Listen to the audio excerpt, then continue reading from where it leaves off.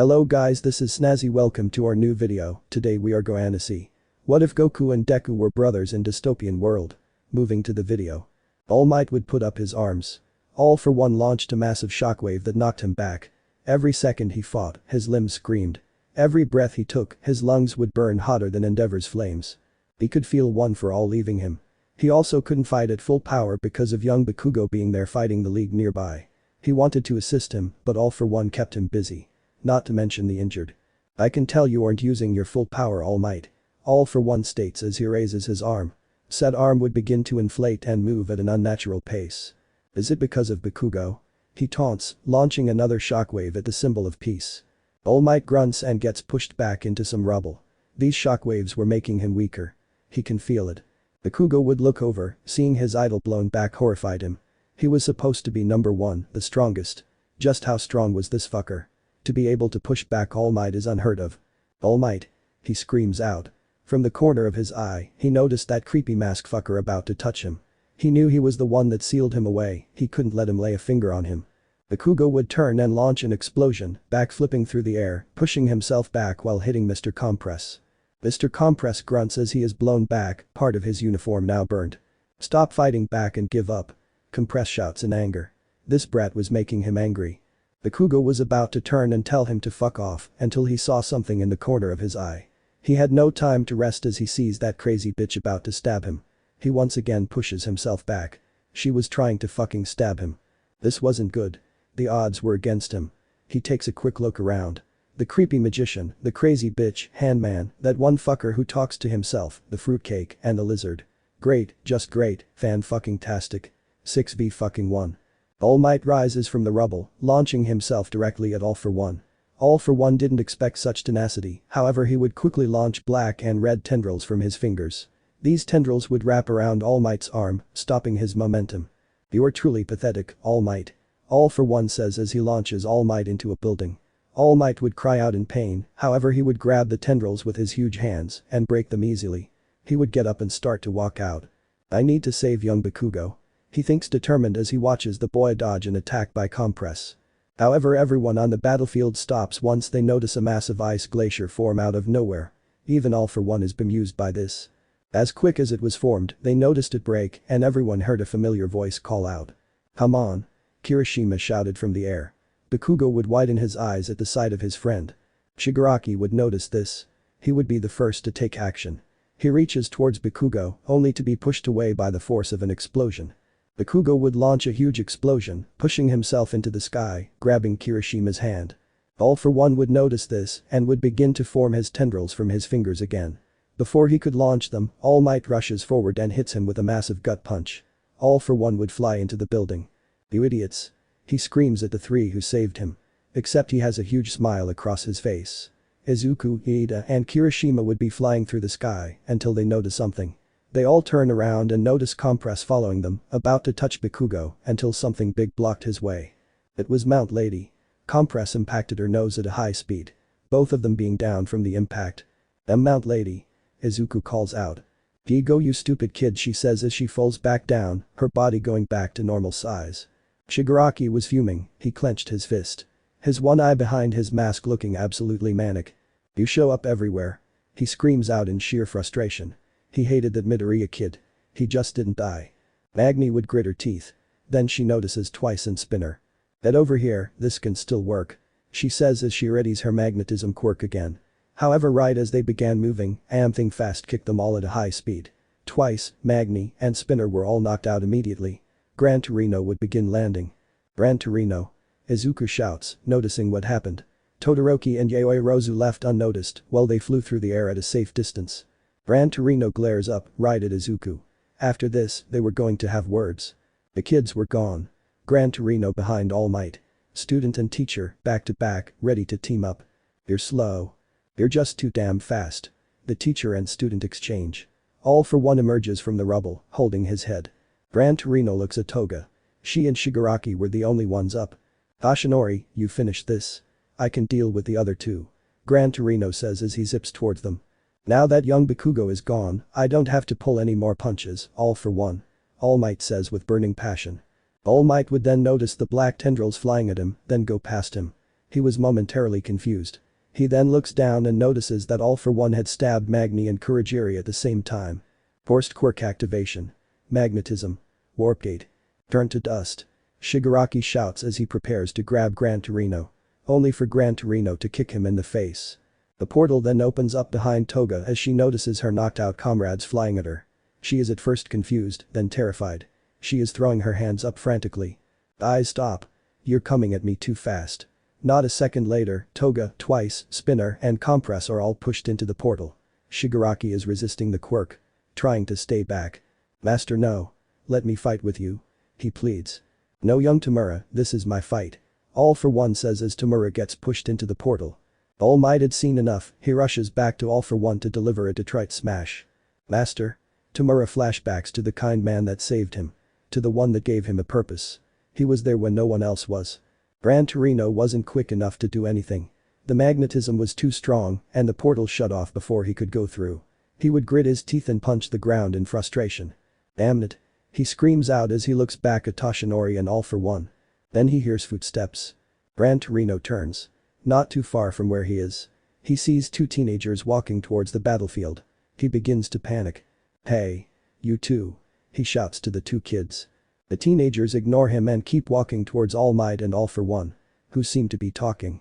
Gran Torino grew annoyed and zipped in front of the two. You two. Get out of here. This is no place for children. He shouts at the two. The two teenagers look down at him. One had black hair, the other had blonde. The boy was dressed in a black shirt with white sleeves, with some strange insignia on it. He had on ripped blue jeans, green socks, and blue sneakers. The girl had on a black undershirt with white and black striped sleeves, along with a jean vest. She had a blue miniskirt and brown belt, with black tights and brown boots. She also had the insignia on her vest. Both teens watched Gran Torino with deep blue piercing eyes. Neither say anything. Gran Torino grew more annoyed by their behavior. Get out of here, you stupid kids. This place is dangerous. He shouts again, getting annoyed. It's then that the boy smiles. No thanks, Orihiko Torino, we have a mission. The boy says calmly as he looks at the girl. Sis, let's go ahead and make our presence known. He says to his sister. Gran Torino stood there in utter shock and disbelief.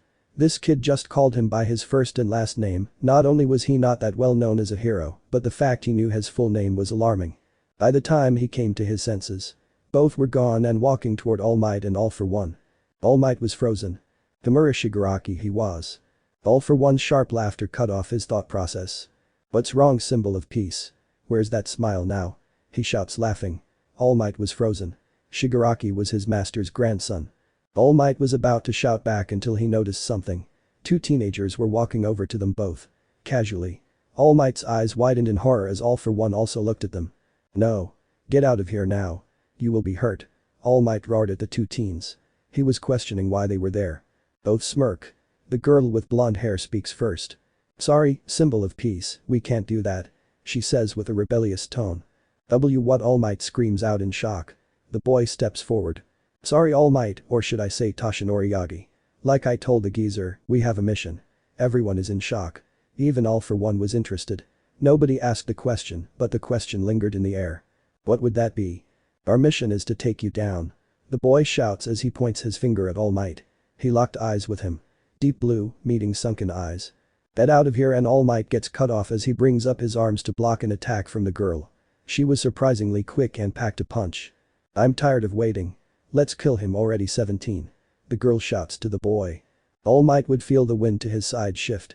He would quickly throw up his arm to defend himself. However, he wasn't quick enough as the boy known as 17 would hit his weak spot with a hard kick. All Might would scream in pain as he is sent into a building. Silence follows. Everyone except for 18 was surprised to see the boy easily knock down All Might. The two teens look at the building where All Might is getting up. He was coughing madly and clutching his side. Blood fell from his lips, dust littered the night sky. All For One would laugh in amusement and clap his hands. Has the symbol of peace gotten so weak to where two kids can give him a run for his money?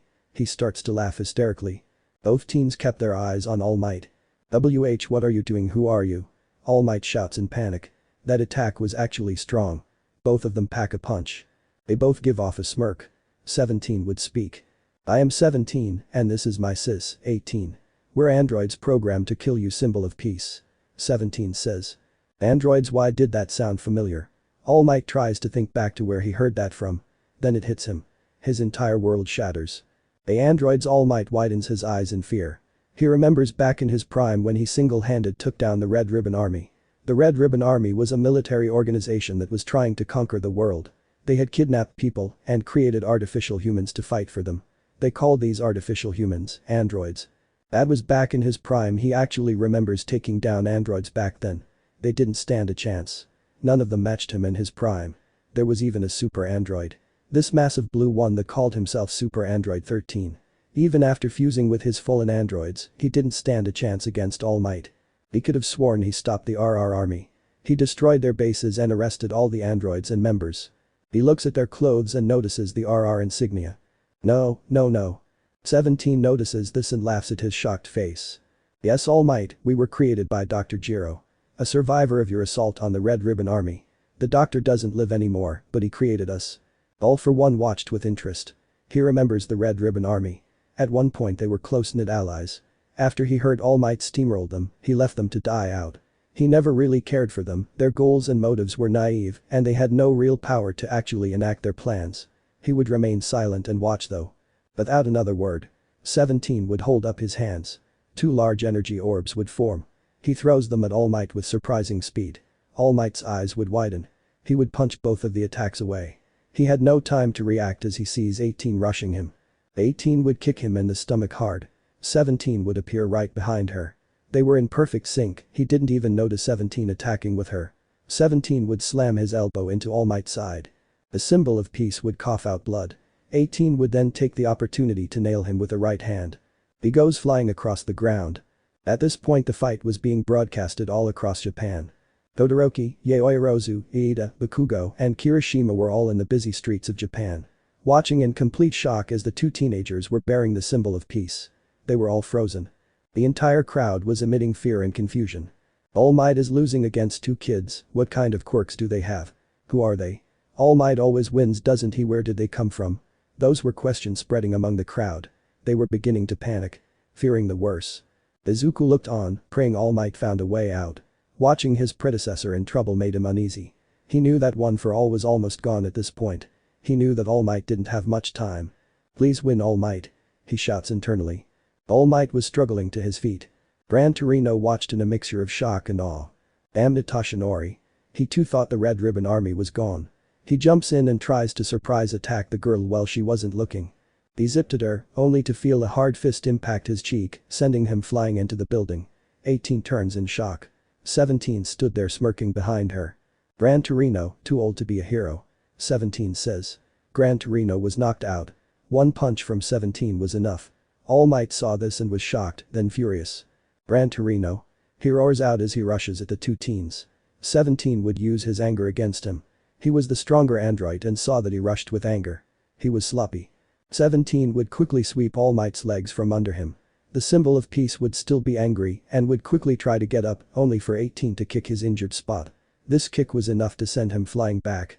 All Might coughed out more blood, holding his side, a burning rage in his eyes. All for One's laughter rings out again. He was using airwalk and floating above them.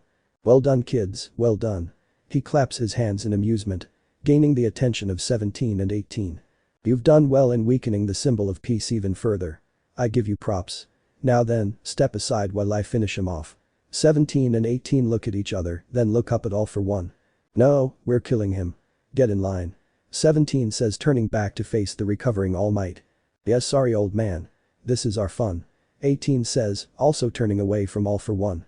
All for One did not take being so casually dismissed kindly. His arm would grow and inflate in size. He would then fire a massive air cannon at the 2 androids. 17 would dodge, while 18 was knocked forward. Taking this chance, All Might would rush at the discombobulated 18 and nail her with a Detroit smash. He would rush after her flying body. No longer seeing these 2 as kids, but threats. He would need to deal with them as well. 17 would grit his teeth and growl, looking up at All for One. That wasn't a request. Get out of the way. You have no idea how long I've wanted this. I refuse to allow 2 kids to take this from me. All for One says in a deep sinister voice. 17 wanted to help his sister as he noticed All Might was beginning to get the upper hand, but he had to deal with this guy. He just had to have faith in her strength and All Might's weakness. He would get himself into a fighting stance. All for One would get his quirks ready. "Bring it on, old man," 17 shouts. The two would rush at each other and begin trading blows. The crowd back in the town was in shock. The big bad villain All Might was facing attacked those two kids. Then All Might attacked the girl.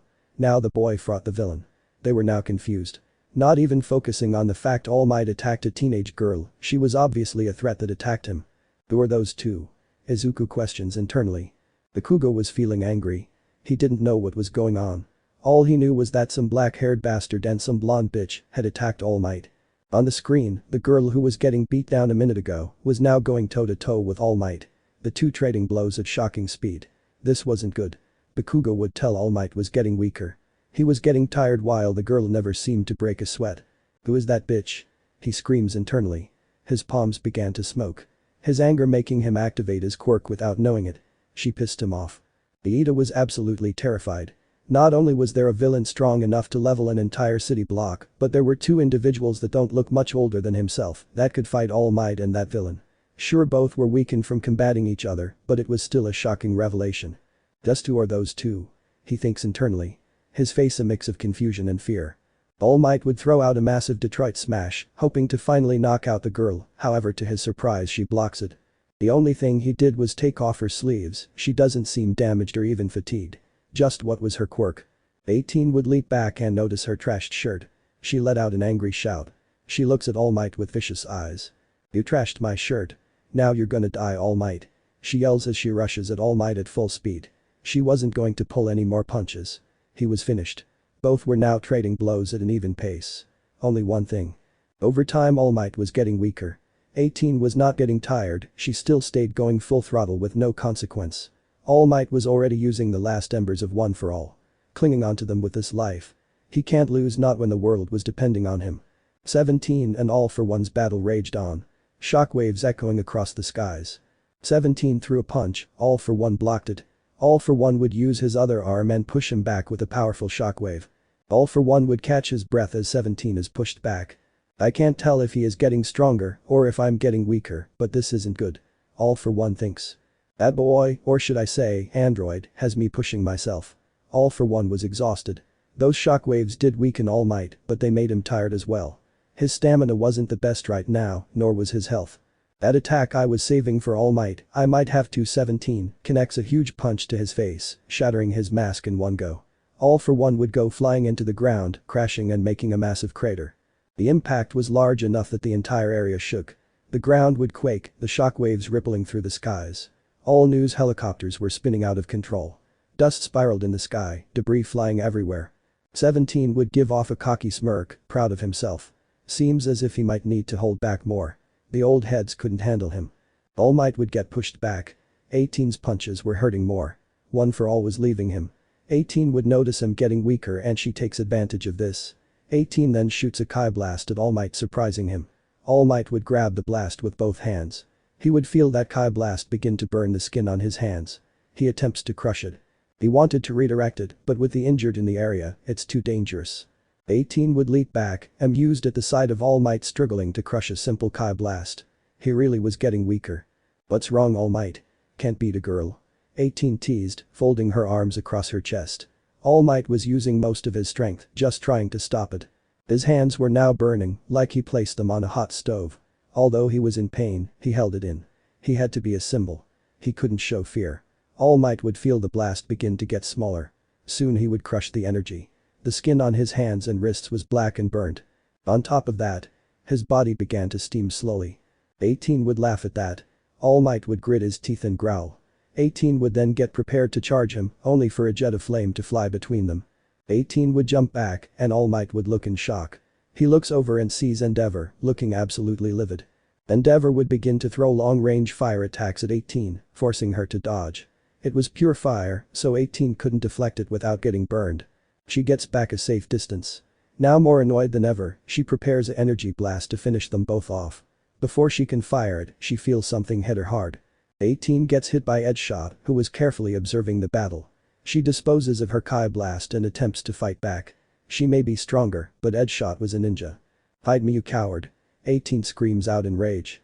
Trying to find where he was. Only to get hit in the back.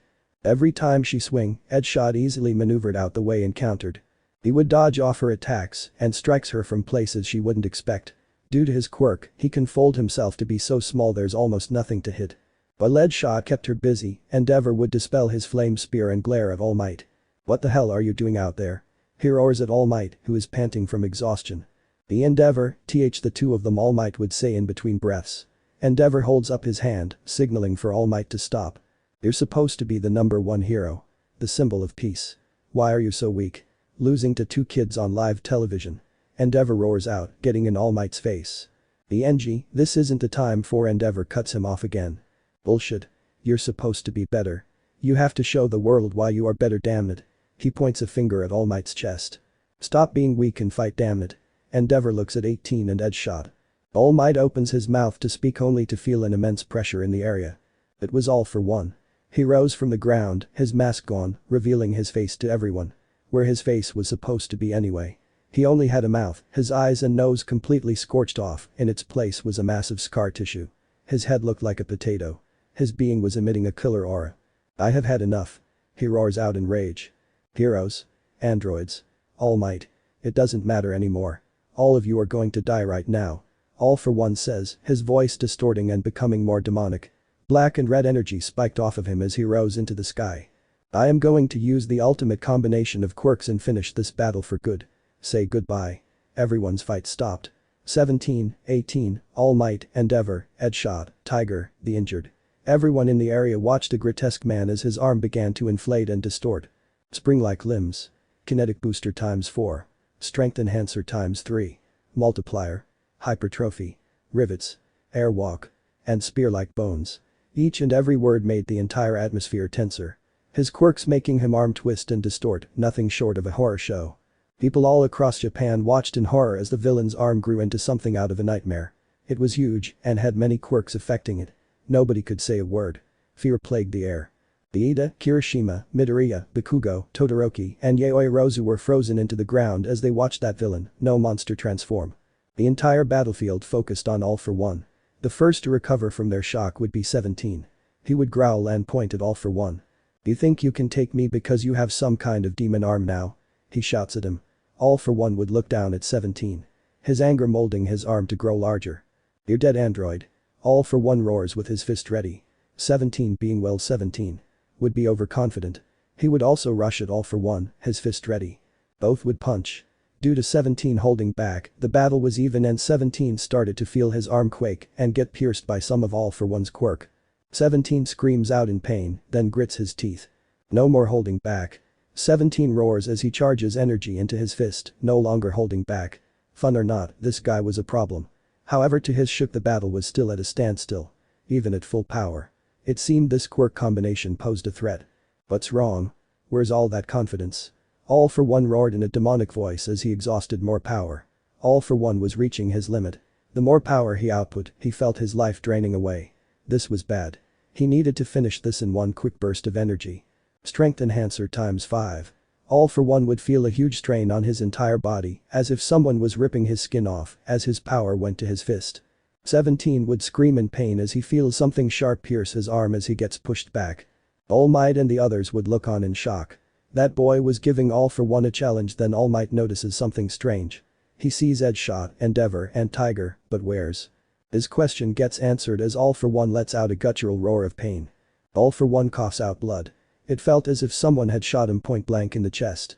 A white hot searing pain passing through his chest. A pink beam pierced through his chest from behind. It was 18. She shot him in the back.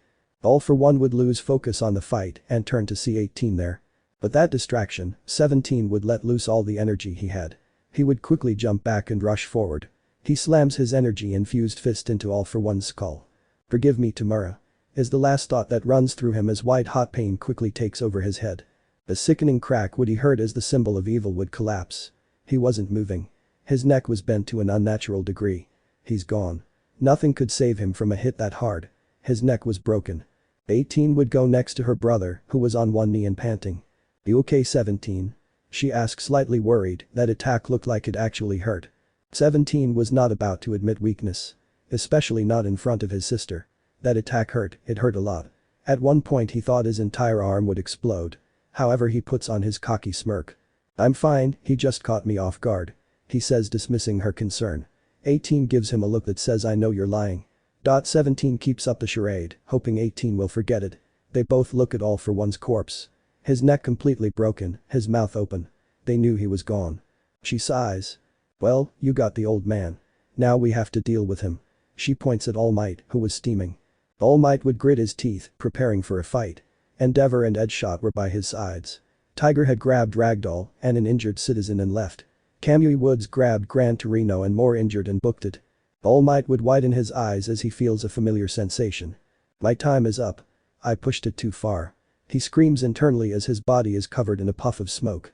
Endeavor and Edgeshot look at him confused, then both are in shock. Instead of the towering mass of muscle that was All Might, next to them was a blonde skeletal man. 17 and 18 would widen their eyes in shock. 17 speaks first. Dude, what happened? He asks confused, pointing at All Might.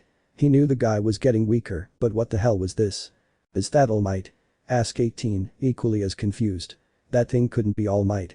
Endeavor and Edgeshot would also be disturbed by this transformation. Endeavor would be the next to speak. Edgeshot, we need to focus. We're the last line of defense from these demons. He says, turning to face the androids. While still facing the androids, he speaks to All Might. I demand an explanation after this, he growls lowly. All Might nods, knowing there is no way out. You'll be fighting us now, brats. Endeavor growled, staring the two androids now. Oh? The number 2 hero Endeavor? I'm so scared. 17 mocked, folding his arms across his chest. As if I would lose to second fiddle. A B-class failure. 17 casually shrugs, showing that he doesn't care about Endeavor. Endeavor would narrow his eyes in rage. He grit his teeth as his glare screamed bloody murder. This brat was pissing him off. Aside, 17 points at an injured civilian behind them. A woman with red skin and green eyes was climbing out of the rubble. Her arm was broken and she was softly crying. Her face was covered in cuts and blood. If you are true heroes, he trails off, holding out a finger, in that finger a small ball of energy forms. Both Edgeshot and Endeavor widen their eyes in fear. No, don't. Edgeshot pleads. 17, knowing he has total control, smirks. 17 fires a beam at the civilian. Edgeshot, being a ninja, would act quick. He would quickly rush in front of the civilian, realizing he has no time to get himself out of harm's way, takes the blast. Edgeshot's eyes widen and he spits out blood, it leaks out his mask. He had a small hole in his chest. He collapses on the ground. Endeavor's eye would begin to twitch. Edgeshot. He screams out, his flames growing to a high level. DCH. I knew one of you would do something like that. Stupid heroes. Always putting others over themselves. It's pathetic. 17 rants, putting his finger down. Good thing you got him. He was giving me trouble. 18 admits, still frustrated because of his damn quirk. Well sis, it's you and me against number 2 and number 1. You want first round? 17 asks, giving Endeavor a mocking stare. Yeah, let me teach him a lesson. 18 steps forward, cracking her knuckles. Endeavor really pissed her off by interfering in her and All Might's battle. Endeavor's rage would boil to a simmer. He was more outraged than enraged now. They thought he was this weak. Are you serious? You do all of that talk and you send the girl to try and take me on? Endeavor is cut off as 18 gut punches him hard. Endeavor bowls over, spitting. Endeavor would recover and attempt to grab 18, he wanted to completely fry her. He has had enough. 18 dodges this and counters with a massive kick to the arm. A crack sounds across the area as Endeavor screams out in pain. 18 broke his arm in that one kick. Wasting no time, she fires a quick eye blast to his face. As the blast hits him head-on, blood can be seen flying. The left side of his face took the worst of it. Endeavor was knocked out, the left side of his face burned and bleeding. All Might was all alone, watching with panicked eyes. No, it cannot be. That was a disappointment. For the guy who is second to All Might, I expected more. She casually comments, looking at Endeavor's body. I couldn't get over himself and underestimated me. She adds on, preparing to fire a Kai blast to finish him. No. All Might's weakened voice screams out, catching the attention of 17 and 18. It's me you want dead. Not him. Not anyone else. Please. All Might practically begs. He is holding his arm in his weakened state. The crowd was a mix of chaos. Seeing All Might lose his powerful form like that really shook them all up. Not only did they kill the villain who was pushing back All Might, the boy had injured Edgeshot and the girl alone took out Endeavor in less than a minute. The people were losing faith. They were scared, seeing 3 of the top 10 heroes fail in front of 2 teenagers was terrifying. Izuku could feel the nervous and panicked energy going throughout the town. So did the others. Although he had faith, he knew it was over. All Might was going to die. He has one for all. Izuku begins to cry. This can't be it. His breathing starts to hitch. On top of that, they saw All Might's face. He looked defeated. He looked like he gave up hope. The symbol of peace not only lost, but he gave up. Though Koyami was crying, he was in shock. He watched All Might's defeated face on his laptop. He was normally dark, but this was too much even for him. The symbol of peace was supposed to be a beacon, a light that never stops shining. Mineta was crying as well. That girl was hot, but this was no place for being a perv. She was a monster. She killed All Might, nothing but a cruel beast. Although her face was angelic and beautiful, it's the face of a murderer. The face of a cold-blooded killer. He couldn't look at her in a perverted way. Why must the pretty ones always be crazy? He screams out while crying louder. Aoyama's normally shining personality and smiling face was replaced with sheer terror as he watched All Might quit. He was shaking as his huge television showed nothing but what used to be the symbol of peace. Aoyama puts his hand over his mouth. However, he mutters one thing in perfect French. "His sparkle is running out." Asui was with her family. They were all in front of the TV, crying together. Her father covered both of the youngest children's eyes. Asui had her hand over her mouth crying. Her mother was hugging her while crying as well. All Might Asui weakly croaks out. On Island, David and Melissa Shield were also in tears. Melissa was actively sobbing while David hugged her. David had tears fall down his face as he watched his old friend. He was mad at himself. Damn it. If only I didn't try that stupid plan. All Might would still be powerful. David screamed in his head. He wished that he didn't hire those villains. If only everything could have gone right that day back at Island. "Papa, is Uncle Might going to die?" Melissa asks with a tear-stained face and puffy red eyes. David can't look his daughter in the face. He kept his eyes on the screen. I don't know, Melissa." She cries some more and David pats her back. Nezu, Vlad and Izawa watched with wide eyes. They all felt fear. All Might was going to die. This was the end. Oh dear, One for All is gone now. Midoriya, Nezu thinks, biting his nails. This hits him much worse as he is the only one aware of the true nature of One for All. Izawa was cursing himself under his breath. If only he was there. He could have stopped that villain's quirk. He could have stopped those two teenagers as well. He just wishes he was there. Sir Night Eye slammed his fist against his desk. He was in his office watching the battle through a small TV. He was in tears. He was angry. He warned All Might this would happen. Damn it, All Might. Why didn't you just retire and give Mirio the power? He shouts out in anguish. He foresaw the death of All Might, however it wasn't supposed to happen this early. This was the first time his foresight was incorrect. How can this be? He screams out as he flips over his desk in anger. Everything flies across the room. His mini TV cracked from the impact, but the face of All Might defeated still haunted the TV. Night Eye would dry off his tears. He was mad at All Might. He was mad at One for All. He was mad at All for One. He was mad at himself. If only he made more of an effort to get through to him. He curses the world as he punches a hole in his wall. 17 and 18 then walk up to All Might. All Might had his head down. "I'm sorry Nanashimura, I failed you. I let us all down," he said internally. He knew the fight was over. There was nothing that could be done. These androids, they were monsters and far too strong. He falls to his knees, looking at the ground. Well, look at this. All Might quitting on us. 17 mocks. "I thought he would die fighting, not go out like this." 18 gestures to his weak body. 17 shrugs, he prepares a light blue energy blast to finish the symbol of peace. 18 just folds her arm across her chest, looking down on him with a disgusted stare. "Any last words, Toshinori?" 17 says, looking down at All Might with a cold stare. His blue eyes staring down at the hopeless man. All Might doesn't bother looking up. He is done. One for All left him for good. He doesn't feel the power anymore. He can't do anything. He is useless, nothing but a pathetic shell of a man. Finish him already. 17. "I'm tired of this." 18 comments in a bored tone. She grew impatient. She rolls her eyes. "Survive, young Midoriya." That's his last thought as a flash of light envelops his body. After the light clears, the smoking corpse of what used to be the symbol of peace falls to the ground. 17 and 18 both stare at it, taking it with a grain of salt. It's not like they just killed the strongest hero in the world or anything. The news copter that was in the sky zooms in on what used to be All Might. The corpse was steaming. Most of the hero costume was burnt, his eyes were gone, replaced by nothing but black voids. The trademark hair burnt and singed.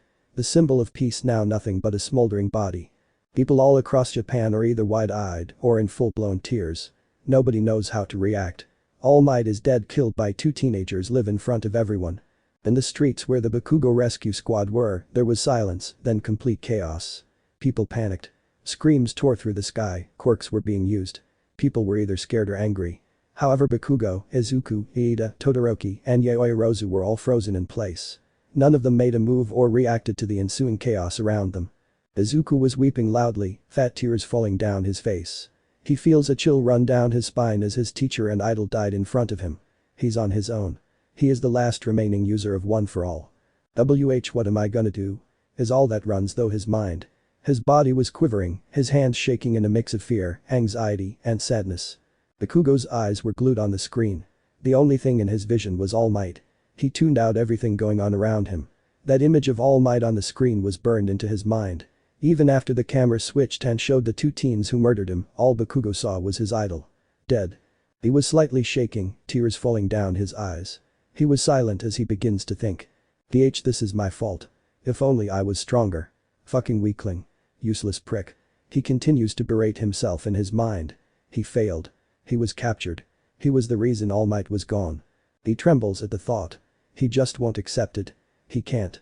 All Might not only lost, but was killed. Soon he breaks free from his shock. He lets out a scream of rage and lets off a huge explosion, not giving a damn about the consequences. Everyone else was using their quirks, whether by accident or by the whirlwind of emotions, so it didn't draw too much attention. One guy was spitting acid onto buildings. A woman was using her fingers and spray painting a building. A guy formed his fists into metal weapons and was punching the ground. Another guy was screaming at an unnatural pitch, his pitch causing windows across the city to crack and shatter. Everyone was grieving, however it wasn't over yet. Everyone's attention is drawn back to the screen as they all heard a massive explosion, not one by Bakugo, this one was much louder and worse. The camera was now on the ground, the only thing visible was fire. The android saw the news helicopter. 18 growled in annoyance. 17 noticed this and decided to play with his sister. Hey 18, what's wrong? Camera shy or something? 17 asked, shaking his head. He knew how much his sister hated attention. Before they became androids, she never liked attention. While 17 was a troublemaker and didn't care, 18 was a different story.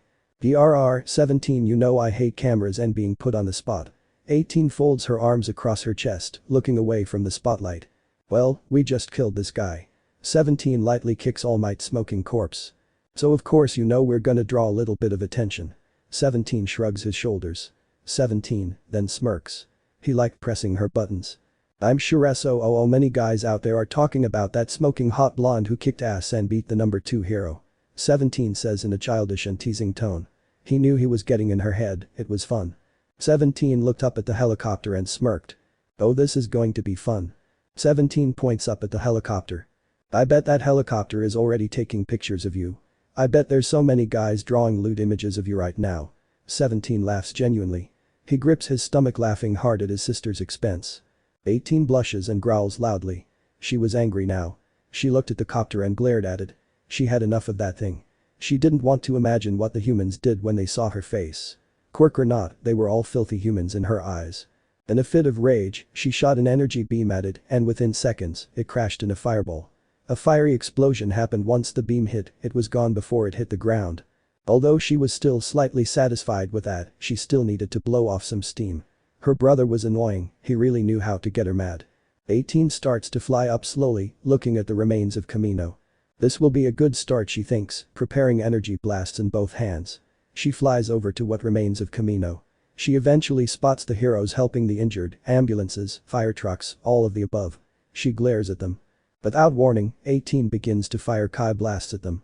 The heroes and humans all look up and before they process what was going on, they were erased. 18 released so much power that her blast straight atomized anyone or anything it came in contact with. The area meant to help people soon turned into a nightmare.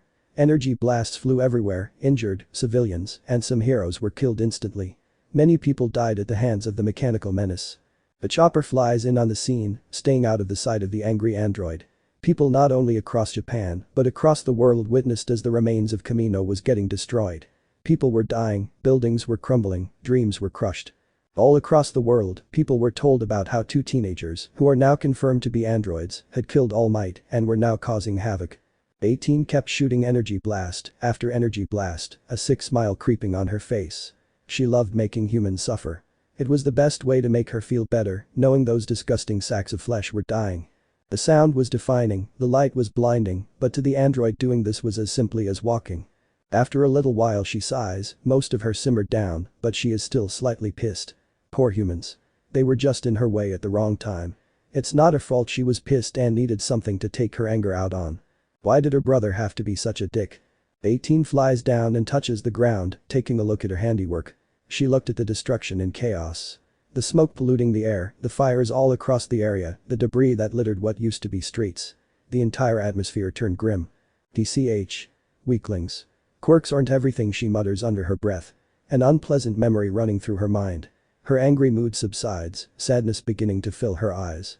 She looks down and puts her hands to her sides and sighs. 18 then snaps out of her thoughts once she hears a pair of feet land behind her. Thinking it's an idiot hero in tights, she readies a Kai blast, ready to blast the hero out of existence. Only for her to be met by the smug grin of her brother. Her mood quickly showers. She grits her teeth and disperses the energy blast. She turns from him and folds her arms across her chest, giving him the cold shoulder. "What do you want?" she asks, venom lacing her words. "Ouch sis, that really hurt," he says in a falsetto tone. 17 feigns a shocked look while grabbing his heart.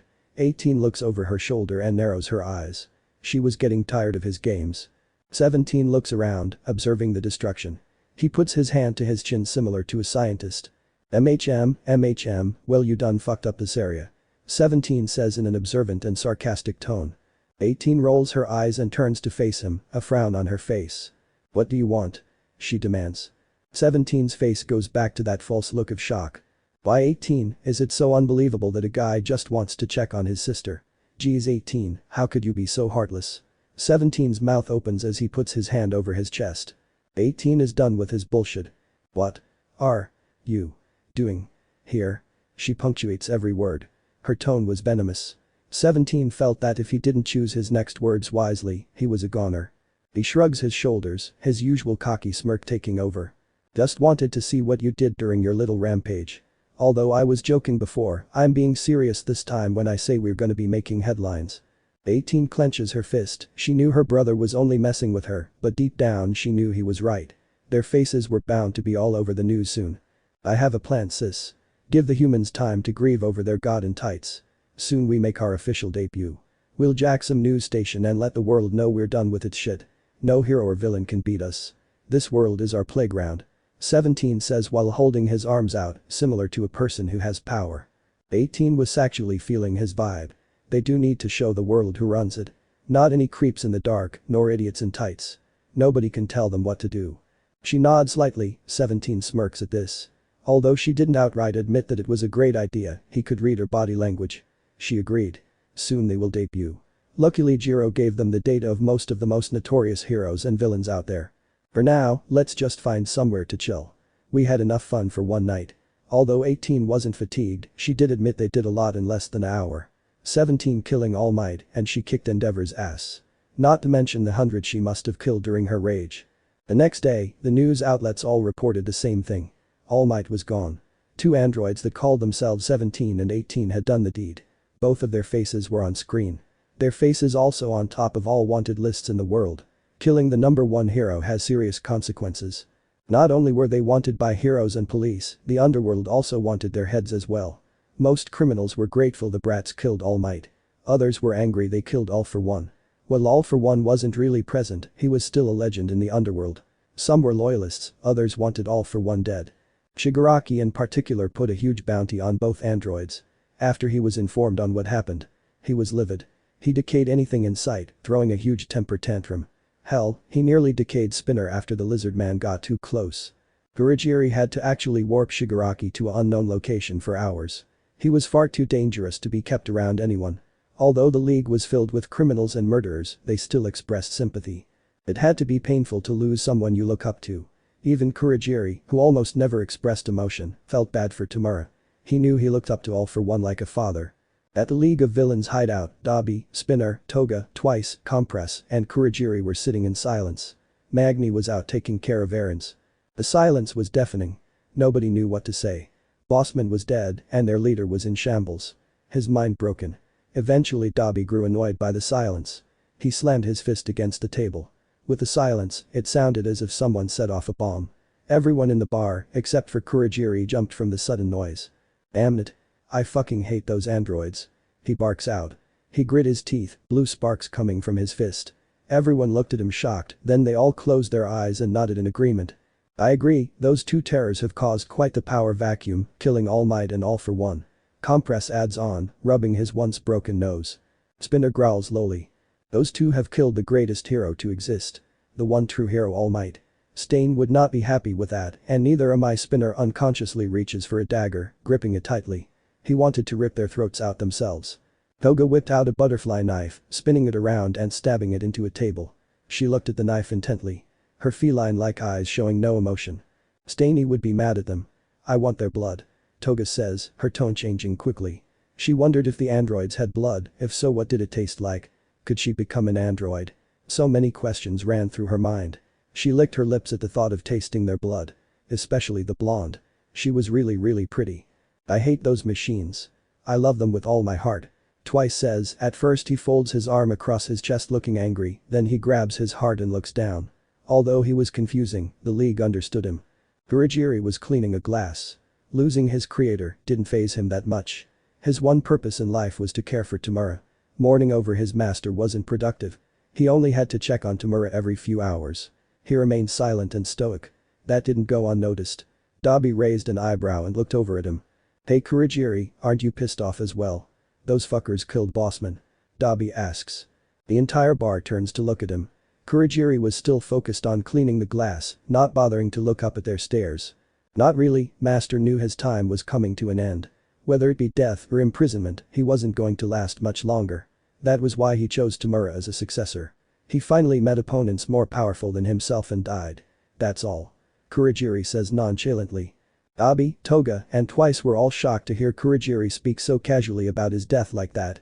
Spinner rose an eyebrow, and nobody could tell what Compress was feeling, although most likely confused as well.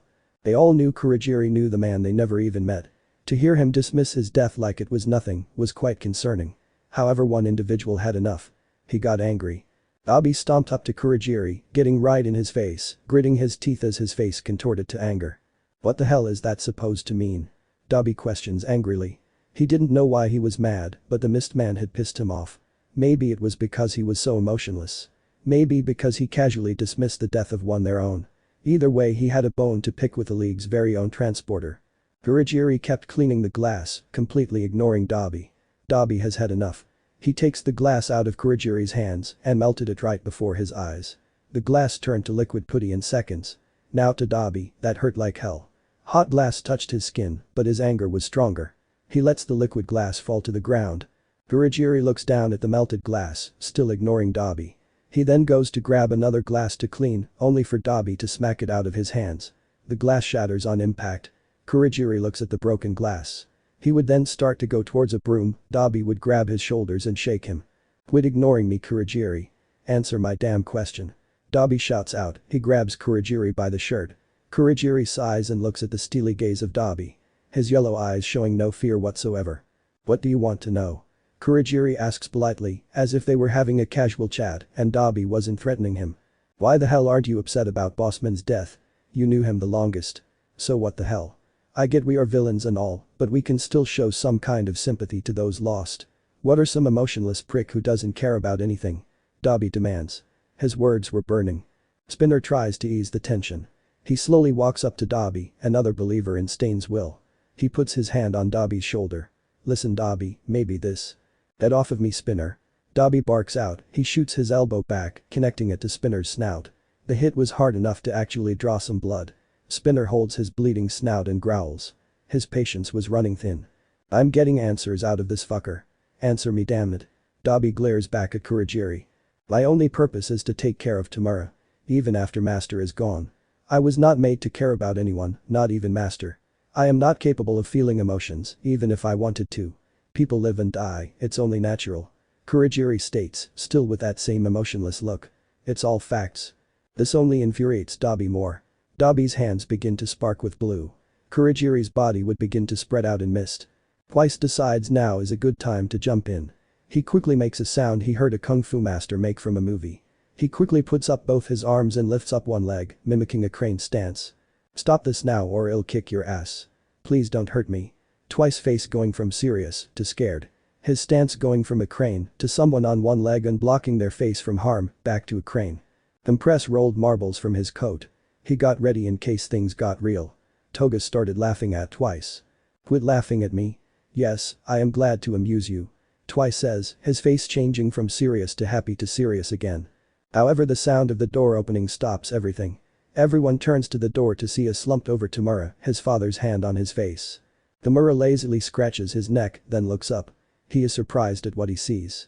Dabi and Kurogiri were at each other's throats, Spinner was on the floor holding his bleeding snout, Compress looked ready to seal everyone away, Twice was being an idiot, and Toga was laughing at Twice. Not the most bizarre thing he ever saw, but it was certainly something. "Geez, I leave for a few hours and we're already falling apart." Tamura face palms and sighs. School was cancelled for the rest of the week for obvious reasons. Izuku would not come out of his room. His mother was worried sick about him. The blinds were closed. His lights were off. He only left to eat and shower. Other than that, he was in bed all day. He didn't want to leave. Inko knew that All Might meant a lot to Izuku. She knew he looked up to the man, that he was Izuku's idol. However, his sadness was still worrying her. She hasn't seen him so upset, not since he was diagnosed quirkless. However, after that he kept smiling. He kept smiling when he told her that him and Kitsuki weren't friends anymore. He kept smiling when he came home with bruises and burns. He kept smiling no matter what. Inko knew her son was bullied, she offered to do something. Izuku insisted he wasn't bullied. He insisted he kept falling. He kept making excuses, covering for his bullying. He kept smiling. Inko was conflicted, on one hand her child was being bullied. On the other hand, she didn't want to upset him more than he already was. Inko sighs, remembering the days when Izuku was always happy. When he would run around the apartment in his All Might honesty. The days when they would play hero and villain and he saved her. Seeing her son like this only made her want those days back more than before. Well, lunch was ready. She could only hope that Izuku would come out of his room for it. She sighs and calls for him. "Izuku. Lunch is ready." She goes to the table and makes him a plate. She silently prayed he would come out and not let his food go cold. After a few minutes she hears shuffling. Izuku slowly opens the door. His eyes had bags, his posture was similar to a zombie. His skin was more pale than usual. His hair was even more of a mess. He tiredly wipes his eyes as if he just woke up despite it being 2:40 in the afternoon. Inko's heart wrenches seeing her son in such a state. She holds back tears and puts on a false smile. She can only hope he gets over this stage soon. She tried talking to him, but he wouldn't budge. "Oh Izuku," she thinks sadly as he slowly shuffles to the table. After Izuku has another silent lunch with his mom, he lazily goes back to his room. He could see right through her false smile. After all, he used the same one over the years. He knew his behavior was concerning, but he just couldn't bring himself to try at anything. Once All Might died, he felt a part of himself die as well. He gets back in his bed and lays down checking his phone. He sees multiple notifications. Iida, Uraraka, Kirishima, Asui, hell even Todoroki was checking on him. Multiple missed calls and texts, mostly from Uraraka. He appreciated that his friends cared. He really did, he just didn't feel like answering them. Izuku yawns. He checks the clock. 3:14 p.m. HS supposes now was a good nap time. Izuku puts his phone on charger despite it being 87%. He then turns over and goes to sleep. He'll wake up in a few hours to shower and have dinner. Izuku was dreaming. All he saw was blood everywhere. He sees All Might's corpse in the same slumped position like on TV. Dream Izuku screamed while running towards him. However, the moment he tried to grab All Might's corpse, it turned to ash. Dream Izuku panics and looks around. He sees multiple heroes around him, all dead. Their eyes rolled to the back of their heads. Kamui Woods, Death Arms, Mount Lady, Fourth Kind, Mirko, Hawks, Ryuku, Night Eye, and many more. All around him were dead heroes. Dream Izuku begins to hyperventilate. He runs away, as he runs he becomes more horrified. He sees the dead bodies of the League of Villains. Twice has no skin. Toga's face was gone. Dabi laid on the ground, a hole in his head. Compress's entire left side was just erased. Magni's upper body gone. Shigaraki had no eyes, his body twisted at an unnatural angle. The faster he ran, the worse the display got. He sees the dead body of Asui, her neck snapped. He sees the dead body of Iida, his head a mess of gore and pulp. He sees Uraraka hanging from a tree. Todoroki had a massive hole in his chest, his eyes blank. Tokoyami was burned to a crisp, his corpse smoking. Kirishima's eyes were lifeless, he had a hole where his heart should be. Bakugo was laying on his back, his eyes lifeless, guts everywhere. Izuku screams as he runs as fast as he could. His own mom, gone. Her neck was purple, eyes lifeless. The more he runs, the more he sees Class 1A dead in gruesome ways. They all wore their hero costumes. Izuku eventually sees a light. He runs towards it, hoping to escape this nightmare. However, once he reaches it, he is horrified. He sees the androids, smirking down at him. 18 standing on top of Endeavor, his fire gone and his pupils gone. 17 was standing over All For One. The androids laughed as they looked at the helpless Izuku. Both of their blue eyes look evil and murderous. Both androids raise their hands, making energy blasts. Izuku is frozen in fear. He closes his eyes and prepare for death. There was nothing he could do. Izuku closes his eyes, however after a few minutes, nothing happens. He slowly opens his eyes nervously. No androids, no death. There was nothing but darkness around him. It's cold. Izuku looks around for anything. Anything at all. Far off he sees something. Discovering he can walk, Izuku walks towards it. It's light. He keeps walking and discovers the source of the light. It was 7 pairs of eyes. Wait, could it be? He reaches out, hoping to get some kind of communication. However, he stops once he hears an all too familiar voice. Young Midoriya. Izuku quickly turns to the source of the voice. He sees All Might in his young form. His eyes bright and blue, that smile ever expanding. He was in his hero costume. Izuku was shaking. He was shivering. He tried to talk, only to discover he had no mouth. All Might laughs heartily. I can tell you have so many questions, young Midoriya. However, we don't have that much time. I will quickly explain. When I died, I became a part of One For All. All Might says, putting a finger up and pointing behind him at the 7 different pairs of eyes. Those are the past users of One For All. We are all here now. A part of you, I guess. All Might says kind of nervously. He never really was good at explaining things, but Midoriya caught the gist of it. Now I will explain why we have arrived now. In the real world. I am dead. One For All is no longer a part of me. It is now with you. Izuku listens intently. Young Midoriya. These androids, they are full of hate. I can tell. They don't like humans, despite the fact that they are indeed human as well. Izuku's eyes widen for 2 reasons. First, they hate humans. Why? Why did they hate humans? Second, they are also humans. Weren't they androids? It made no sense. He looks down, his eyes going into overthinking Izuku mode. All Might could see this. They are artificial humans, young Midoriya. Although they call themselves androids, they are more like cyborgs. All Might clarifies, which partly satisfies Izuku. I hate to drop such a huge responsibility on your shoulders at such a young age, but young Midoriya. It's up to you. You are the 9th and current holder of One For All. Nobody can stop these evildoers but you. All Might says in a slightly grim tone. His smile temporarily fading. Train hard, use One For All to its full potential. You must stop them before the world as we know it is gone. All Might's tone was much more serious. Izuku's eyes widened. He had so many questions. He had so much he wanted to say. All Might smiles again. I believe once you grow powerful enough with One For All, you can communicate with me and the past users. Until then, farewell young Midoriya. All Might says as he begins to disappear in front of Izuku. Izuku has no time to process as everything seems to be sucked into a black hole. Everything around him being stretched and moved at such a fast pace. Izuku wakes up screaming. He frantically turns his head around. After a few minutes he takes deep breaths. He realizes he is in his room. His throat feels dry. He pants, then Inko bursts into the room, looking worried and wide-eyed. Izuku.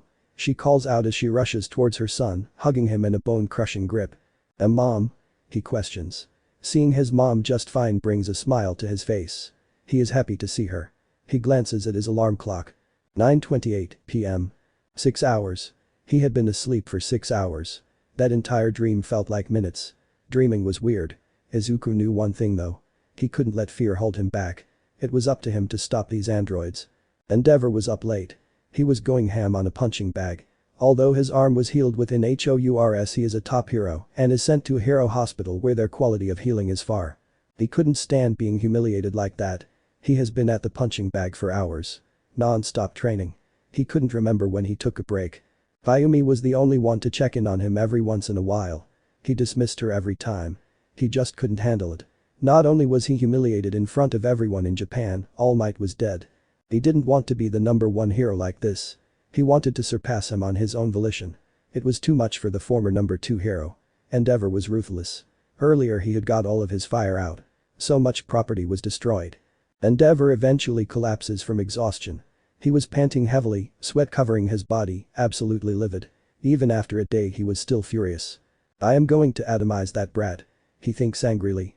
The thought of slaughtering that girl and watching her burn brought a small smile to his face. The next day Izuku was in a better mood. He was motivated. Izuku was smiling, he was out and about today.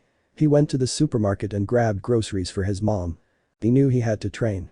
To stop those horrific androids, he would definitely train. Izuku passed by people, even waving at some of them. Some people recognized him from the sports festival. Although Izuku was very awkward during the conversations, they ended on a positive note. Izuku saw his home in the distance. The early afternoon soon beaming above him. Things looked so much better in the daytime. The bright sun illuminating the world in its warm rays of affection. Izuku got back home, his face full of hope again. Everyone's favorite cinnamon roll back to his normal self. He takes off his shoes and shouts. "Mom. I'm home." He called out, setting the groceries on the counter. Inko walks from the back with a small smile on her tired face. She was happy her son seemed to get better, but to have it done overnight was slightly bizarre. Either way she accepted it. "Alright sweetie, I'm going to prepare us some lunch. Want to watch a movie together?" Izuku smiles at this. He hadn't spent time with his mom in forever.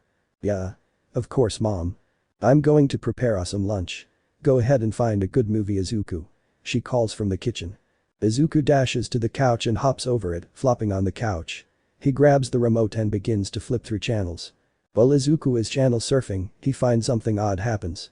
The channel he flipped just now. It completely cut from the soap opera it was playing. Izuku goes back, finding it odd. Instead of a cheesy soap opera, he looks at the screen and sees a beautiful bright blue sky. Not a single cloud in sight. The late afternoon sun lighting up what looks to be a downtown city. It's as if someone was recording this right now. And out of nowhere the camera moves. It turns around. On the screen is what looks to be a hooded figure. The figure has on a hockey mask and a black hood on their head. Izuku could guess the footage was shaky because it was being filmed on a camcorder. His suspicions were confirmed when he heard a voice talk. Stupid piece of shit. We should have gotten another camcorder. This was bizarre. Who hacks a television station to film themselves with a camcorder? Eventually the camera is set down on something and two figures are in sight. The other figure walked next to the other one. This figure was smaller. However they still wore a black hoodie with the hood pulled up. They had on a monkey mask.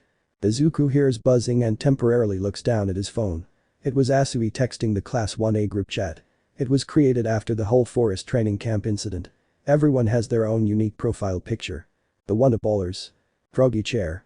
You guys see the two people on TV? Sonic. Yes I do indeed. It seems two hoodlums have managed to hack into every channel on television. I have scanned through multiple channels and have found the same outcome. The fuck is this bullshit? Sonic. Language. Don't tell me what to do 4 eyes. Pokeball. Yay, it's kind of weird. Izuku then flipped through more channels. It still showed the two figures just staring at the camera.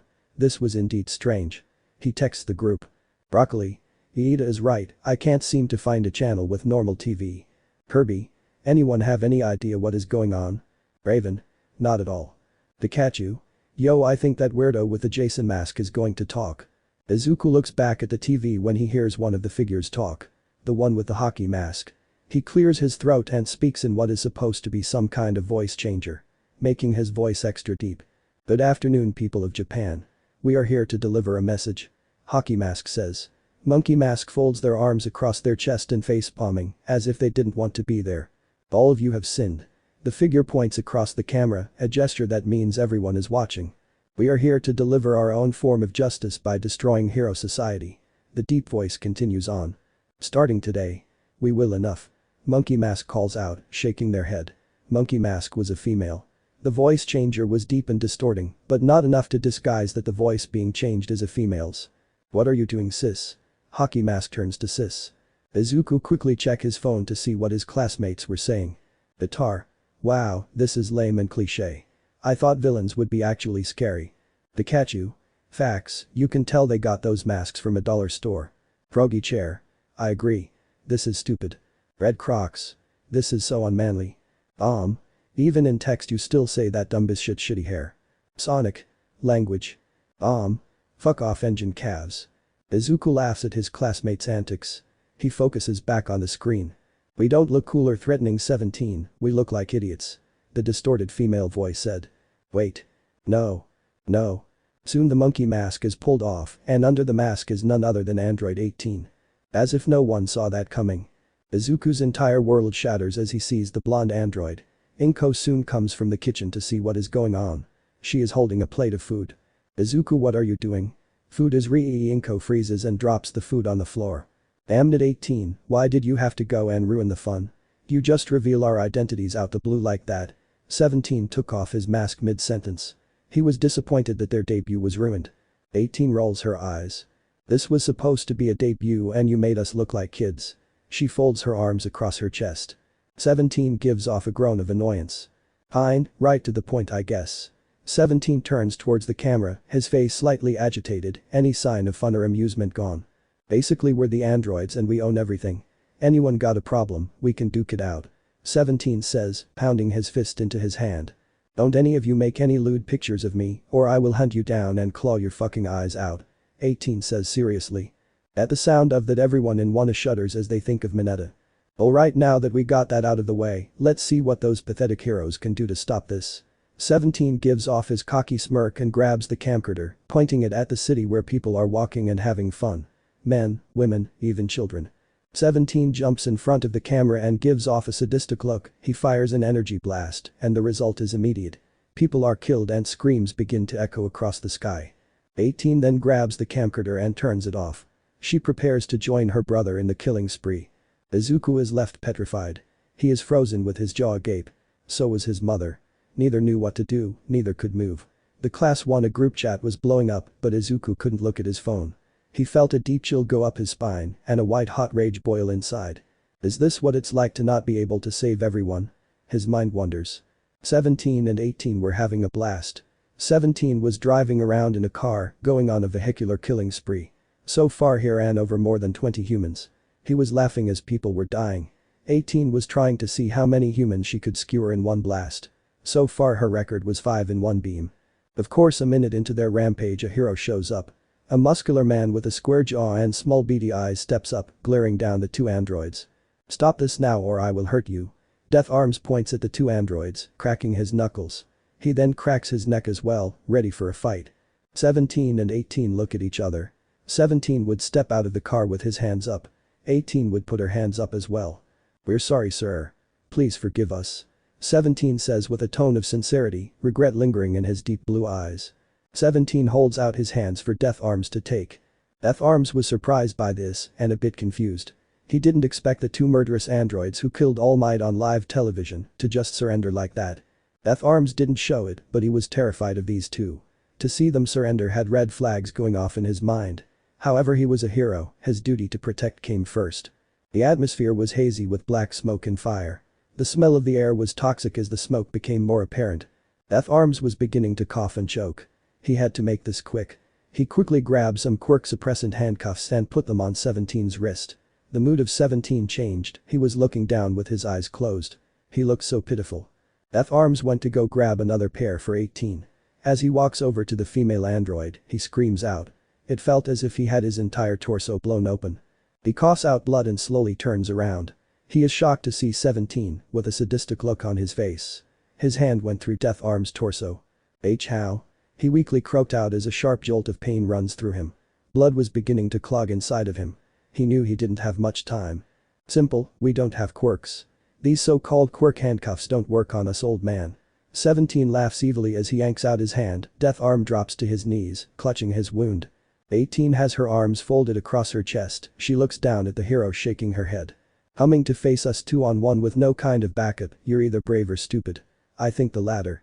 She called out in a cold tone, showing no kind of mercy to the dying hero. 18 wastes no time, she forms a fist and quickly uppercuts Death Arms. Death Arms flies through the sky and lands headfirst with a thud on concrete. His eyes were lifeless. He was dead before he hit the ground. 18 face palms and gives off an annoyed sigh. What a waste of time. All Hero Society does is assume everything is a quirk. It's sickening. 18 says with disgust looking at the dead Death Arms. 17, feeling his sister was about to go into one of her rants, puts his hand on her shoulder. 18 turns to glare at him. Come on sis, forget that weakling, let's continue our fun. 18 actually gives off a small smile, she needed to forget about the ignorant heroes. Yeah, let's raise some hell 17. 3 weeks has passed since the androids have made their official debut. The city they were at, gone. Nothing but rubble remained, thousands in casualties, both heroes and civilians were gone. One of the more notable losses being Uwabami. She was ambushed while searching for survivors. The body was so badly mutilated that the press couldn't show any pictures. Once the city was completely gone, the androids moved again. They went to Hosu City next, unleashing hell and killing all who got in their way. Most of the city was in ruins, and most people were either dead or hiding. 17 was yawning as he stretched. He was currently in the city, bored out of his mind. He looks up into the night sky, he could barely see anything as smoke covers it. He sighs. He then turns his head towards the sound of a pained gasp. He turns lazily and looks at a wounded hero clutching their chest. Said hero was dressed like a Native American, they were trying to stop the bleeding from a baseball-sized hole in their chest. 17 couldn't remember his name, he was a nobody. Seeing as there was nothing else to do, 17 walks up to the wounded hero. The wounded hero coughs out blood and looks up at 17, fear in his eyes. He shook as the android looked down on him with a bored look on his face, slowly that bored look turns to one of a sickening grin. 17's eyes gain that sadistic glee to them. Native watches as 17 slowly draws a gun from the holster on his belt. Native keeps his eyes on the gun, his ragged breaths causing his throat to feel like 1,000 needles stabbed it. 17 kneels down in front of Native. 17 slowly raises the gun underneath Native's chin. The pro-hero could do nothing but watch as the android smiles at his fear. Any last words? 17 coolly remarks, cocking the hammer of the gun. Native's entire being is shaking. He decides he might as well say goodbye to his family. Native never gets to finish as his brains splatter the rubble behind him. A gunshot echoes across the sky. The pro-hero drops dead as 17 stands up. Once that act is over he flies up, trying to find his sister. Ever since that one time he blew up a clothing store, she was mad and acting distant. 17 shook his head at that memory. It gets boring killing solo. He wants competition. 18. He calls out as he flies over the destroyed part of Hosu City. He doesn't see her and keeps searching. The next day, Izuku woke up and yawned. He checked the time. 6:20 a.m. He had to get ready to school. Izuku begins his morning ritual, he take a shower, brushes his teeth and start to put gel in his hair. He gets a brush and starts running it through his wild, untamed curls. He had to try his best to straighten out his hair. He slightly winces as the brush runs through knots and tangles, eventually he straightens it out to an acceptable degree. Izuku then sighs and begins to put on his uniform. After he gets on the white shirt and dark pants, he begins to button up his dark jacket. Once all is said and done and Izuku looks in the mirror, he smiles. Finally adding the finishing touch, Izuku puts on his dark blue and orange uniform hat. The hat having a S on the front of it. Izuku was ready for another day at Shiketsu High, his new school. During the second week of the androids' rampage, all heroes were called to a meeting by Sir Night-Eye. They all had to do something about the androids destroying entire cities. Since most of UA's teachers and staff are heroes, UA has decided to temporarily shut down, as the Hero Commission needed all hands on deck. As much as Nezu hated to do so, he had to call Shiketsu and request an emergency transfer of every student. The principal of Shiketsu accepted this of course. This was a serious matter. They couldn't be pro-heroes and educators while homicidal androids were running across Japan. Nezu had the idea of implementing a dorm system, but since most teachers will be out attempting to stop the androids and All Might was killed, not to mention that UA itself could be attacked, he decided against it. As much as he believed in the security, it was far too much of a risk. He didn't want to risk the students' lives. Every teacher in UA unanimously voted sending the students away for safety. They hoped this crisis would be over soon. Izuku gets to the table and makes a bowl of cereal. He has some time to kill, might as well watch some TV. Izuku sits on the couch with his bowl of cereal and turns on the television. It was about the hero rankings. The new hero ranking were supposed to be live today, but since every hero was needed, they decided to just show the hero and their ranking. Number 10 was Ryukyu, the dragon heroine. Izuku was surprised to see her go down. She was once the number 9 hero, but it seems someone has rose up.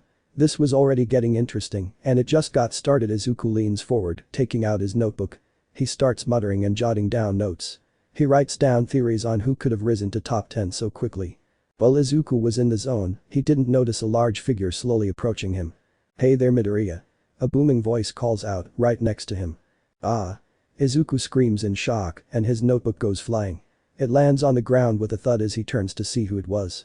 He turns to see his fellow Shiketsu student, Inasa Urashi. Izuku clutches his chest and breathes deeply. He was so scared. Inasa lets out a booming laugh that echoes throughout the dorm. Of course, when all of UA went to Shiketsu, there was an immediate dorm system placed. When all the paperwork was done, Cementus went to Shiketsu to assist with building the dorms. Within the span of 3 days, dorms were created for all of the students of Shiketsu and UA. Since it was such a mass transfer, the dorms were not separated by class, grade, or even department. They were simply separated by gender, Shiketsu's rule. In Izuku's dorm was Inasa, Bakugo, Kaminari, Shiro, Sato, Mirio, Tamaki, Shoji, Todoroki, Iida, Shinso, Monoma, Hananuki, Kirishima, Tetsutetsu, Nagamasa, Seiji, and Tokoyami. A total of 20 per dorm. 5 were put on each floor, and there were 4 floors total. Of course, with most of the dorm being filled with people from Class 1A, Monoma was not happy about this. He demanded to be put in another dorm. The faculty were not playing games. They said he can accept it or pack his bags and leave, no exceptions. Monoma of course chose to stay, but he still expressed his dislike in the dorms, much to mostly everyone's agony. Inasa crashes down on the couch next to Izuku, looking at the TV. His smile grows. Watching the hero ranking A Midoriya, Inasa pats his back hard, making Izuku flinch. He picks up his notebook and nervously looks at Inasa. "Why yes, I was Yurashi," he says stuttering. Inasa waves his hand. "I'm on Midoriya," I said, "call me Inasa. We're friends." Inasa smiles again. On the first day, Inasa introduced himself to everyone in the dorm, except for Todoroki. For some reason he gave Todoroki a cold glare. He didn't understand, but Inasa did end up making some friends. Kirishima and Tetsutetsu thought his passion was manly. Iida liked his enthusiasm towards everything, especially education. However, Iida wasn't the biggest fan of his volume, sometimes reprimanding him for being a distraction towards others. Inasa always laughs it off, saying it's his undying passion. Bakugo finds him annoying because he is always loud and yelling cough. Hypocrite. Mirio loved his passion as it matched his own. Tamaki wanted to be as far from him as possible because of the attention he draws. Monoma found him annoying, while Hananuki liked his passion. Tokoyami and Shinso thought he was too loud.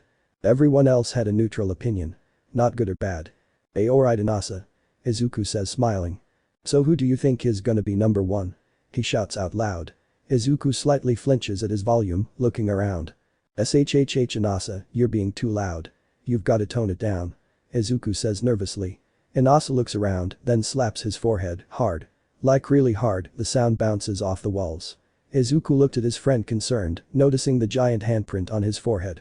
"You're right, my apologies Midoriya," he says in a loud, but more calmed down tone. Izuku smiles. It was funny watching his friend trying to talk in a quieter tone. Both friends would watch the ranking, making comments here and there. Both were shocked to see the rabbit hero Mirko at rank number 5 so quickly. She wasn't even top 10 before. During that time other students would walk out of their rooms in uniforms. Strangely enough, Izuku didn't see Mirio, Tamaki, or Najira at all. Normally they were the first ones to class. Eventually, they had to go to class. Along the way they chatted about heroes, hot blood, and other topics. Due to the massive influx of students, classes were merged. So in the new class 1 it was Izuku, Bakugo, Ashido, Kaminari, Sato, Monoma, Kabara, Iida, Shiozaki, Uraraka, Fukudashi, Yanagi, Vitali, Kadai, Kirishima, Tokoyami, Tsuburaba, Aoyama, Bondo, and Kendo.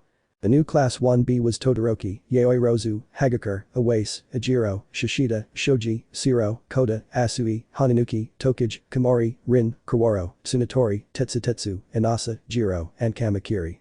Mineta was kicked out on the first day. The second year named Kami Utsushimi offered to show everyone to their dorms. Mineta being Mineta tried to get behind her and pinch her ass. Before he could do so, hair wrapped around his entire body and he was held upside down. Nagamasa and Seiji had caught him and both had their arms folded. They shook their heads and muttered some not so friendly things about the resident perverted grape. They would take Mineta to the principal directly. The principal expelled Mineta immediately. He went home crying, but nobody gave a shit. That behavior was unacceptable at Shiketsu. So Inasa had to replace him to keep the numbers even. He was not a fan of being put in the same class as Todoroki, but he sucked it up and dealt with it.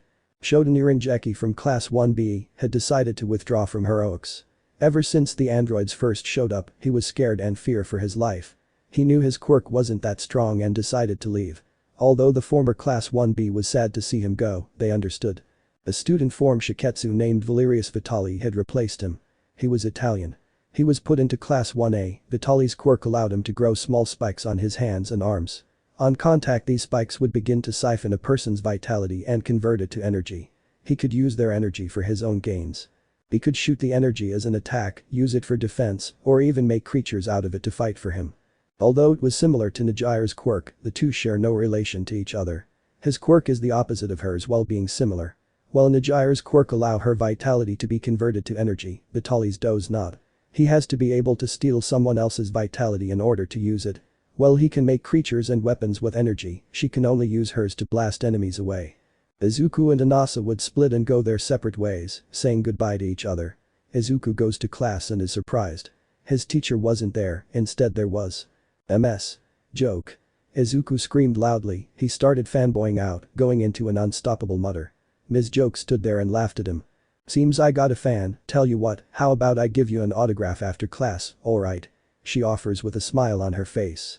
Izuku nods vigorously, quickly getting into his seat. Iida walks in and is surprised to see Ms. Joke. He gets his arm ready and stiffens up. Ms. Joke, I am Tenya Iida. It is a pleasure to meet you. However, I must ask why you are here in the classroom and where our teacher is at. Iida says all at once, karate chopping the air.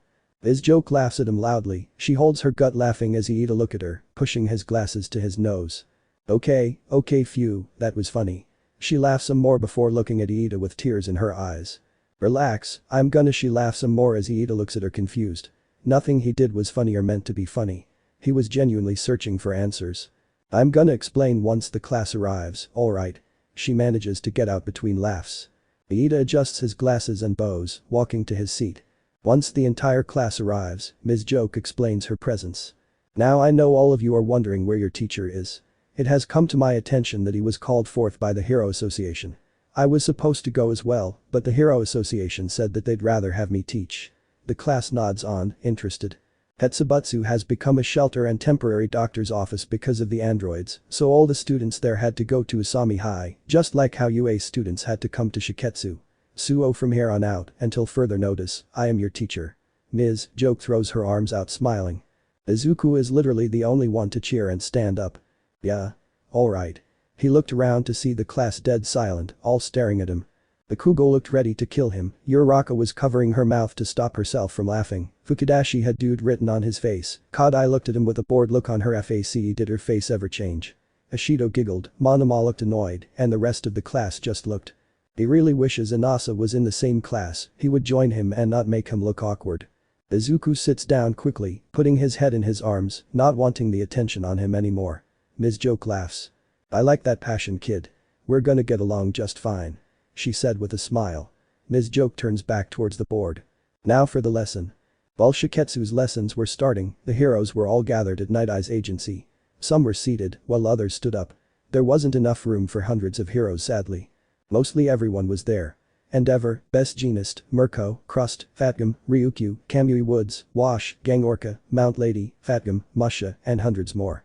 Including the teachers from UA Midnight, Azawa, Vlad King, Cementus, Ectoplasm, Power Loader, Recovery Girl, even Principal Nezu himself. All of the UA staff was present. Hawks couldn't make the meeting. He said he had more pressing matters to deal with at the moment. That pissed Endeavor off. He was ready to fry the damn bird, he was tired of him constantly dodging responsibilities and being so carefree about being a hero. He however had to compose himself and be professional, he was the #1 hero after all. Once everyone was settled, Night Eye stood, Lemillion and Bubblegirl on his sides. Everyone should know why they're here. I called this meeting to discuss a course of action against these androids as they called themselves. He scans the room. Every hero has a serious look on their face. The projector behind him flashes on, Centipede controlling it. On the screen was a picture of 17 and 18 smiling. These androids were modified by someone named Dr. Jiro, who was formerly a part of the Red Ribbon Army. Night Eye says with pain in his voice. Some of the newer heroes didn't know what the Red Ribbon Army was. However, the older one's eyes widened at this. Recovery Girl speaks up. The Red Ribbon Army didn't. Toshinori takes them out years ago. She exclaims in shock. It seems Dr. Jiro had survived that and has hidden away, plotting revenge on All Might. He has made these androids to match and even surpass the strength of All Might. Night Eye explains. Rocklock speaks up. If I may ask, what was the Red Ribbon Army and who is this Jiro bastard? He asks, holding back anger. Gran Torino speaks up. The Red Ribbon Army was a military organization who had plans for world domination. They didn't have over-the-top powerful quirks, but they did have technology. They would build machines to kill heroes and take over territories. However, once All Might came in, they were destroyed within mere hours. Gran Torino explains, his eyes closed. Rocklock's eyes widen at this. All Might defeated an entire military organization within hours, just how powerful was he back then? Rocklock thinks internally. Of course, since quirks are more powerful and there are more heroes, they wouldn't be a problem today. I think that Endeavor, Mirko, 13, Mount Lady, Ryukyu and Lemillion could solo them. Yoroi Musha replies. Mirko would gain a cocky smirk on her face, hearing that she was powerful enough to destroy an entire military organization got her pumped up, ready to kick ass. Endeavor would roll his eyes, he knew he was powerful. Mount Lady hides her blush and Lemillion smiles a little, he resists the urge to scream power. The rest still have a serious look on their face. From the intel we gathered, the androids are not actually androids, but cyborgs. Modified humans that have went toe-to-toe with All For One, the villain who was fighting All Might at Kamino. Night Eye continues. He is however interrupted by Fatgum. Are you suggesting these androids are stronger than All Might? Fatgum asks, perplexed at anyone being close to All Might's strength. The room breaks into mutters. Heroes were beginning to get nervous. Endeavor would grow annoyed. They were like mosquitoes in his ears. His flames pick up as he roars out. Enough. He slams his fist on the table, shutting up the pros. Once he looks at all the pros, he looks back to Night Eye and nods. Night Eye gives a grateful nod and answers the question. The male android, 17, is stronger than All Might. The female I am not so sure of. Do not underestimate her though, she may be weaker than 17, but she is still a strong opponent. After all, she easily defeated Endeavor. Endeavor's eyes would widen and his flames would go wild again. He was ready to burn Night Eye to a crisp until his flames suddenly stopped. He looked at his hands in shock and then looked up into the burning glare of Eraserhead. He had his quirk activated. Enough Endeavor, you lost, get over it. We all need to work together to defeat them, that is the primary goal. As always says, his hair raised. Endeavor grumbles angrily but sits down. He didn't want to be left with the empty feeling of not having a quirk. Azawa deactivates his quirk and looked towards Night Eye. Thank you Eraser, back to business. These androids possess power stronger than All Might. However, Gran Torino has brought to my attention something else. Gran Torino, who was sitting on a chair, jumped on the table and got everyone's attention. When the androids were making their way towards the battlefield, I intercepted them and tried to tell them to go away. The male android had looked at me and called me by my first name and last name. Gran Torino says grimly. This caused some murmuring among heroes. Nezu speaks. Are you suggesting these androids have data on heroes? Gran Torino. Gran Torino looks at Nezu, then sighs. Yeah, I suspect they not only have data on me or Toshinori, but data on all heroes. Since I am not that well known as a hero, it's easy to predict they have data on everyone in this room, quirks, names, and all. Most heroes widen their eyes. To know that those two monsters have data on them all. It was indeed frightening. Night Eye speaks up. Currently, the androids have murdered a total amount of 357 heroes and 12,425 civilians over the course of mere weeks. That tops all previous villains' kill counts, it's record-breaking. Night Eye says, a steely determination behind those glasses. They've already murdered tens of thousands. Mount Lady screams out, her eyes wide with terror. That's so many. An unknown hero calls out. This can't be true. Another hero calls out. That's insane. Vlad King shouts, slamming his fist against the table. It angered him thinking about all those innocent lives taken. Men, women, children. Dead to these murderers. Night Eye only nods grimly, he looks down, although nobody sees it behind his glasses, regret, pity, and sadness flickers through his eyes. He fixes himself in seconds. He had to remain strong for the time being. Yes, indeed unfortunate, but all heroes who tried to stop them have been killed. No survivors. These androids have the strength of All Might and on top of that unlimited energy. They never tire out. That only makes the mood of the room feel even more hopeless. Strength and unlimited energy. How can that be beaten? Bubble Girl now speaks up. Everyone please listen. That gains the attention of the heroes. There is a plan that is set into motion. If we cannot beat them with raw strength, Lemillion speaks after her.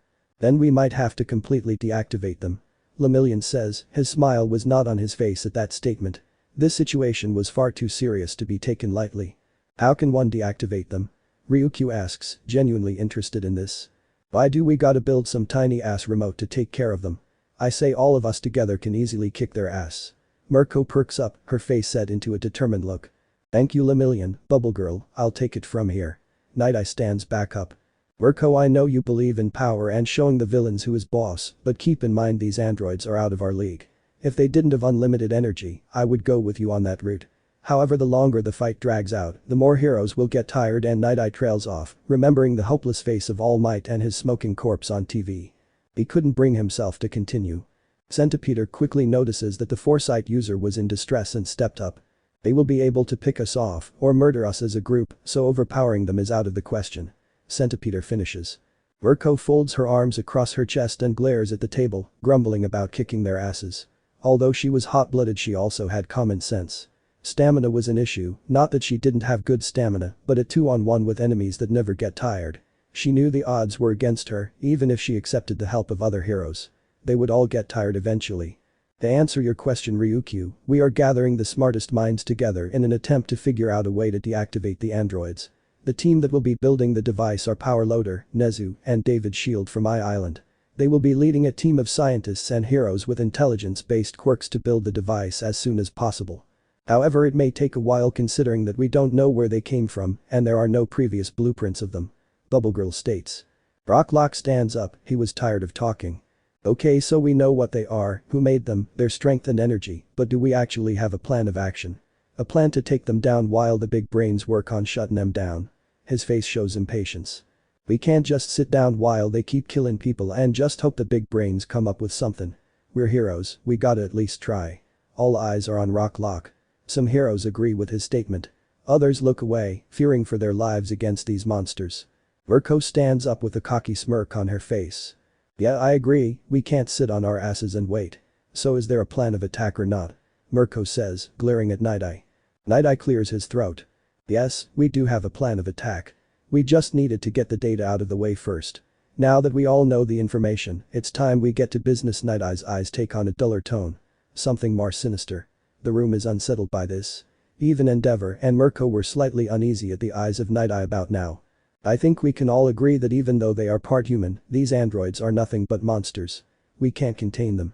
We saw security footage. Death Arms placed quirk suppressant cuffs on 17. He broke out easily. That means their strength and energy are not quirks. Which means there are only two ways to deal with these androids, either deactivation or death. He says in a cold tone. At the word death, the entire room got quiet. Even the more hot-headed heroes were in shock of this. To have a hero consider killing anyone, it was unheard of. Endeavor is the first to recover from shock, a cruel smile plays across his face. I agree with Night Eye, these androids are going to be a thorn in our side forever if we don't completely take them out. Endeavor says with a nod of his head. The first to oppose this would be Fatgum. He stands up. Whoa, I know that these androids are monsters, but we can't kill them. Heroes don't kill. He says, putting his hands up in a gesture. Some heroes murmured thoughts of agreement. Ryukyu stands up, joining Fatgum. We need to contain these two. They are still teenagers after all. I don't think we should think of killing them. What if we can help them? Change them? What if we can make them heroes? Ryukyu reasons. Some more murmurs of agreement until Night Eye in a more aggressive tone takes action. No. Those are genocidal maniacs. What they have done is unforgivable. It doesn't matter if they can be contained and converted to the side of heroism, what's done is done.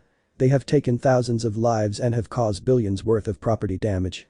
Night Eye glares at Ryukyu, slightly disgusted that she would suggest that. Ryukyu glares back, disgusted that Night Eye would suggest the idea of murdering children. It wasn't right. They were simply misguided and manipulated. Nezu, sensing the tension would rise, he would be neutral in order to stop the arguing. Ryukyu, I agree that they could have been great heroes. I too wonder what might have been if they joined the hero course at UA. Having heroes that have unlimited energy and strength that tops All Might would have been amazing. That kind of power on our side, and I think that villainy would probably cease completely in Japan. Nezu starts. Ryukyu lets a small smile plays on her face at the rat dog bear thing's words. She too wished they were guided towards being heroes and not terrorists. However, her smile slowly goes away as Nezu continues. Night Eye does have a point. I don't know if they could be redeemed. The damage they caused is worse than any villains in Japan's history. Even if we, let's say, brainwash them into heroics, the public wouldn't be too happy about them becoming heroes. Night Eye looks to Nezu and nods. Thank you for the wise words, Nezu, I'm glad to see that you are on board with terminating them. Nezu looks to Night Eye, his mouth became a thin line. I never said I was on board with killing them, Night Eye. As bad as they are, killing them would make us no better than villains. Those two are the same age as the first years at all hero schools. They were simply misguided and manipulated by Jiro to be killing machines instead of prospering heroes. Night Eye narrows his eyes at Nezu. He really thought he chose the correct side, seems he thought wrong. Endeavor stands and looks at Nezu, his gaze burning, however Nezu was unaffected by it. You want to keep them alive. After all they've done, I had thought you were better than that. Nezu, seems I was wrong. Endeavor points at Fatgum, Ryukyu, and Nezu. Since you three want to keep these terrorists alive, you are no better than villains yourself. He barks out. Ryukyu and Fatgum's eyes widen in shock. They were being called villains for wanting to not kill children. That's absurd. Before either of them could come up with a response, Crust stands up and points at Endeavor. You are on board with murdering misguided children. Murdering is what a villain would do. He shouts out, fully on the side of containing them. Endeavor growls as his flames pick up. Before he can speak, another hero stands and speaks. These children have ruined lives. They've slaughtered thousands. They aren't mere children, they are a menace to society. Edshot says, standing up and glaring at those who want to keep them alive. As much as he was a hero, he had a personal limit. Murder was crossing the line, for anyone. Tiger from the Wild Pussycat stands and looks at Edshot in shock. Shinya. I thought you were better than that. The duty of a hero is to protect the civilians and help anyone in need. These two clearly need help. He pleads. Edshot doesn't budge, fully determined on killing them for their crimes. Soon the entire room begins to argue, heroes talking about whether containment or murder is necessary for the androids. Lemillion was actually against Night Eye. He argued with his mentor that they should try to help them. Nijire was with Mirio and Ryukyu. They didn't need to die. They didn't have any control on what happened to them. Tamaki just hid under the table. There was so much anger, and it was so loud he hated it. He wanted to go home. The room was divided. The topic of heroism and its altered versions. There is one version where the androids have gone too far and needed to die so they couldn't hurt anyone else. The other version being that containing them and giving them help is the best option. Everyone in the room had their own take on it.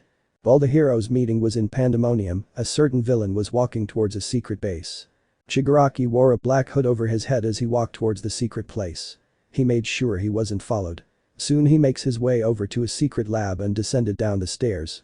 After a few minutes of walking, he comes into a room.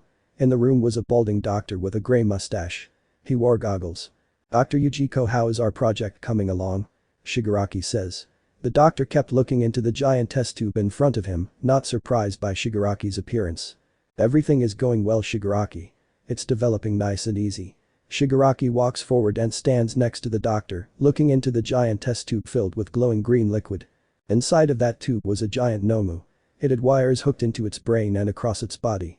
The Nomu was one similar to the USJ, only it had thicker muscles, auburn skin, and 3 eyes in its brain instead of 2. It also had 4 arms and wings on its back. The Nomu also had long and sharp fingers. Good, I can't wait to see this thing destroy those brats. When Shigaraki said brats, his tone became more angry and gravelly. They will pay for killing Master. They are going to die. Shigaraki says, scratching his neck lazily. Luckily All for One gave me some blood samples before his death. With those samples, I was able to give the Nomu some extra quirks that the one at the USJ didn't have. Dr. Yujiko continued, writing on a clipboard, taking data on the development of the Nomu. Both fell into a silence as they watched the beast. Hero analysis for the future number 14. Subject. Valerius Vitali. Hero name. Siphon. Quirk. Absorb. He can form spikes on his hands and arms that can steal the energy of an opponent. Contact is needed for quirk to be effective. Abilities. Power boost. Ability to craft weapons. Ability to create animals beings temporarily. Pros. Once energy is stolen, he can use it to attack or defend. He can even create weapons. Or artificial beings to fight for him. He can shoot the spikes from his hands and arm, similar to a porcupine. He can adjust the size of the spikes. Great offense and defense capabilities. Cons. If the spikes make contact after being shot, he does not gain his opponent's vitality. Physical contact is needed for him to be able to steal his opponent's vitality. If he chooses to make artificial beings or weapons, they have a time limit before they disappear. The time limit depends on how much vitality he steals. Powerful team-ups. Nijire Hato, her energy seems endless. Rikito Sato, once he ingests sugar he only has a time limit. No loss of energy seems evident. Denki Kaminari, it is unknown if he could use Kaminari's electricity to substitute for vitality. Possible team-up. Ijiro Kirishima, he can provide long-range support as Kirishima distracts the enemy. Maybe even sneak up and siphon their vitality. Mizo Shoji, same plan as with Kirishima. Bad matchups. Mina Ishido, she can cover herself in acid, making it impossible to steal her vitality unless he wants to risk serious damage. Kaken, he can use his explosions to weaken Vitali over time. His explosions might overpower Vitaly, depending on how much vitality he can steal. Shoto Todoroki. Todoroki can use long-range attacks, giving Vitaly no opportunity to get close and steal his energy. Toru Hagakure, you can't steal her energy if you can't see her. Shihai Kawaro, depends on environment and amount of dark places. Fumikage Tokoyami, he cannot siphon energy from dark shadow, only Tokoyami. Momoye Oirozu, she can create weapons and keep the fight long range. Inasa Urashi can use long range attacks to keep Vitaly back. Kajiro Bondo can turn the floor into sticky glue. Depending on amount of vitality stolen, he may not be able to get free from the glue. Strategy. Use long range attacks to keep him at bay. Make sure there are no living beings he can siphon energy from. Only go for close range attacks when his back is turned. A young girl was running around a park, playing with a boy. The girl had blonde pigtails and bright blue eyes. The girl's brother had short black hair and matching eyes. The two were laughing and having fun. They were playing a game. Her brother was chasing her, catching up. Soon her brother caught up to her and started tickling her. She was laughing wildly. El Lapis. Why you're cheating. She manages to get out between laughs. The boy known as Lapis would laugh and say, "Come on Lazuli, say uncle." The girl known as Lazuli would laugh until tears were pouring from her eyes. She gave up. "Uncle. Uncle. You win." Lapis laughs and stops tickling her, letting her catch her breath. Lazuli sits up and playfully punches her brother. "That's for cheating." Lapis laughs as he hugs his sister, Lazuli trying to escape his hold. She eventually gives up and huffs in annoyance. Even though their parents gave them up, they had each other. A bond that would never be broken. The moment was sweet until a menacing voice called out. "Boy. What are you doing on my playground?" A boy with spiky blonde hair and ruby red eyes walked up to the two of them, scowling. He had two boys following him. One was fat and had wings, the other was skinny and wore a hat, his fingers were extended. The siblings looked up at him, slightly scared. However, Lapis quickly stood up, guarding his sister. "Leave us alone. We weren't bothering you," Lapis says, stuttering off of fear. He tried to look strong, not show fear in front of his sister. The blonde boy would growl and narrow his eyes at the boy. His hands would begin to spark. The two siblings looked at that hand with fear in their eyes. They remember the other day on how those three had beat them up, their bodies littered with burns and bruises. Nobody at the orphanage properly patched them up because they both had no quirk and deemed it a waste of medical supplies. Lazuli unconsciously reached towards her shoulder, feeling the rough skin, a scar from when the explosive blonde boy had grabbed her and let off an explosion. Lazuli gets up and puts a hand on her brother's shoulder. Lapis looks at her from over his shoulder. He notes the fear in his sister's eyes. Lapis, let's just go," she says in a small voice. "No sis. We didn't bother them. They keep ruining our playtime for no reason. They're being mean for no reason," Lapis states, iron in his tone. He has had enough of these three. The explosive blonde steps forward, having enough. "Are you challenging me, you quirkless trash?" explosion boy roared out. He knew they were quirkless because every time the boy with the black hair tried to fight, he didn't use a quirk at all. It was easy to point out he was quirkless. Just like Deku. "Leave us alone." Lapis screams out, hoping to gain an adult's attention. Sadly, none were in sight. The one who was supposed to be supervising them was on their phone, headphones in. Not having a care in the world. With nobody to help, Lapis put up his fists, ready for a fight. He knew he wasn't going to win, but he at least hoped they would only target him and not his sister. The fat one with the wings smile. "Let's kick his ass, Bakugo, show him his place." He roars out, cracking his knuckles. Lapis curses under his breath, wishing he had a quirk. The blonde's hands pop with explosions as he charges forward, his lackeys following him. Lapis puts on his defense. At first Lapis does well. He lands a hit on the explosive blonde, pushing him back. He manages to actually fight the two lackeys almost evenly in a 2-on-1. However, the tide of battle changed when Longfingers had used his quirk and threw sand at Lapis. Lapis would scream in pain as sand gets in his eyes. When he is trying to get sand out of his eyes, he is hit with an explosion in his back. Lapis falls to the ground in pain. Soon all three of them would begin to stomp and beat him down. Lazuli would cry loudly, she could only watch as her brother endured the beatdown. Fat tears dripped down her face. She wanted so badly to pull them off. However, she knew her brother would get mad if she tried to help him. He didn't want her hurt. Lazuli can only watch with tears in her eyes as the one known as Bakugo and his cronies beat up her brother. He wasn't even trying to fight back, he had his hands over his head, the fight long gone from him. Once the three bullies were done, they laughed over Lapis's body and walked off, forgetting about the sobbing Lazuli. Lazuli would rush over to her brother's side, seeing how much damage was done. Bruises, burns, and scorch marks littered his body and clothes. She tearfully looks around, there were no adults, no heroes. Their guardian who was supposed to be keeping watch of them was on their phone. Leslie does her best and helps up her brother. Although he could stand, he couldn't really talk. It's not fair, she sobs out. Where is our hero? She whispers as she helps her brother over to their guardian. Where is our hero? That question echoes as everything begins to fade. 18 woke up with a jolt. She looks around, trying to discern her surroundings. She looks around and sees she is on a couch in some place. She tries to remember the strange dream she had. Weird. She didn't have dreams, she was an android after all. She didn't need to sleep because she was never tired, however sometimes it was nice to sleep. To her it was more of a pleasantry more than a necessity. She couldn't remember her dream no matter how hard she tried, only red eyes and green hair. She shrugs it off and gets up to stretch. She wonders if her brother also has bizarre dreams. She remembers now, after 17 blew up that clothing store. She had flown away from him, instead of going to kill humans, she quickly took refuge in an abandoned apartment. She wanted time away from 17, killing humans would only draw his attention. 18 then leaves the apartment, walking outside. She wondered where 17 was now. Knowing him, probably killing humans and heroes, racking up points for his stupid game. 18 would walk out with a sigh. The streets were empty, most of the people evacuated or were dead. 18 walks down the street, clearing her mind. Killing humans wasn't the only thing that made her happy. 18 is deep in thought. As she walks down the deserted street, she get deeper into thought, an internal conflict taking place. She wonders if she should try to go ahead and find her brother. It was just a stupid store after all, there were plenty more around. Maybe I should apologize to 17. He was just being a dick. She says aloud looking down. 18 kicks a can and basks in the silence of the deserted town. It was peaceful, without those disgusting humans around. She wanders around aimlessly, contemplating what to do next. What she didn't know was that a certain winged hero was keeping a close eye on her from the rooftops, studying her. 17 was starting to get annoyed. Since when did 18 get so damn moody? It was a damn clothing store. Besides, it wasn't like they needed to change their clothes anyways. He sighs frustrated as he tries to massage his temples. This was getting nowhere. It didn't help at all. 17 then flies around, looking for some heroes.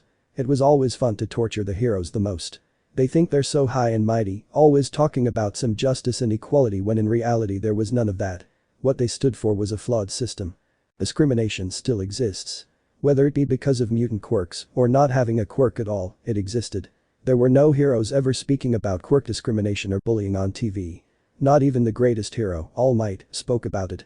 That dude was worshipped as a god, he was seen as more than your average hero. 17 was glad that he killed him, to show people that All Might wasn't a god. He was nothing but a weak and pathetic shell of a man hiding behind a quirk. The media only covered how many people were saved or how many villains were beaten and locked up. Never about society's toxic flaws on villainous quirks, mutant quirks, or those who didn't have a quirk. Did it really matter? What's the point of saving humans anyways? They were gonna die anyways. It's pointless, it only prevents the inevitable. They weren't immortal, besides with how reckless people can be, they could get saved 1 minute and die the next day. Besides, it's not like all heroes were in it to save people or beat villains. Some of them did it for money and fame. Because they were born with powerful quirks and told they could be a hero, they went and did it.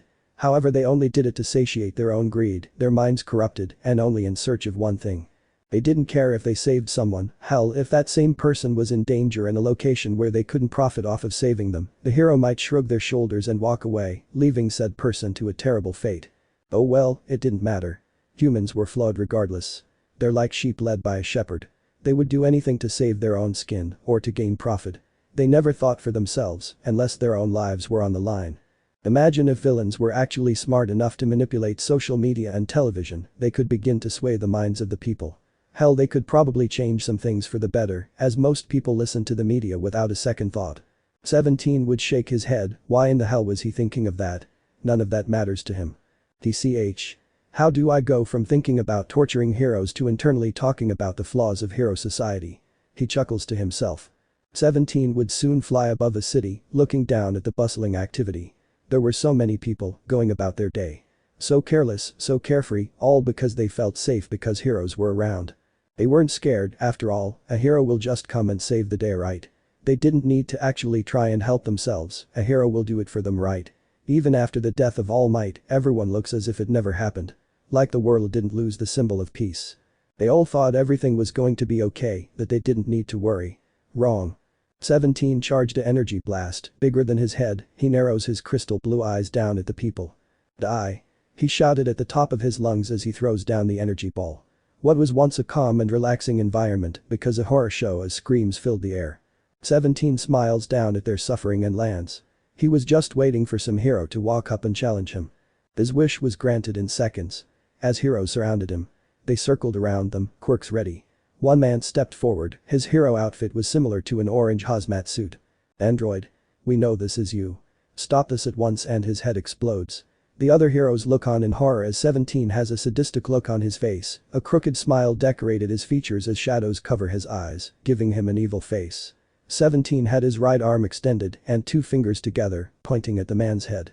17 wastes no time, he turns aiming his fingers at the heroes' heads, their heads all exploding. Nobody could see it, but 17 was launching small balls of energy at such a fast pace that they weren't seen, it looks as if he just pointed towards their heads, and they exploded. And 17 was in one of his moods, he always got creative. He laughs as he fires energy balls, any unlucky person in sight would be vaporized immediately. 17 then looks up at the tall structures surrounding the area. He then throws energy balls at the buildings. Soon buildings would fall and crush people, nobody getting spared as Wraith. 17 continues his rampage, firing off energy blasts that destroy buildings and crush people. Soon 17 realizes something, a new group surround him. They didn't look like heroes. They looked dirty and ragged. A few thugs saw 17 and decided to take him out themselves. One had a red bandana tied around his mouth. Another had a gold tooth and a rusted crowbar. One was a female, who was covered in dirt and had severe acne. The last was a tall male, with an eye patch and bags under his other eye. He had graying hair as well. He had scarring around his knuckles and wore black tape around his hands and wrists, leaving his knuckles exposed. Boy. Look at what we have here. Crowbar called out. His companions begin laughing. He don't look that tough. The woman said, eyeing 17. At this point 17 stopped his rampage and was looking at them with an emotionless face. Who the hell are you? Low-life thugs who think they can take me on? 17 questions. Don't talk about us like that, child. Eye patch roared out, chains growing from his hands and wrapping around his fists. Who da hell do you think you are? Red bandana calls out, his eyes changing to a soulless black as black veins travel down his face and neck. Dirt begins to swirl around the woman, like a makeshift barrier, it swirls around her like a tornado. The crowbar in the thug's hand turns from rusted to a bright glowing red. 17 watches them, his face not changing, then it becomes a full-scale smirk as he barks out a laugh. The thugs look at each other confused. This kid was about to die, what was so funny? Boy lass. What's so funny? Red bandana calls out, his voice becoming more twisted and demonic. 17 wasn't fazed by it in the slightest. The fact that you 4 think you can take me on with pathetic quirks like that is hilarious. Not to mention you saw me destroying entire buildings. Either you 4 are crazy, or you have balls of steel, either way you are all dead. 17 says laughing some more as he watches the dirt lady growl in anger. He said that comment on purpose. That's it. I have enough of this brat. She shouts out, sending a small dirt tornado at 17. 17 uses a small energy ball to disperse it. Not that he was scared, but he wasn't going to let that nasty thing touch him. That lady looked like she had crawled out of the sewers. Red bandana rushes him from behind, letting off a demonic shriek. 17 decides to flex, to assert dominance over these hoodlums. He does a quick 180 and jumps up, delivering a full power kick to Red bandana's head. His head gets kicked clean off and slides down the street. The 3 watch in horror as his head rolls to a stop and his body drops. They now realize how bad they messed up. Dirt lady immediately stops her quirk, the wind and dirt dispersing, she gets on her hands and knees and bows to 17, fearing for her life. The crowbar in the thug's hand was no longer glowing red, it went back to its murky brown rusted state. He drops it and bows as well. Eye patch looks down at his partners in crime with wide eyes. They just surrendered so easily that infuriated him. Cowards. He shouts out at them as he rushes 17, chains ready to smash the kid's face in. Every punch he throws, 17 dodges. Eye patch was getting pissed off. Why weren't his punches hitting? How in the hell was this kid so fast? 17 was looking bored at this point. This guy wasn't any fun. 17 sighs and yawns in front of Eye patch. It had the result he wanted, Eye patch was insulted, he was angry. He was shouting and throwing swears every second. 17 only laughed at this, the old man never quit. Damn you never quit. Too bad you have to die. 17 remarks. Eye patch growls. He was getting tired of this. Boy. Fight me Ufu, he is cut off as 17 launches an energy wave that completely engulfs him. 17 loves doing that. Killing humans when they talk or monologue, they never see it coming. Once the light clears from the energy wave, the two remaining thugs look on in horror at a steaming pair of worn boots, where their boss used to be. The boots falls over, still steaming. 17 smirks and looks at the two of them. Both fear for their lives. 17 charges another energy blast ready to finish them off until the thug speaks. "We are sorry, Mr. Android sir." The thug speaks, shaking. We swear we only attacked ye cause the boss ordered us to." Dirt Lady says, keeping her face in the ground and shaking as well. 17 narrows his eyes as he thinks. I knew it. The pathetic humans do anything to live. The moment they realized that they were weaker, they grovel like dogs. I guess I let them live. They're just thugs. Wait, 17 then gets rid of the energy, he has an idea. "Alright you pathetic humans, I'll let you go," he says, trailing off on purpose. The two look at each other in glee and then stand up. "Oh thank you I wasn't finished." 17 cuts off the thug. He immediately goes quiet. "You two are going to serve as my subordinates. Find out anything you can about the heroes and report back to me at this exact place in a few days." They both look at each other before Dirt Lady talks. "Why do you want us to find information about the heroes?" she asks in a small voice. "I've noticed a decrease in hero activity since I made my debut. It's not like heroes to just scheme in the dark. Since I can't be bothered to do it, you idiots will for me or else." 17 lights up a small energy blast at the tip of his finger to make his point. They both fearfully nodded. "Good. Glad we're at an understanding. If you don't have any information in a few days, both of you are dead." 17 says without a care in the world. They both knew he was serious. 17 then take off to another part of the city, causing more mass destruction.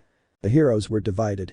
The conference that was supposed to last around 40 minutes became a mass debate that lasted for hours. At first it started with 2 sides. Kill the androids or save the androids. Then that turned into 4 sides.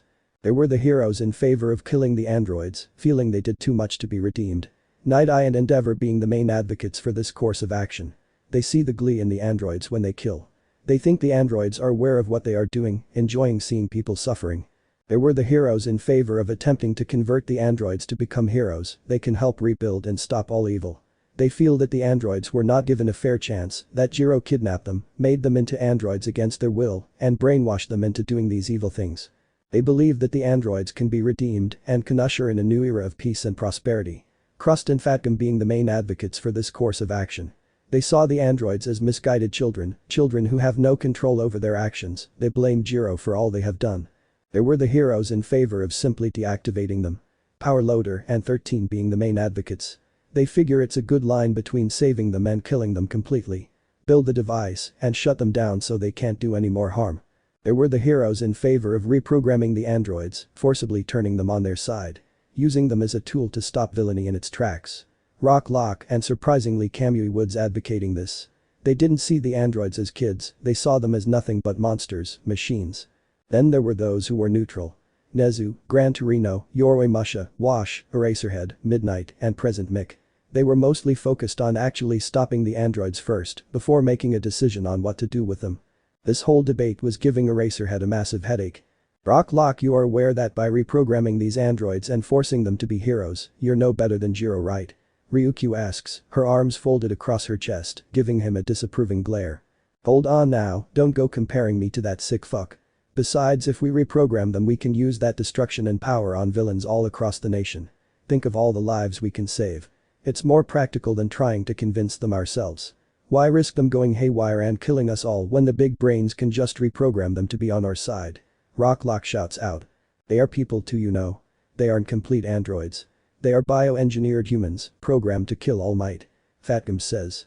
It doesn't matter what they are. They not only killed All Might, they massacred thousands of innocent lives. Endeavor roars out in anger. This debate was getting on his nerves as well. He was tired of the fools who wanted to spare these demons. They are children, Enji. Kidnapped and forced to do evil things by a madman. Recovery Girl shouts at him, shaking her head at disapproval. Children or not, they need to be dealt with. Shutting them down is the most logical option. These androids are too dangerous to be tampered with. Besides, who knows if we can reprogram them? Power Loader says. All of the support gear you all make at UA, this should be nothing compared to making that sort of shit. Rocklock states. Everyone, we are discussing the futures of children here. We shouldn't treat this like a childish debate over who gets to pick what to watch on TV. Gran Torino yells, trying to bring order back to the meeting. Besides that, we haven't even come up with a proper plan to subdue the androids yet. Not only do they have strength that rivals All Might's, but they have unlimited energy, and those aren't quirks either. So it's not like we can capture them using quirk-suppressing handcuffs. Eraserhead shouts, his frustration reaching the boiling point. Rocklock stands and glares at the scruffy man. Here's the plan. The combat heroes can distract the androids. Midnight uses her smell to knock them out, we get the big brains to reprogram them to rebuild and do good. Boom. Perfect plan. He says, folding his arms across his chest, daring Eraser to try and contradict it.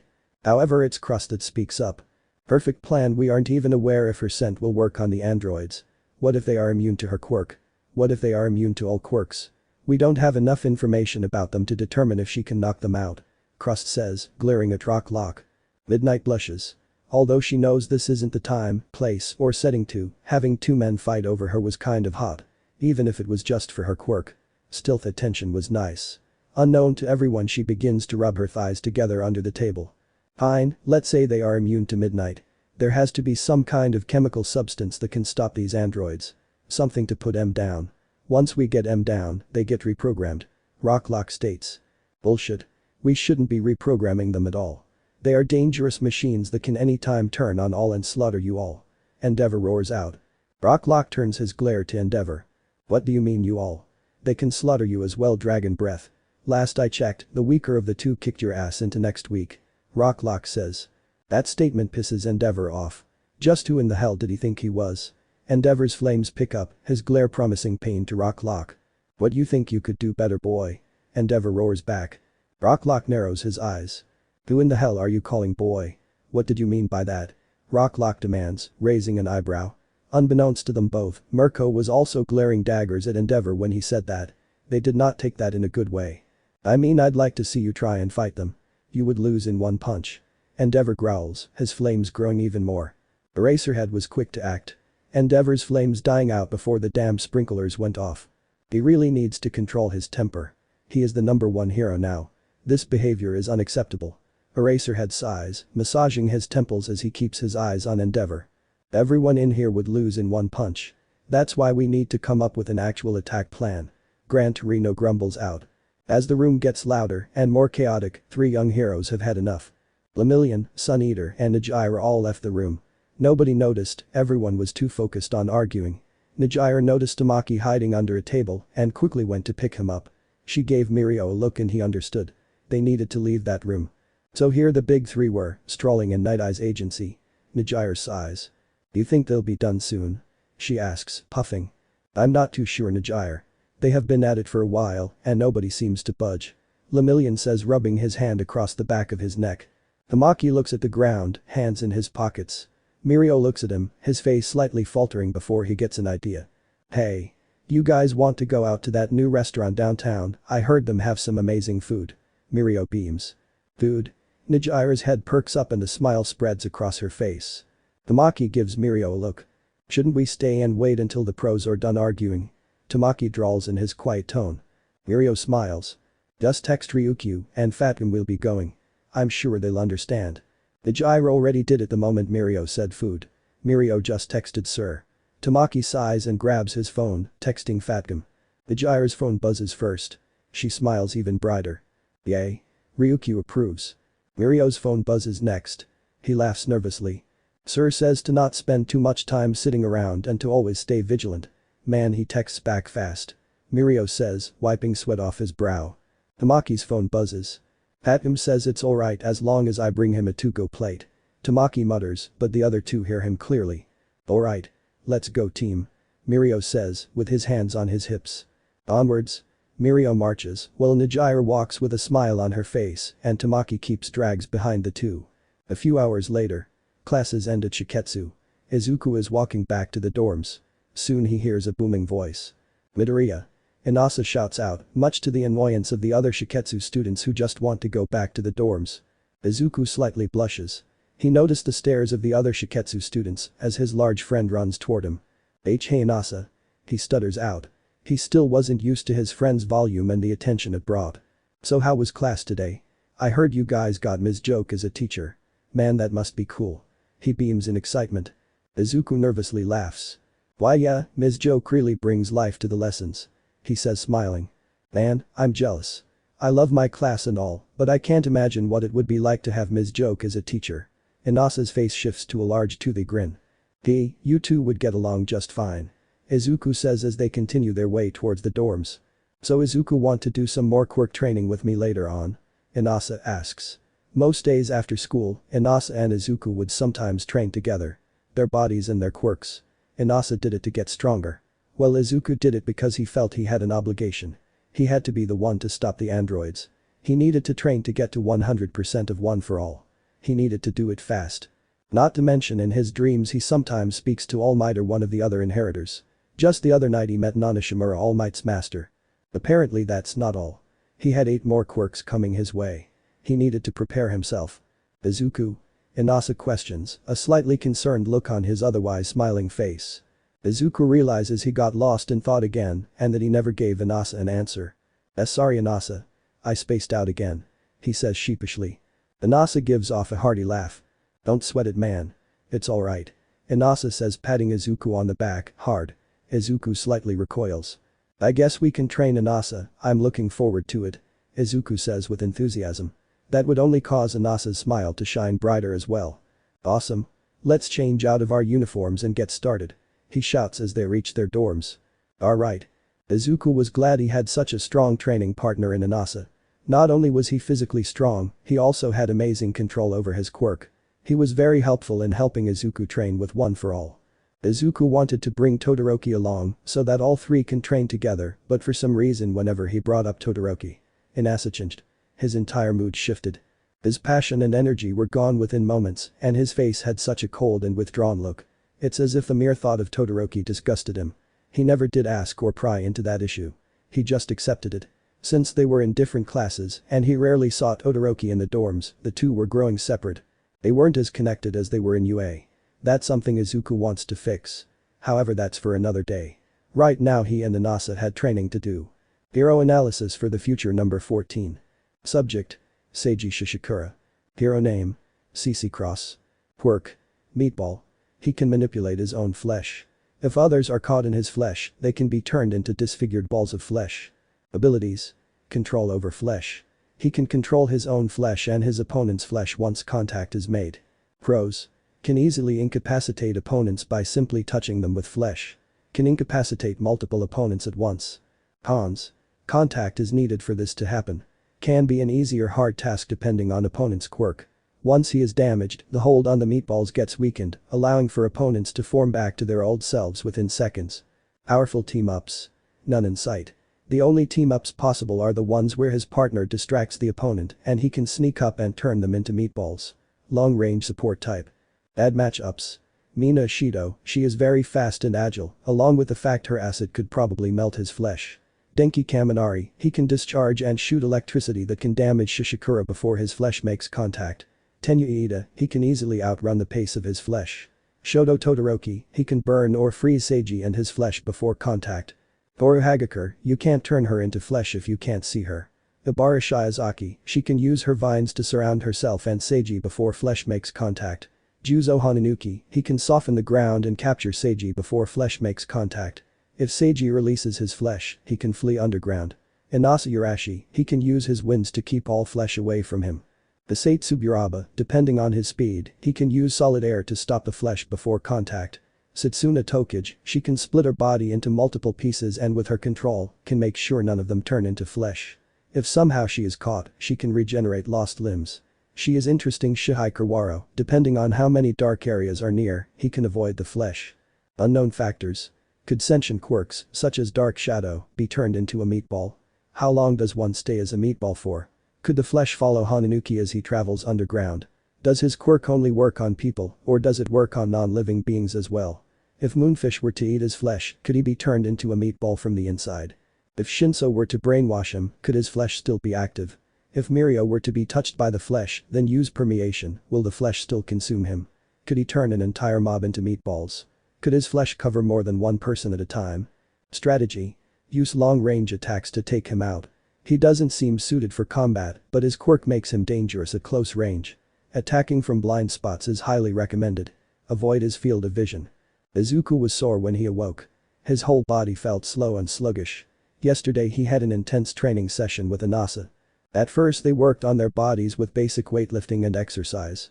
Soon it became hand-to-hand combat training. Izuku didn't think of Inasa as one that was good with hand-to-hand. Boy was he wrong. Inasa didn't use hand-to-hand very often, but he was good at it. His style was more gravitated towards grappling and wrestling. Izuku may have his shoot style, but almost every time he tried a kick, Inasa would grab his leg and punish him. He would turn it into a painful leg lock or even use the leverage to angle his entire body into an abdominal stretch. Inasa knew a lot of submission holds. Izuku could only imagine the pain a villain would go through if Inasa were to use his full power in one of these holds. Izuku would do his morning ritual, get dressed, and go get some cereal. He saw Iida, Todoroki, and Bakugo in the kitchen. Nobody said a word. When Izuku walked in, Todoroki gave him a nod, Bakugo gave him a weak glare, and went back to eating his own cereal. "Greetings, Midoriya," Iida says. Izuku smiles. "Morning, Iida. Are you ready for Ms. Joke's special lesson later on today?" Izuku's features scrounge into confusion. "Special lesson?" he questions, his mind groggy. Iida gives him a slightly disapproving stare and shakes his head. "You don't remember? Ms. Joke announced that today was going to be special and that there would be guests joining us," Iida reminds him. Izuku thinks back and remembers it all. His eyes begin to widen. It was nearing the end of the day. "Alright class, remember tomorrow there will be a special lesson. Guests will be joining us as well, so be on your best behavior," Ms. Joke says with a smile on her face. Izuku, being the cinnamon roll that he is, was beaming in excitement. A special lesson with Ms. Joke. Guests too, what could their quirks be? How strong are they? Izuku begins to mutter constantly, theorizing exactly what could be in store for them tomorrow. "Shut up, Deku," Bakugo shouts in rage, tired of listening to his rambling. "Sorry, Kaken." Izuku smiles, he couldn't wait to see what this special lesson was. He ate his cereal quickly and made his way to class. He couldn't wait for what the lesson was going to be. Although everyone made their way to class, they were still kinda sleepy. It was quite early and not everyone was an early riser.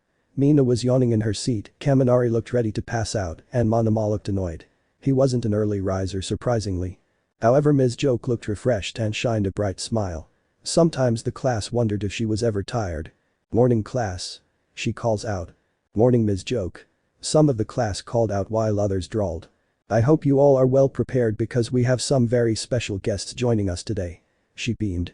Izuku was smiling, practically jumping in his seat, so was Uraraka, seeing Deku look so happy. The rest of the class was either bored, didn't care, or were tired. These were students I myself once had the honor of teaching back at Ketsubutsu. They are second years and are very powerful. Please welcome our 4 guests. Ms. Joke beamed in excitement as 4 students walked in. A boy that had curly black hair and black eyes smiled at the class. Following him would be a girl that had blonde hair and blue eyes, along with sharp teeth. Behind her would be a boy with blue eyes and what seems to be blue rock-like material on his head. The last student had a long black hair and walked with a slouch. They came in with their hands in their pockets and a small smirk on their lips. The class looked on at them. They noticed how the boy with curly hair kind of looks like Midoriya. Him and the blonde girl smiled at the class looking excited. The boy with the curly hair steps forward to introduce himself. "Greetings class 1A. I'm Yoshindo. It's a pleasure to meet you all," he says happily. Monoma eyes Shindo, not trusting him one bit. Something was off about him. The girl steps up next. She smiles brightly with her sharp teeth, giving the class Kirishima vibes. "I'm Tatami Nakagami. It's an honor to be here with you all," she adds, giving a friendly wave. Kaminari was secretly checking her out, licking his lips lightly. With no Mineta or Jiro in the class, he does so without issue. She steps back and allows her blue rock-headed classmate to step forward. "Shikui Makib," is all he says as he steps back. Most of the original class want a sweat drops at this. He reminds me of Kota. They all think in sync. The last one steps forward. His stretched eyes going over everyone in the class. He keeps his hands in his pockets and his slouch, along with the long hair, he gives off delinquent vibes. "Idajiro Tateki, it's a pleasure," he says with a half smile and slight sarcasm. Only a few pick up on it, Bakugo being one of them. He growls and narrows his eyes at Tateki, already not liking him or Shindo. The two of them had something going on with them. Ms. Joke was beaming with excitement as she looked at her old students. Seeing them again made her feel giddy inside. "Oh, how I've missed you all." Shindo and Nakagami turned to her smiling brightly. "We've missed you as well, Ms. Joke." Asami High isn't that bad, but it could never compare to Ketsubutsu in classes with you. Shindo exclaims. Indeed. We missed your smile and the amazing jokes you always told us. Nakagami adds, her smile warming Ms. Joke's heart. Monoma, having enough, coughs loudly. Well, Ms. Joke, what was this special lesson? He asks with a hint of impatience. Ms. Joke smacks her forehead. Shoot. Thanks for reminding me, Monoma. I got so emotional over seeing my old students, I didn't give you all the rundown of the lesson. Ms. Joke says, straightening herself back up. Deteki slightly narrows his eyes at Monoma, who notices and smirks cockily, glad he got under his skin. Well, we're going to be doing battle training. In order to help get you all to adapt to situations better, we are going to do random teams. Since you all don't know their quirks, you will have to communicate and form a strategy. Ms. Joke explains. Today you all will be put into teams of 3, and since there are 8 groups, you will be going against 3 other groups at random. This got Bakugo fired up. His wild snarl makes its way to his face, him getting excited by combat training and getting to crush second years. Oh, this was going to be fun. Hiroshima hardens his hands and pounds his fists together, he was also excited about getting to fight.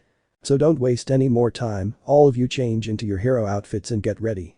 We'll be heading to City Block C for this exercise. City Block C was the equivalent of Ground Gamma at UA. Although UA had more funding than Shiketsu, Shiketsu was still the top hero school of the West. City Block C wasn't as huge as Ground Gamma, but it was still large. Once in the locker room, Bakugo decides to get some more insight into Tateki and Shindo. He walks up to Shindo, who is still smiling and putting on his outfit. Hey curly top. He calls out as he approaches Shindo. He didn't have any better nicknames for him at the moment. He already forgot the dude's name. Oh? Well, hello Bakugo. It's a pleasure to meet you in person. Shindo says excitedly. Bakugo gives him a look. How the hell you know my name? He asks in a suspicious growl. Shindo's smile never falters. Why, the sports festival, of course. You got first place, silly. How could anyone forget the boy who was restrained when he got first place? Shindo gives off a laugh. Bakugo narrows his eyes further. Enough with the nice guy act. What the hell are you planning? He questions. Shindo looks genuinely surprised and taken aback by this. Plan? I'm not planning, Bakugo. I'm just excited because I get to fight such strong first years. You all really put on an amazing show at the sports festival. Not to mention you all survived a villain attack. Some of you survived too. That had to have been terrifying. Shindo shivers slightly. He remembers seeing that bird thing from the USJ and that monster with that messed up eye from the forest training camp. I can see right through it. Stop pretending. Bakugo shouts, getting loud. This draws the attention of the other boys. Iida walks up, wanting to defuse the situation, actually more along the lines of defuse Bakugo. Bakugo stopped this at once. These are guests, this is not how Shiketsu teaches us to treat guests. Besides, Shindo seems nice and genuinely pleased at the thought of fighting us. Iida says, putting his hand on Bakugo's shoulder. Bakugo turns to face him, then forcibly removes his hand from his shoulder. Do that again and I'll kill you. He says, glaring at Iida. He then turns to Shindo, who looks a little concerned. And you? I will figure out what your plan is, this isn't over. Bakugo stomps off, annoyed that Turbo Legs fucked up his investigation.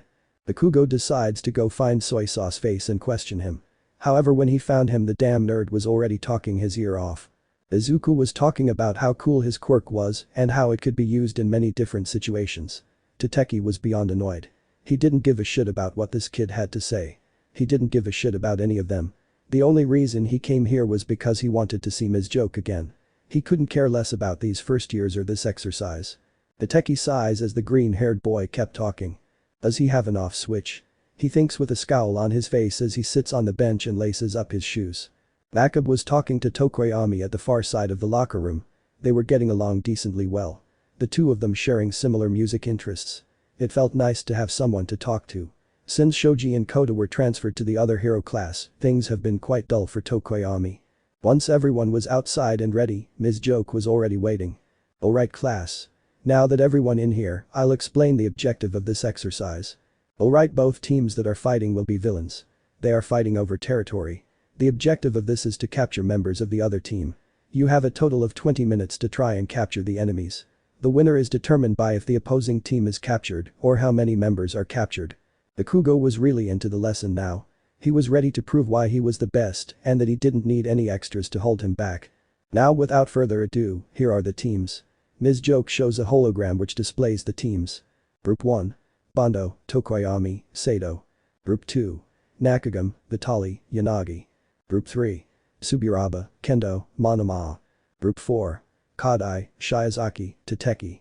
Group 5. Kaminari, Midoriya, Ashido. Group 6. Fukudashi, Makabe, Kabara. Group 7. Bakugo, Uraraka, Iida. Group 8. Kirishima, Shindo, Aoyama. The first to react would be Ashido. She would squeal with glee and rush over to Midoriya, hugging him tightly. Midoriya would blush intensely from the close contact and how he felt her assets on his chest. "Yay. We're on the same team, Midori. Are you ready to kick some butt?" she asks excitedly, letting him go. Izuku would be stuttering as a girl just hugged him tightly. Kaminari walks over and claps Izuku's shoulder. "Yeah, let's get them. I'm ready to kick some serious ass out there, Midoriya," Kaminari says, smirking. "Why yeah guys, let's go," he says, smiling slightly. Uraraka was not happy. 1. She was on a team with Bakugo of all people. He was already annoying enough with his ego. 2. Deku wasn't on her team, he was on a team with Kaminari and Ashido, who just hugged him. Deku doesn't seem bothered when she hugged him. She notes, seeing his blush, but he made no move to get her off of him. Uraraka stares over at them, her face blank. She felt something weird stirring in her chest when she watched Mina hug Deku like that. She didn't know what it was, but she didn't like it.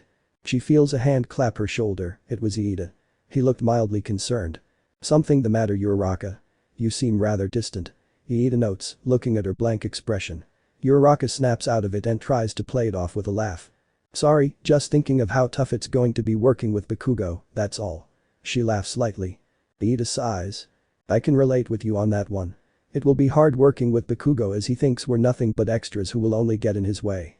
Don't worry, Uraraka, he can handle himself," Iida says, trying to reassure his teammate. Uraraka smiles slightly.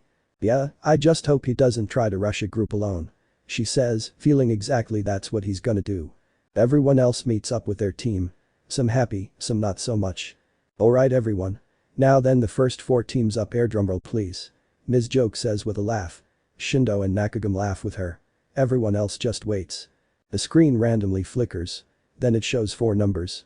1, 2, 6, 7. Bakugo looks at the group and smirks. Extras. Nothing to be concerned about. The only ones who might be a problem is the energy-stealing fucker, Blondie with the shark teeth, and the blue rock face fucker, because he doesn't know what their quirks are. Everyone else he can take on easily. He looks at the other group with hunger in his eyes. "Alright everyone, find a spot in City Block C and get planning. You have 5 minutes to plan and 15 to battle." Bakugo quickly stomps toward a place in the city block. Iida and Uraraka sigh, they have to follow him. Both of them share a look. They can only hope that Bakugo will at least stick around and try to make a plan, rather than go in gun blazing. Nakagami smiles and joins her team as they walk in the opposite direction of Bakugo and his team. "Since you all know this place better than me, where do we go?" she asks with kindness. Vitali smiles, he liked her already. "Well, I think we should head over there, it has a good vantage point." He points to a spot.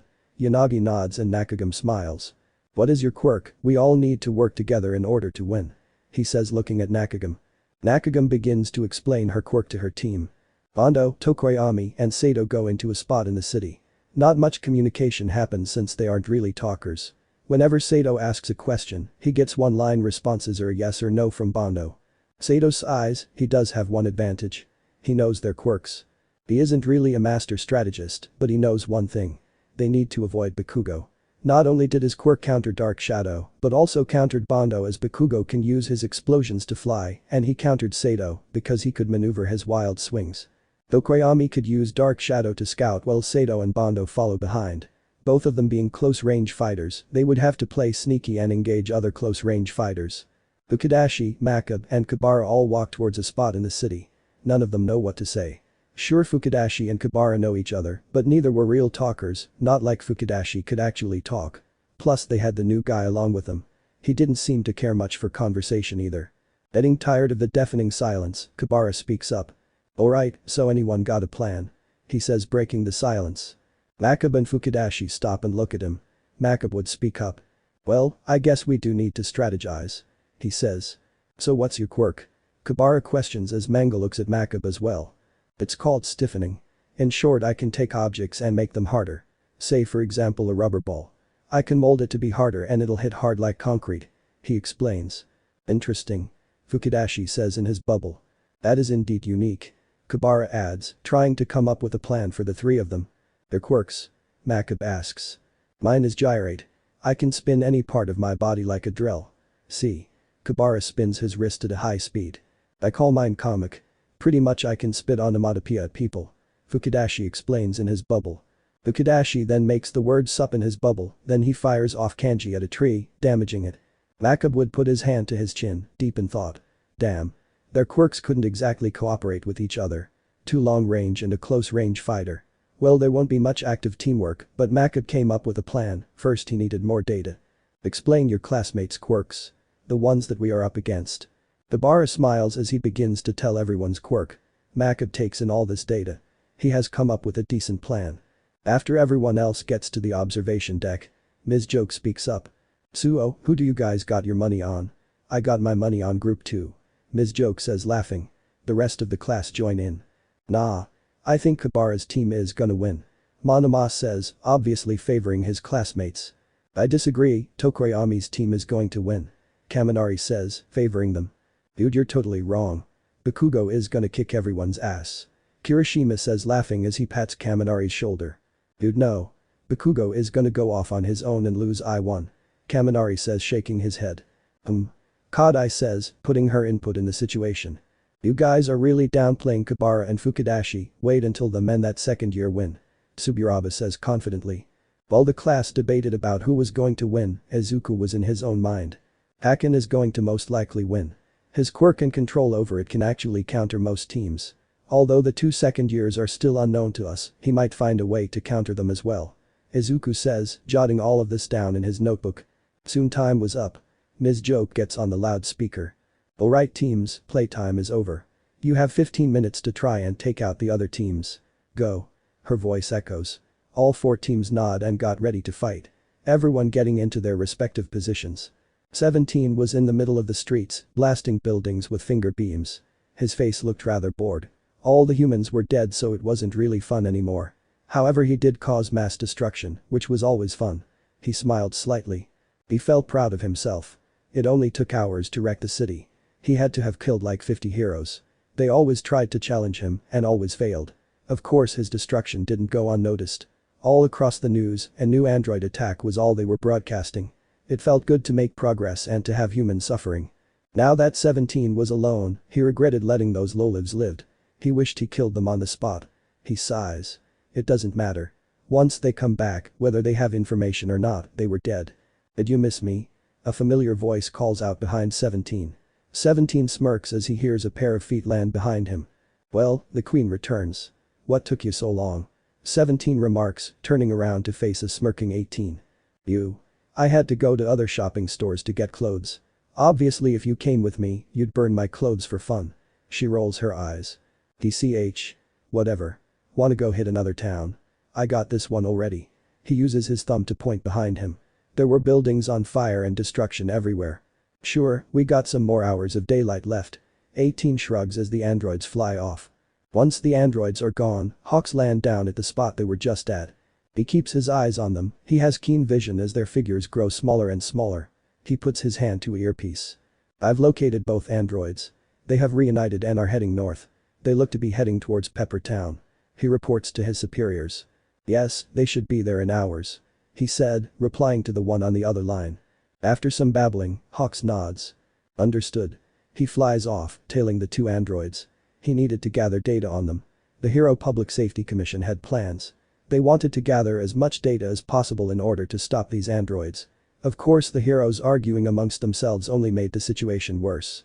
So the HPSC decided to take matters into their own hands. They were going to make their own androids. They went back to the archives of the Red Ribbon Army. They had used some of their data to see how the androids were made. What caught their attention the most was the android fusion, Super Android 13. That giant blue beast that wreaked havoc and killed many heroes that day. Nobody ever got to really gauge his strength because All Might destroyed Super 13 with only 5 punches. What if they could recreate these androids? Remake them so that they fought for good instead. The androids that fought for the RR army back in the day were 100% mechanical. So it wouldn't be unethical to remake those models. Not to mention there isn't a risk factor involved, such as reprogramming them like some heroes wanted to do with 17 and 18. Of course they don't plan on capturing people and forcibly transforming them. No, these androids were going to be built with the sole purpose of destroying number 17 and number 18. Then they would be secret weapons for threats like All for One if a threat like that ever appeared again. The androids that caught their attention were number 13, number 14, and number 15. The rest were either destroyed too quickly or were defective. Such as android number 8. 8 had their own personality, not wanting to hurt or kill anyone. While that was noble and amazing, 8 was sadly destroyed. They contemplated remaking 8, but with their plans, 8 would have to kill. 8 was too defective and too much of a risk for a secret weapon. So they decided to leave him dead. 13, 14, and 15 were loyal. They followed their programming to the letter and did it without hesitation. That's what the heroes need. Secret weapons that would do as they say without question. Of course there was the option of building 8 for heroism, but it's not like they needed him. They had more than enough heroes. Plus the crime rate was low in Japan, so rebuilding 8 would be a waste of time in the HPSC's eyes. Plus with 13, 14, and 15, who could stir trouble anymore? The exercise was on. Bakugo had found Group 1 first. He had spotted Dark Shadow spying on him and went after them. Bakugo had trailed Dark Shadow. Dark Shadow quickly got back and tried to frantically tell everyone that he was on his way, however Dark Shadow would catch an explosion. "Found you?" he shouts out, his face is a menacing sneer. The three of them would be in shock. Bakugo would take this chance to immediately launch over to Tokoyami and blast him to the ground with a strong explosion. Dark Shadow would try to attack, however Bakugo would use his other hand to create an explosion with a lot of light. Dark Shadow backed off as Bakugo pinned down Tokoyami, standing over him. Bondo would quickly act, he couldn't allow his teammate to be captured. Without putting much thought into his actions, Bondo shot blue, hoping to trap Bakugo to the ground. Bakugo's reflexes were fast enough to pick up on this. He instinctively jumped out the way, sadly Tokoyami was not fast enough. Bondo he would get cut off as sticky glue pinned him to the ground. Bondo would look on in shock. He screwed up. He panicked in one of the worst times and eliminated his own teammate. He held his hands to his head. "I am sorry Tokoyami." Tokoyami looks at Bondo slightly agitated. However his face soon turns to shock. "Bondo behind you," he shouted. Bondo would turn around only to catch a powerful explosion to the face. The Iron Giant would be blinded. Ah! He holds his eyes, temporarily blinded by the flash of the explosion. Bakugo would quickly wrap him in capture tape, gaining another elimination. Tokoyami counted towards his team. Sato would quickly devour some sugar and immediately bulks up. He would give off a loud roar and charges at Bakugo, looking to pummel the explosive blonde. Bakugo dodges his punch. Sato punches right through the wall behind Bakugo. Bakugo widens his eyes slightly. He never took on Muscleman head-on before, seeing his power and ruthless nature was a new kind of experience. Sato would continue to wildly throw punches. As more punches missed and as time continued, he grew angrier and angrier. Not to mention his brain was becoming more simple-minded and aggressive. "Me punch blonde." Sato roars out as he throws more punches, outputting more speed and power. As much as Bakugo hates to admit it, he was actually having some trouble. However he realized something. Sugar Boy was getting sloppier and sloppier, his punches more wild and unfocused. Bakugo decides to take advantage of this. He would wait for Sato to throw a punch, then he would duck and quickly power an explosion in his hand. Bakugo launches a point-blank explosion right into Sato's chin, at the same time he was also blinded. Sato would growl as he freezes in place, rubbing his eyes. Bakugo would waste no time, he would use explosions to propel himself up, scaling a building, then he would use explosions to propel himself forward at a fast rate. When Sato's vision returned, he would feel his face where the explosion hit. However Sato would quickly look up and see something flying at him, and fast. Bakugo would use his momentum to deliver his classic big right hook. The force of it, along with the slow decline of Sato's quirk, was enough to knock Sato out. He ties up Sato, securing 3 eliminations for his team. Group 7 is in the lead with 3 eliminations. Group 1 has been eliminated. Ms. Joke's voice booms across the city. The other teams who were on the move would stop in shock. Kabara sweat drops. "Already a team is gone?" he asks shocked. What was written on Manga's face? "I heard explosions. Do you think that loose cannon you guys mentioned did it?" he questions looking at Manga and Kabara. "Yeah, it had to be. You guys think he did it alone?" Kabara questions. Silence hangs in the air as they think. What the hell we gonna do about Bakugo Blondie? Izuku was scribbling furiously in his book. Watching Kaken wipe out that team, he took notes on his technique and control. Whoa. Bakugo actually ran through and took them out. Kirishima says, slightly shocked. He believed in his friend, but he didn't think he would win in mere minutes. Especially with Sato on their team. Holy shit, you were right Kirishima. Kaminari exclaims, only to be quickly smacked by a vine. Ow, he says, rubbing his cheek, looking over to a slightly angered Ibara. Language. She says simply, turning her head away and giving a HMPH, well, cross her arms across her chest. Kaminari childishly pouted. Since Iida and Jiro weren't there, he figured he could finally have some freedom of speech, however he forgot in their class was a devout Christian girl. One that he fought against at the sports festival. One he lost to at the sports festival. One that he had asked out right before said match. One that might still be harboring distaste towards him for doing such a thing. DCH. That annoying blonde does have some merit. Monoma mutters, folding his arms across his chest. Those who were near her and heard him mutter sweat dropped. Gee, the irony. Izuku, Kirishima, Kaminari, and Ishido think simultaneously. Remembering how antagonistic and annoying Monoma was back at UA when it came to their class. Whoa. Bakugo took on a whole team himself. That's impressive. Kendo says, still in disbelief. Looking at the smirking Bakugo on screen jumping across pipe searching for others. That's kakin for you. Izuku smiled slightly. Even though Bakugo hated him, he still felt proud of him at that moment. Being able to take down 3 powerful students alone was quite the feat. Up ahead. Yanagi calls out to Nakagami and Vitali. She then floats herself down. With her training her quirk a lot at Shiketsu, she could lift herself and fly easily with almost no strain. Yanagi had secretly flew towards the sounds of explosions when they first started. She watched from the top of a building as Bakugo single-handedly took out Group 1 alone. How many? Vitali questions. Only Bakugo. It seems you were right, Vitali. He left his team and took off alone. Uraraka and Iida are nowhere in sight. Yanagi relays to the team. So Gravity Girl and Engine Legs aren't around? Nakagami questions. She wasn't yet accustomed to names yet. However, she knew about their quirks. She did however know Bakugo's name now because, well, he single-handedly took out 3 people in about 2 minutes. Yes, that's correct. Vitali mused, already coming up with a plan to take down Bakugo. He knows that he should focus on the other group and possibly Uraraka and Iida, but Bakugo was by far the biggest threat. So what do we do next? Yanagi asks, accepting Vitali as the current leader. Nakagami was a second year, however she allowed herself to be used by the first years.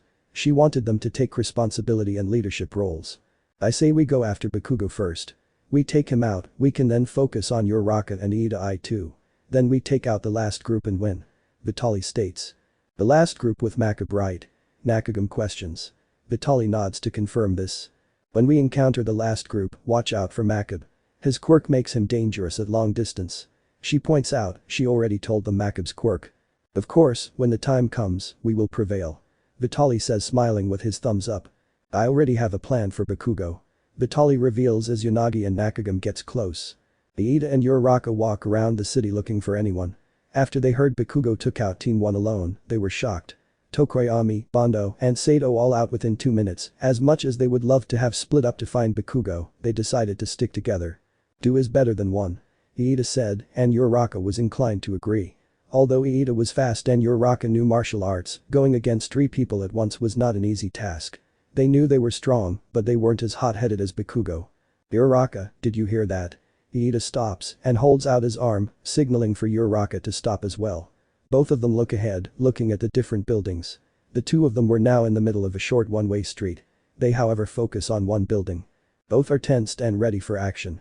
After a moment of silence, a pair of footsteps would begin to get closer to them. Soon they see a figure walk out from the building. They notice the slouched-over posture, the hands in the pockets, and most importantly, the blue head. It was Makab. Makab walks over to them, keeping his distance. He takes out one hand from his pockets and throws up a peace sign. Sup? Is all he says, before putting his hands back in his pockets.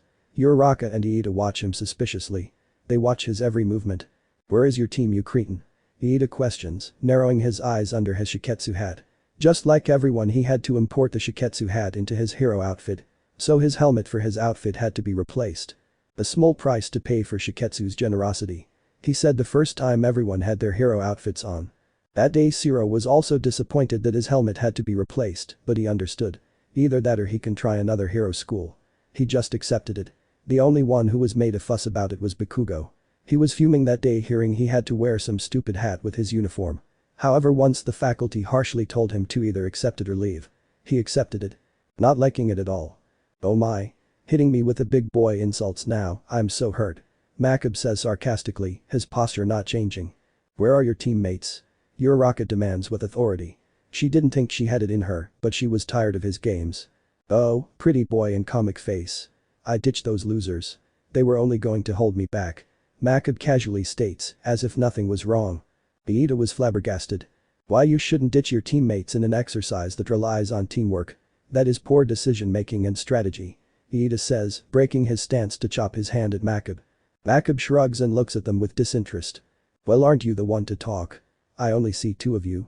You leave your teammate in the dirt or what? He questions. Uraraka narrows her eyes, growling slightly. She was not liking his attitude. For your information, Bakugo left on his own. We tried to keep him with us, but he went on his own. She corrected him. Well, isn't this rich? 2 first-years who can't even keep a guy on a leash are trying to lecture me about teamwork. He says, shaking his head. Iida narrows his eyes as Uraraka gets a determined look on her face. You two are just some weak first-years. Not like I'll have any trouble. Makab casually says, putting his hands in his pockets. He knew what he was doing. Uraraka was now frustrated. She was tired and annoyed at the guy for looking down on them. She clenches her fists and runs forward, ready to stop him. Iida's eyes widen. Uraraka, no. He calls out to deaf ears. Uraraka was mad, she rushed at him. Makab remained at the same spot, hands in his pockets and looking bored. Oh, by the way, I lied. He says simply. Uraraka slightly slows down, her face scrounges into confusion before she feels something massive hit her in the side, sending her crashing inside the building. The impact was violent as she crashes straight through the wall, the sound of splintering wood and shattering glass echoing across the city. Fukudashi emerges from another store, God M was on his face as he walks over to Makab's side. While Uraraka was charging in a rage, Fukudashi waited for the perfect time to hit her with his quirk. He knew she wouldn't be down for long, after all she was one tough girl. However, it bought them time. Time to get Iida. Iida was shocked. You really trusted the words of an enemy? You truly are naive. Makab remarks, shaking his head. Also, you should really check your surroundings. He adds. Iida feels something coming behind him. Iida instinctively ducked. Kabara grits his teeth as he missed his strike. He knew Iida was fast, but not this fast. He throws another spinning fist, but Iida would again duck. He quickly hits a hard left kick to Kabara's midsection. Kabara's quirks stop as he coughs out spit and stumbles back. Iida would then jump slightly and knee Kabara in the chin. Kabara would let out a gasp as he flies back, hitting the ground. Iida is quick, he gets the capture tape ready only to feel something hard hit the back of his head. Iida lets out a grunt of pain as he feels the spot he was hit. Blood. He looks at the object that hit him. It was a rubber ball. Impossible, rubber balls couldn't hit this hard. Not to mention it looks slightly different. Iida stumbles forward, dazed. That's gonna leave a mark. Makab says, one of his hands gone from his pocket to reveal 2 hardened rubber balls in them. Kabara was now on his feet, seeing the dazed Iida, he knew this was his chance. He would get the capture tape and attempt to capture him. Iida was not done. He had not given up yet. He shoves Kabara as hard as he can. He flies back before stopping himself. Iida would stumble back to his feet, he needed to get Uraraka and get out of here. He looks into the building she crashed through, it was too dark to see, however he could confirm Uraraka was still down. It seems Makab and Fukudashi didn't make an attempt to capture her. I don't know why, but that is not what's important.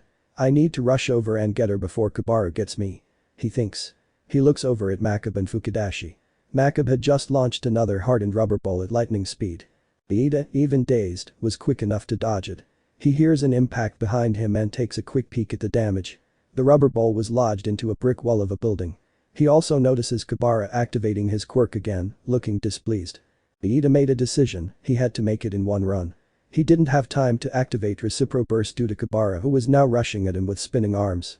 Iida make a mad dash for the building, trying to grab Uraraka and leave. He is close, however he stops because a wall of kanji blocks his path. He tries to look over to Fukudashi, only to get hit in the gut with a hard rubber ball. He wasn't quick enough and he tunnel visioned one person. He grips his gut and coughs violently. A second later he feels a fist hit him hard in the face. Kabara had caught up to him in that moment of hesitation and hit him with a rotating right hand. Iida goes sprawling at the window of the same shop where Uraraka was knocked out at. His vision is dazed, brain rattled. The only thing he can perceive is the crunch of broken glass. Kabara wastes no time in tying up Iida. Group 6 gains a point, Tenyu Iida has been eliminated. Ms. Joke announces. But that announces, Kabara smirks and gets happy. Alright, we got them. Good job, team. Kabara exclaims happily. He got hype from this. Fukudashi gives a thumbs up and Makab's face doesn't change. He puts his hardened ball in his pocket. Don't get excited. We need to stay on guard, he isn't the only enemy. Makab reminds them. Kabara was laughing, ignoring him. His pride was getting to him. Yeah. Alright, I'm going to hurry up and tie up Urga. Kabara drops to the floor. He was out cold. The tears on Fukudashi's face and Makab's face didn't change. They both turn to the dark shop. They see a knocked out Kabara and a panting Uraraka, having her hand in a chopping motion. They should have captured her immediately. Uraraka tries to tie up Kabara, but Makab reacts quickly. He throws a hardened ball. Uraraka has two decisions, dodge or try to tie him up. Uraraka decides that taking the hit isn't worth it. She dodges and maneuvers her way out of the destroyed building. She is panting, tired. Being put through a store wall really takes the breath out of you. Fukudashi and Makab slowly begin to back her into a corner. Uraraka gets into a fighting stance. Kabara and Fukudashi stop. They knew she was dangerous at close range with her quirk and martial arts experience. They are at a standoff. Makab grips his hardened ball in his jacket pocket. Everything is still until they all hear an explosion above them. Round Fusiae. Bakugo roars out as he quickly advances on Fukudashi and Makab. Shit. Makab thinks, his eyes widen slightly. It wasn't visible, but it happened. Fukudashi would spit out kanji at Bakugo, hoping to slow him down.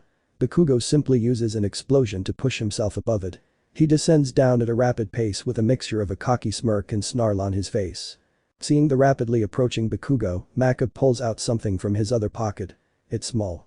Fukudashi turns his head slightly to face him, curious. Makab then tosses it into the ground, smoke getting into the air the moment it impacted. A smoke bomb. Bakugo and Uraraka cough as smoke gets into their lungs quickly. Fukudashi has written on his face confused. Although the smoke is dense, Fukudashi can make out the figure of Makab, who quickly runs off in the smoke. It takes a few seconds before he realizes it. Then appears on his face. He realizes he has been abandoned. Fukudashi has what the hell written on his face as he watches Makab run off. However, he doesn't have time to dwell on it as he had hit with a powerful explosion, knocking him to the end of the street. The explosion also helped light up the smoke, which was dispersing rather quickly. A simple smokescreen. Bakugo growls in anger. Rockface ran away. He left without a fucking trace. Get back here, you coward. He shouts as his hands begin to light up with tiny explosions. Bakugo was fuming. He was about to blow a fuse until he feels a hand grab his shoulder with 4 fingers. Bakugo they took Iida. She says in between breaths. Bakugo growls and throws her hand off of him. I know that's why I came to help you idiots. I heard the shop get fucking wrecked. Then I heard that Sonic got eliminated. So I came over here to save your ass before you make my team look worse. He growls at the damaged state of Uraraka. She had cuts on her face and dirt on her uniform. Uraraka gives off a small smile. She was never more excited to see Bakugo. Don't smile at me. Even the both of you couldn't stop those 3 morons from winning. You gave them a point. He shouts angrily. The smile on Uraraka's face disappearing. Now she kinda wishes she was just captured. Now explain to me what the hell happened. He orders. Uraraka looks at the knocked out Kabara who was beginning to stir. Bakugo give me answers. He shouts over her. I will. Just help me capture K now, round face. I demand to know how you and Engine Legs lost to Drellbit, Easter Island, and fucking Comic Sans now. He demands, walking over to Uraraka. Bakugo, this isn't the time for bullshit. This is the time. None of these extras hold a candle to me. Now explain. He was so angry. So pissed off to be teamed up with these fucking assets who became a lost cause without him around. For fuck's sakes, round face did better at the sports festival and Engine was the class rep. He expected far better from them. I'm tired of carrying this fucking team. Now you are going to explain what the hell happened or I'm gonna. Listen to me, you asshole. Uraraka shouts at him, cutting him off on his rant. She was panting heavily. Bakugo was stunned. He was in absolute shock. Did round face just curse at me? He questions. He didn't believe that actually just happened. There's no way.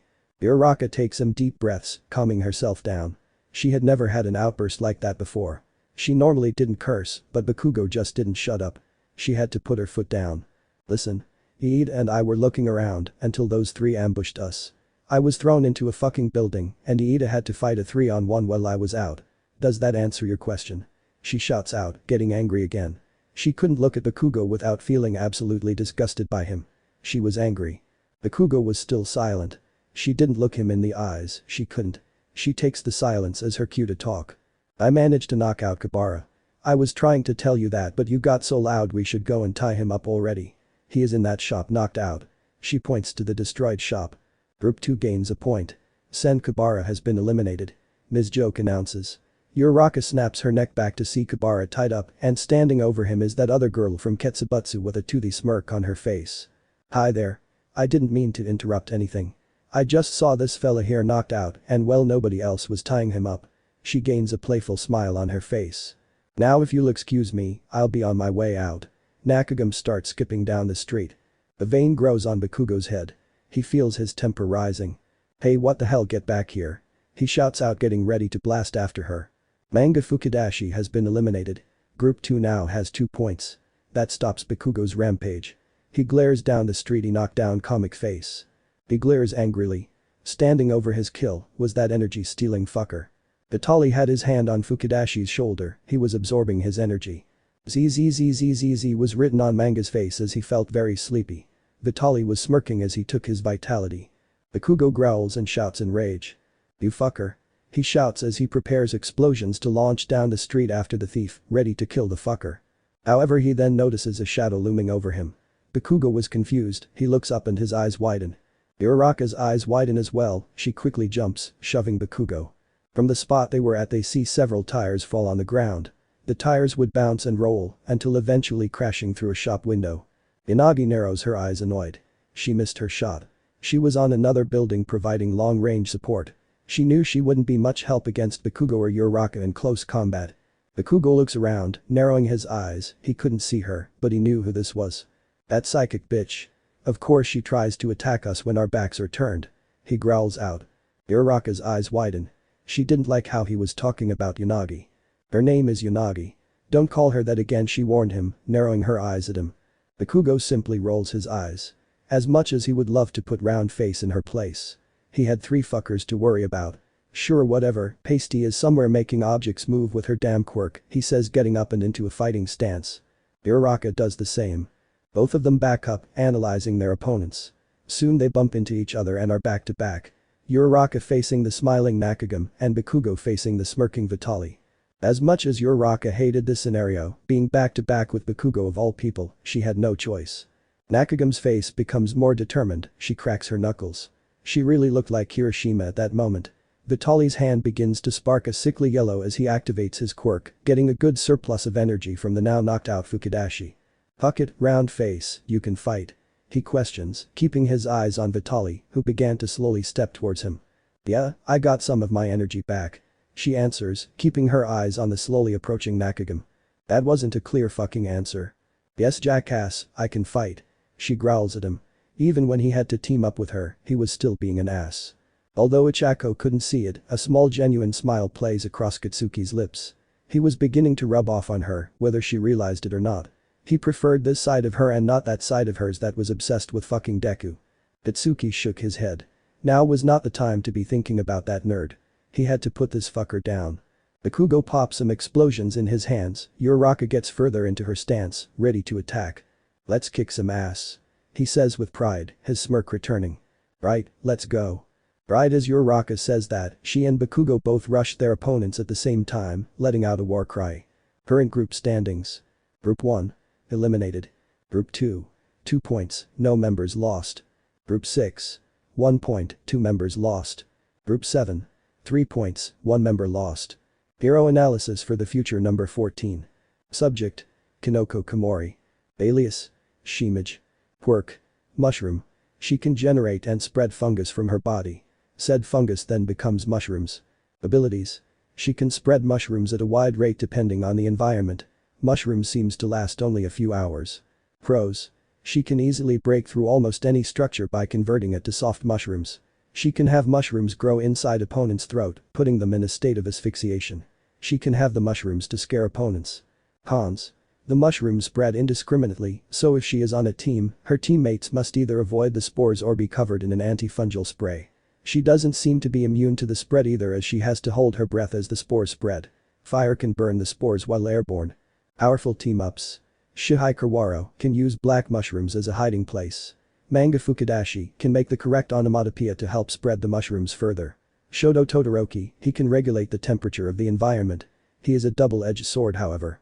Mirio Tagada, he can garter as spores spread. Due to permeation, he won't be affected by the spores. Isetsu awaits, if he can weld his opponent to the floor, she can use mushrooms to either turn the opponent into mushrooms or get them in a mushroom prison. Momoyaoi Rozu, she can create humidifiers and anti-fungal spray at the same time. She will be possibly the greatest asset to environment control. Add matchups. Shoto Todoroki, he can use his fire to burn the spores or his ice to change the environment to prevent spreading. Kaken, he can use explosions to destroy the spores. Mirio Tagada, obvious reasons. Toru Hagakure, you can't turn her into mushrooms if you can't actually scratch that. With the spores being an area of effect kind of quirk, she can be subdued. Yuzo Hananuki, he can soften the ground and escape the spores. Nijire Hato, she can fly above the mushroom's path. Ibara Shiozaki Nagamasamura, they can use their hair to restrain Komori before she can spread her mushrooms, and Asayurashi can use his winds to redirect the spores. Satsuna Tokage, she can use her lizard tail spitter to avoid the spores and subdue Komori. She interests me. She has a very interesting quirk. I wish we were in the same class. Enki Kaminari, discharged electricity could potentially fry all spores. Valerius Vitali, he can potentially get to her before her spores can fully spread. Nido Monoma, depends on what quirk he steals copies. Seiji Shishikura, depends on if his flesh can absorb the spores or not. Mina Shido, she can melt any mushrooms in her path. Unknown factors. Could Dark Shadow be turned into a mushroom? Could Shishikura's flesh absorb the spores, or will the flesh also turn into mushrooms? Could her quirk make Mora's hair turn into mushrooms? Same with Ibara. Could an entire person become mushrooms? Inside and out. Could she potentially turn an entire city into mushrooms depending on humidity? Could Jiro potentially use her quirk to stop the spores or destroy the mushrooms? Strategy. Stay in the air to avoid her spores. Stay out of her line of vision. Use long-range attacks to stop her concentration, so her quirk potentially backfires on her. Wait, no, please, no.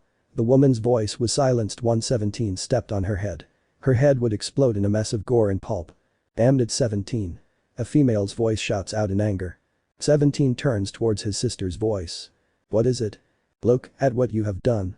18 gestures to her leggings and boots. On there are splotches of blood.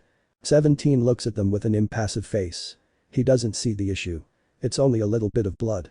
His shoes were completely ruined, but he wasn't making a fuss out of it. What's the problem? He asks, puzzled. 18 was dumbfounded. Why was her brother such a dumbass sometimes? What's the? What do you mean, what's the problem? She shouts out, her anger starting to sizzle. All I see is a little bit of blood on your pretty little shoes. He says the last part in a mocking tone. 17 was really getting on her nerves. Why couldn't he just incinerate the humans? Why the hell did he have to get blood and brain matter every fucking where? 17, I can't just walk around with blood on my clothes. I am a person of class. That's disgusting. She says, wrinkling her nose. Sis, we are androids. Class doesn't matter. We make the rules because nobody can stop us. What are you not understanding? He says with a sly grin as he points his finger behind him and a beam goes right through an injured man's face. I know that, she says, gritting her teeth. However, that doesn't mean I want to be a freak who is covered in human filth. She says, shaking her head, looking at 17's shoes and pants, which are covered in blood. Like I said, it doesn't matter. We can't get sick or anything. He says, shrugging his shoulders. He walks over to where he hears whimpering. 17, listen to me. I don't want to be a disgusting freak. I can't walk around in filth and you keep blowing everything up. She shouts in fury. She is tired of him ignoring her. 17 sighs and shakes his head. He just doesn't get his sister's attitude. They were androids. They had to show this society of freaks with superpowers who was boss. Of course it was going to get messy. She throws a fuss the moment a little bit of blood gets on her. Whatever. Let me finish up here. Go find some new clothes or something. He says nonchalantly. 17 finds a teenage girl. Her leg is trapped underneath a giant concrete pillar. She is trying to get it off of her. She was a mutant type.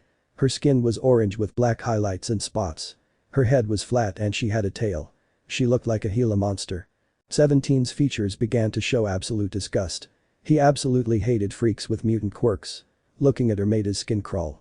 17 readies an energy blast, ready to finish her off until a powerful headache struck him.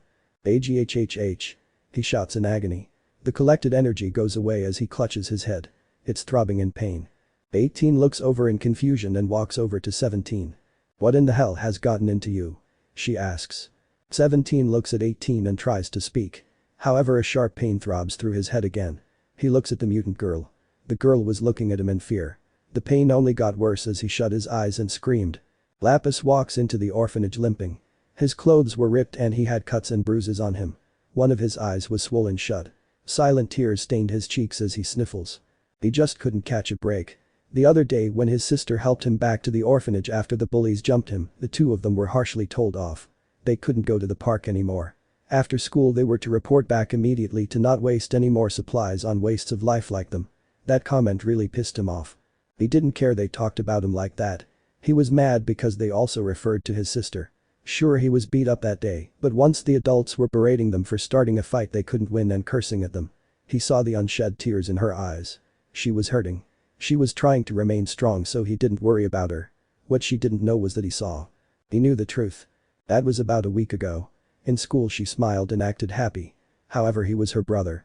Leslie was still shaken up. That happiness was a lie. However, today was a very bad day for her. During classes some of the other girls, who were jealous about Leslie's looks, would mess with her when the teacher wasn't looking. They hated her. Not only because she was quirkless, but because she had all the boys' attention. There would always be boys acting nice, but Lapis was always there to stop them. Earlier in class, one of the girls' quirks allowed her to turn her index and middle finger into a pair of scissors. She would angrily eye Leslie's beautiful golden hair, jealousy burning deep inside of her. All she had was short auburn hair. Some boys even made fun of her because her hair was short. They said she looked like a boy. So she took out her anger on Leslie. When the teacher left to use the bathroom, it happened. Out of nowhere two girls would grab Leslie's wrists and pin her down. Lapis was across the room. He didn't notice until he heard the screams. He ran towards his sister and looked on in horror. Scissors Girl was snipping off locks of her golden hair. Chunks of it falling on the ground as two girls who were watching had evil looks on their faces. Lapis stood in shock, then his anger took over. He was tired of people messing with his sister. He hops into action.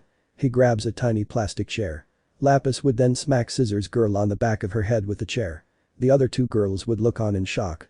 Get off of her. He snaps, looking like an animal holding the chair. Scissors Girl turns her fingers back to normal and starts crying, holding the back of her head. The other two girls would growl and get mad. One black-haired girl would turn her arms into live snakes. The other orange-haired girl would make her fist big. They were both ready to fight the boy who harmed their friend. Lapis held the chair. He knew he wasn't going to win, but he was going to defend her honor. Soon they're on at him. Snake arms would rush first. Lapis wasted no time. He was terrified of snakes, but that didn't matter. He would smack the snake as hard as he could. The snake arm girl screams in pain and falls on the ground. So by attacking the snake, she was hurt as well. However, he wouldn't have time to celebrate as a huge fist would hit him hard on the cheek. He would fall on the ground, dazed. The orange hair girl gets on his lap and grabs him by the collar, prepared to deliver punishment for him attacking her friends. However, they would hear the door open. The teacher would come back and look on in shock at the scene. The walk home was awkward. The two of them had gotten thrown out of school pretty much. Lapis begged for him to take the punishment. The administration didn't care, if you're gonna throw one out, get rid of the other. Scissors Fingers only got 4 days from school. While Snake Arms and Huge Fist got off scot-free. The school wanted to protect their finest students. They believed one of or both girls would become great heroes one day. They insisted that Lapis had attacked their friend and only wanted to defend her. The school believed them and not only let them free, they also patted them on the back about how that was a heroic thing to do. Lapis was a well-known delinquent. At least that was what the school saw him as. He only did the things he did to protect his sister. Why couldn't they understand that? The school tried to contact the orphanage to someone could pick them up. Nobody bothered to answer the phone. So they had to sit in the principal's office all day and wait. What a load. He shakes his head. His cheek still slightly swollen under the band-aid. Leslie was quiet. Her once long flowing golden hair was uneven and choppy. She didn't say a word. Lapis wanted to surprise her. To take her mind off of the punishment they were going to receive. Lapis' eyes. Remembering the incident a few hours ago really made his head spin. He went to the local bakery. He knew his sister loved chocolate cake. Especially the one from the bakery. Since the chocolate was imported straight from Germany. The baker was an old woman. She was friendly and didn't discriminate. Sometimes when Lapis volunteered to help her, he would hear her talk about how quirks shouldn't really matter and that in her day, there wasn't that much discrimination. He loved listening to her stories. Hearing about a better time. A better world. He showed up with a genuine smile on her face. She smiled back. Lapis. It's good to see you again, sweetie.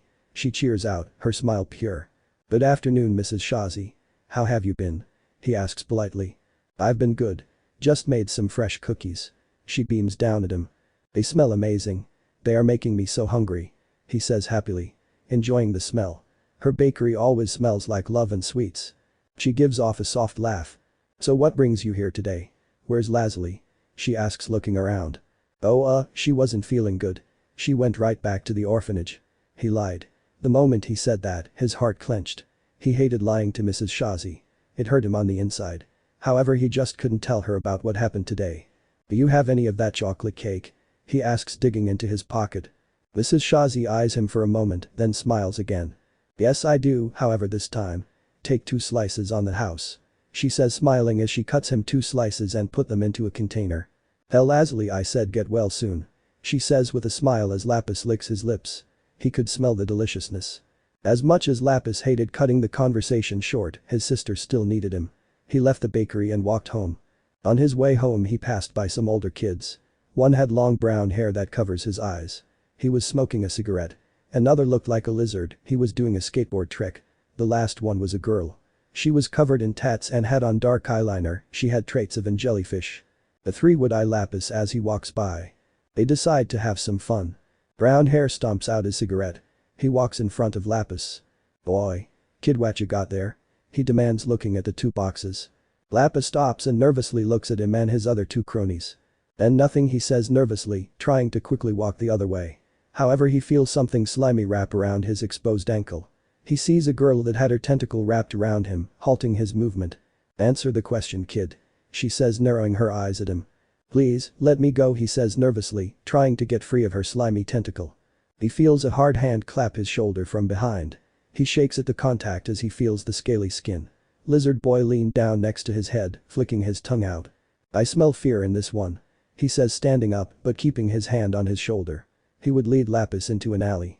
Lapis was shaking now. These mutant types were harassing him for no reason. It wasn't fair. Brown hair bends his knees and gets right in Lapis's face. Lapis was beginning to shudder. Soon brown hair would use both hands and grab the hair in his face, like curtains. After a few agonizing seconds he pulls his hair back and reveals his eyes. His eyes were pitch black. There was nothing. Everything was black. It was as if he was looking into the abyss. The area around his eyes was drained of color.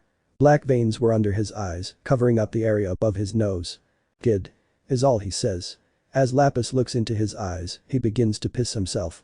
Feeling more fear than ever. That would quickly draw the attention of all 3 of them. They would all look down and see the wet spot in Lapis's shorts. His piss falls down his legs. Aw, sick. Jellyfish girl cries out. Piss got on her tentacle. She would quickly yank her tentacle back and hit Lapis hard in the back of the head with a heavy boot. Lapis would fall to the ground stunned and drop the 2 boxes. Little shit. He feels another heavy boot knock the wind out of him. He cries and winces in pain. Jellyfish girl was angry. The kid pissed on her fucking tentacle. Lizard boy would then pin down Lapis, keeping his foot on his neck. Black eyes would check the 2 boxes.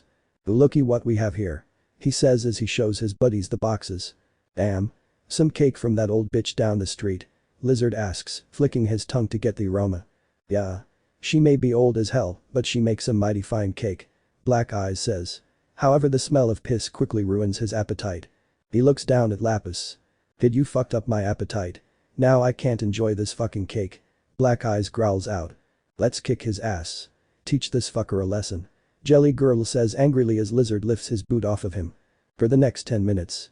He was beaten non-stop by the 3 of them. The mutant types didn't hold back either. They hit him hard. They did not care that he was only a child. They did not care that he was in elementary school. To add insult to injury. He had to watch as Black Eyes punt kick the plate all over the dirty alleyway. That hurt him worse than the beating. Lazuli looks over him in horror. Lapis, what happened? She screams out, going to check on her brother. Lapis couldn't face her. He looks down. Lapis, what's wrong, Lapis? Lapis. She cries out, shaking his shoulders. The sound of screaming makes the pain stop. 17 shakes his head dazed as he looks around. He was in a city. 18 was standing next to him. Aiming a smoking palm at what used to be a mutant type girl. 17, get the hell up, what's gotten into you? She questions. What happened? He asks as his head felt kind of groggy. Well, for one, you looked at that mutant girl and said you had a headache. Then you screamed out in pain and grabbed your head. Then you fainted, I guess. She shrugs. He said, getting up, dusting himself off. So you alright or? Yes sis, I'm fine. He wasn't going to bother her with whatever the hell his mind just conjured up. I guess we can just take a break today. he said as he stretched. Yeah, I guess. You want to try sleeping again? 17 smiles at this. Yeah. I love dreaming up ways of torturing people, he says with a smirk. Both of them fly off. Ox watches them with intrigue. He just watched the most powerful being in Japan faint interesting. Why the hell are we here? I love this place. Twice says folding his arms across his chest. Ba said some people are interested in teaming up with us to stop those android fuckers. Dobby states checking out his fingernails. Magni huffs, annoyed. When the hell is he going to show up? We've been waiting forever. Magni exclaims. Relax big sis Mag, I'm sure they are on their way. Toga chirps, trying to cheer up Magni. Magni's displeased expression softens into a small smile. Magni sighs. They will arrive soon. Tamura says. He was just waiting for this bastard to show up. He was secretly impatient as well, but he had to act professional for the rest of them. I do hope so. Mr. Compress says shaking his head. Even his patience was beginning to chip away. He will totally be here. He's never going to show up. Twice exclaims in impatience. At the very moment he finished talking, they hear a large metal door open. They turn to the entrance. They see a man wearing a large plague doctor mask. It's him. It was Kai Chisaki. Kai looks around at everyone lazily. Sorry I was late. I had to attend to a few things. He drawls out. Abi clenches his fist. He had to resist the urge to beat the fucker. They waited in this old musty-ass moldy abandoned factory for. It's quite alright. We all understand. Tamura says, cutting off his thoughts. Well. Since I've wasted enough time. Let's get right to business. Kai says. I have a plan. A plan to stop those androids completely. Kai would dig a hand into his pocket. Everyone in the league slightly tenses up. That was never a good sign. He pulls out a small device. In my hands. I hold your standard EMP device. This device can shut down electronics in a 200-meter radius. He says. However. My team and I have been tinkering with it. Trying to make it more effective. We are attempting to shut off the infinite energy engine inside of those androids. We don't have the funding to fully go through with the project, however. He opens his arms out. With the League's resources and funding, I believe that we can truly get this device to its maximum potential. What do you say? You all put yourselves under me and together we can form an alliance to take down the androids. Everyone is quiet. They are all in deep thought. No. Tamura says simply. Excuse me. Chisaki says narrowing his eyes slightly.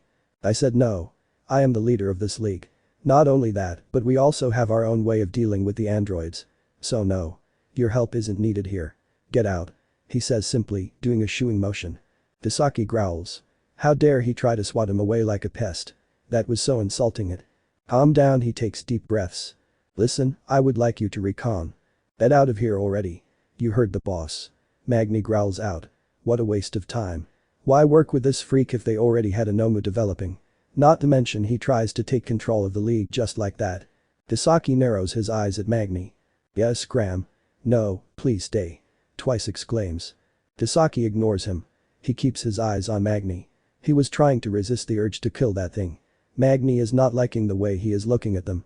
Hey, you got a problem, buddy? She says, getting her magnet ready. Chisaki doesn't say a word. He just keeps looking at Magni. Magni had enough. His eyes were beginning to make them sick. Magni uses their quirk. Quit looking at me, you freak. Magni shouts. Magni, stop. Tamura shouts out. What's the plan, Midori? Ashido questions as the siren goes off, signaling all teams to start. Midoriya was muttering again. Ashido and Kaminari share a look. Dude, you good? Kaminari taps him. Midoriya jumps back. Sorry. I was trying to develop a strategy. He stutters out. Ashido gives him a smile. It's okay, Midori. We understand. So you got anything for us? She asks. Why yeah. I believe that we should try to avoid combat. Group 4 is dangerous as Tateki's quirk allows him to throw objects with pinpoint accuracy, Monoma has big fist and solid air at his disposal, and that Shindo guy I don't know his quirk. They both nod. Is there anyone you think we can take out? Kaminari asks. Yeah.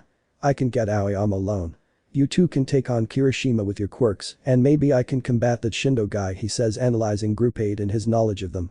If we encounter Group 3, Ashido can melt Tsuburaba's solid air, Kaminari you can fight Kendo long range, and I can try to take on Monoma. Ashido gains a smirk.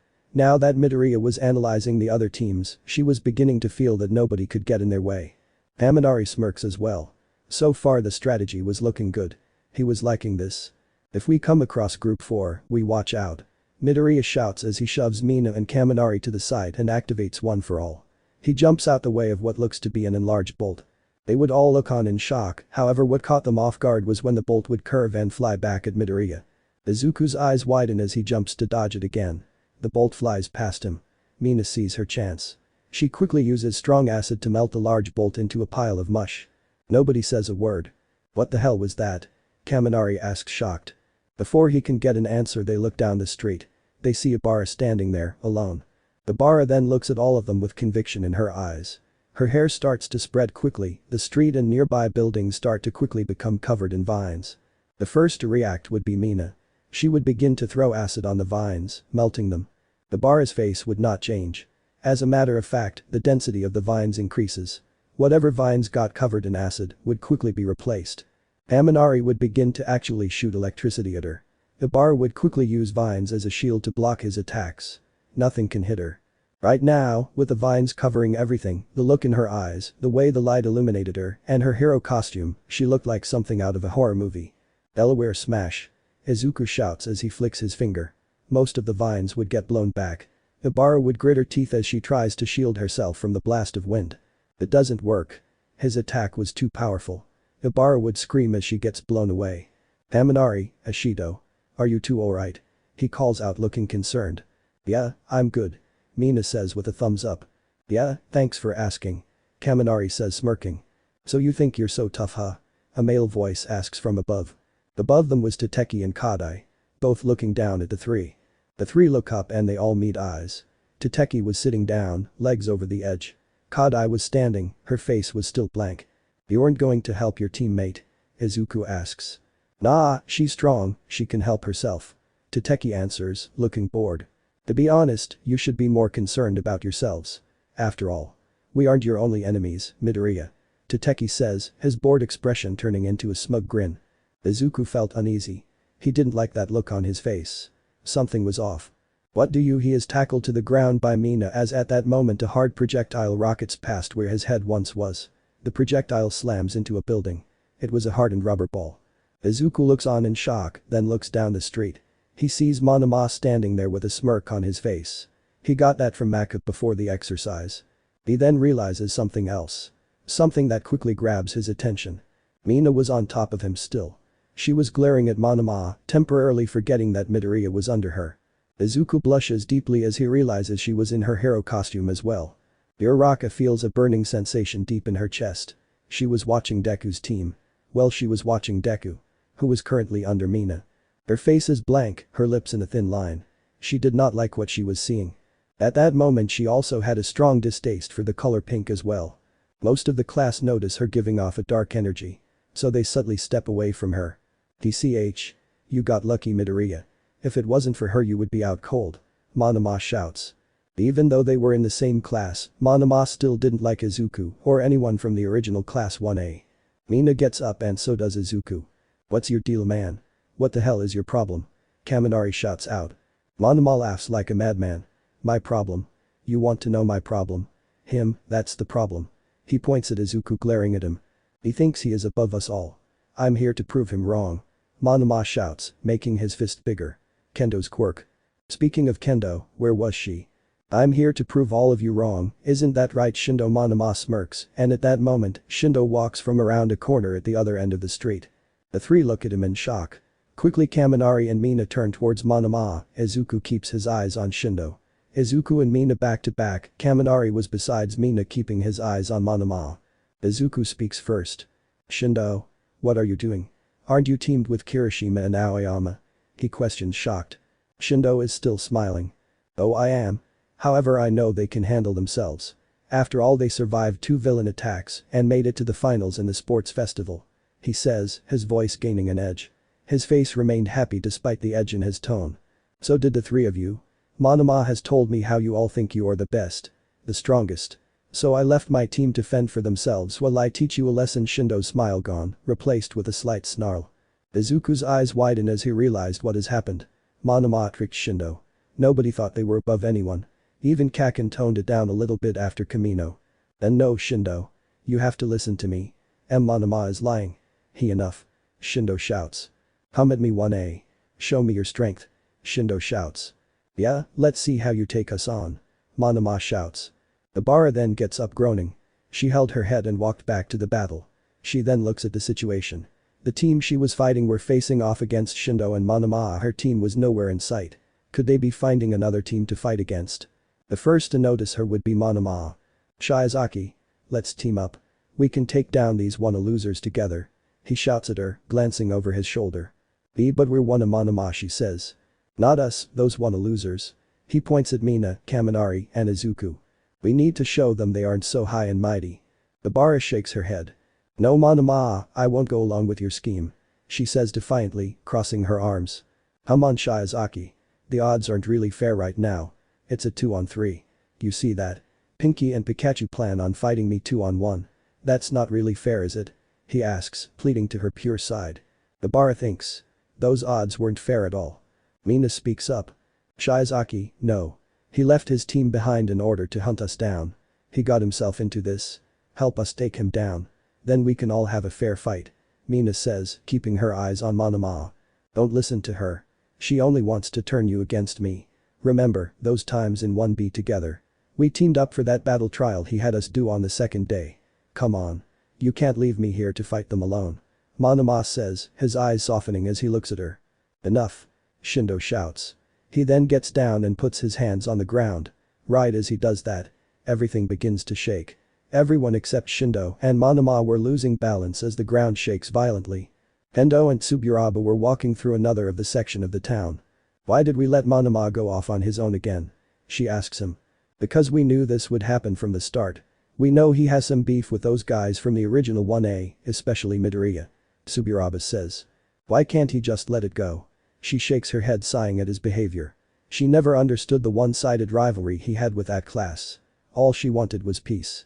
Don't forget he told us he convinced that guy from Ketsubutsu to team with him. He adds. So Monoma left us, teamed up with a random, and now we have to actually try and capture the others. Yeah, pretty much. Endo is about to speak again, but she stops and halts Tsuburaba as she hears talking. So not manly. She hears Kirishima shout. Indeed. Leaving your team is not elegant. Aoyama adds, his normally cheery tone sounding slightly agitated. Endo and Monoma rush inside of a building as the two walk past, listening to their conversation. I can't believe he really left us like that. I thought the guy was greater. Kirishima angrily shouts. When they walk past, the two of them jump out of cover. So, your guy left too? Kendo asks. Shocking Kirishima and Aoyama. They both snap back quickly, getting into fighting stances. Yes, mademoiselle. He left us in the dust, says we can handle ourselves, Aoyama says, shaking his head. Tsuburaba smirks. Well, since it's two of you and two of us, let's get to it. Tsuburaba cracks his knuckles. Ready for a fight. Kirishima smirks and does the same. He hardens his skin. Aoyama, can you take on the solitaire kid? I got big fist. He says, smashing his now hardened fists together. I am not sure if my laser can go through his barrier, he says, doubting himself. Kirishima looks over at him. It's kind of awkward because he never really teamed up with or even talked to the French student before. However, he offers a pointy smile. Listen. You can do this. If his air is too much, you can offer me some assistance from the side. I know it's not a heroic thing to shoot your enemies in the back, but you might have to. He says lowly. So that the other two don't hear them. You can do this. Don't sweat it, Aoyama. You gotta believe in yourself. He says with passion and power. Aoyama's eyes start to twinkle as he feels reinvigorated. He begins to feel as if he can take on the world. I can do this. I will never let my sparkle run out. Aoyama exclaims. He then turns toward you and winks, a sparkle emerging when he winks. Kirishima is confused. He doesn't know why his classmate turned toward a building and winked at it. However, he accepts that as Aoyama's way of expressing gratitude and hyping himself up. He starts to reach over to pat him on the back. However, he decides against it. Instead, smiling and turning to face the other two. Yeah. Let's get him. Kirishima shouts as he and Kendo rush each other. Aoyama winks one last time before looking at Tsuburaba. The two knowing they are going to be playing the roles of spear and shield. The president of the HPSC was walking through a facility. Her face neutral and her arms behind her back. Her heels click as she looks around. Noticing the blank walls and lack of decoration. Sure, it's a top secret facility, but she expected to see something besides white. Even the tiled floors were blue and white. Such a boring place. She doesn't express her thoughts out loud, however. The two men in suits on her sides escorting her were deathly quiet. They notice everything the president does. Although on the outside they are stoic and silent, on the inside both were extremely nervous. This was a very powerful woman. She could easily take away their jobs, get rid of them and have them replaced within a day. They couldn't afford to lose it all because they upset her. They had families, people depending on them. The president gets tired of the deafening silence. The only sounds are the click of her heels. Not even her escort's footsteps are that loud. How much longer? She asks, looking to the bodyguard on her right. He feels his heart stop for a second as he feels her gaze on him. He tries to calm himself down to prevent himself from stuttering. He feels a knot in his neck. He is too nervous to speak. "We are almost there, madam." The bodyguard on her left answers. The president and the guy on the right look to him. She raises an eyebrow while looking at him. Although his black shades hides his eyes. His eyes widen. He looks to his partner while keeping his head pointed towards the president. "Thank you, Gary," he says with his eyes. "You fucking owe me, Ron," he says right back at the president talks. "Thank you. Even though I wasn't speaking to you," she says, her tone indifferent despite not liking the fact he spoke when she wasn't talking to him. She was a speak when spoken to type of person. Ron and Gary would both freeze up, fearing the worst as they kept walking. However, when all they get is silence, they both internally sigh in relief. The president wasn't going to get either of them fired. The walk continues in silence until they reach an elevator. The three of them walk into the elevator. "Which floor is this on?" she asks, turning to the one known as Gary. Gary tenses up and starts to sweat a little as he feels that gaze at him again. We need to open that part," he says nervously. He was internally cursing at himself for stuttering in the presence of the president of the HPSC. She looks at the elevator, then at Gary again, raising an eyebrow. Expecting him to the one known as Ron would grab a key from his pocket and bends his knees. On the bottom of the elevator was a small keyhole. It was so small that it wasn't noticeable unless you were looking for it. He would unlock it and the small section would open up. A single red button inside. Ron presses it and closes the tiny opening, unlocking it up. He gets back up. "That was what my partner meant, Miss President," he says, standing up straight. The president eyes him. This was the second time. It was starting to annoy her now. "Again, I was not speaking to you. I thank you for informing me, but speak when spoken to, or else." Her voice carried an edge to that last part. Ron started to sweat nervously. He bows. "Yes, ma'am. I apologize, Miss President. Please forgive me." "You are forgiven. Do not do it again," she says simply. Her once neutral expression carrying a hint of annoyance now. A slight frown. The ride down is deathly quiet. Once they reach the bottom, they are greeted by the sight of men in white lab coats working, scattering around to do their assigned tasks. It smells of iron and hot coal, and there were new colors.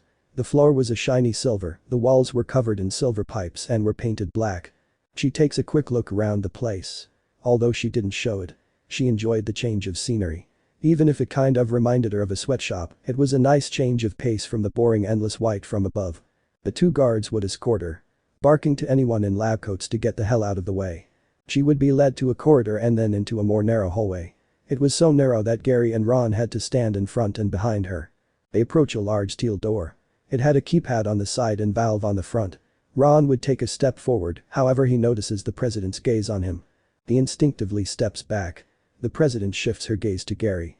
She could tell from the moment she was greeted outside that he was the weaker of the two when it came to wills. Although she didn't ever show it. She enjoyed having power over others, putting them in their places. She always looked out for those who looked weaker, the ones more susceptible to bend under her.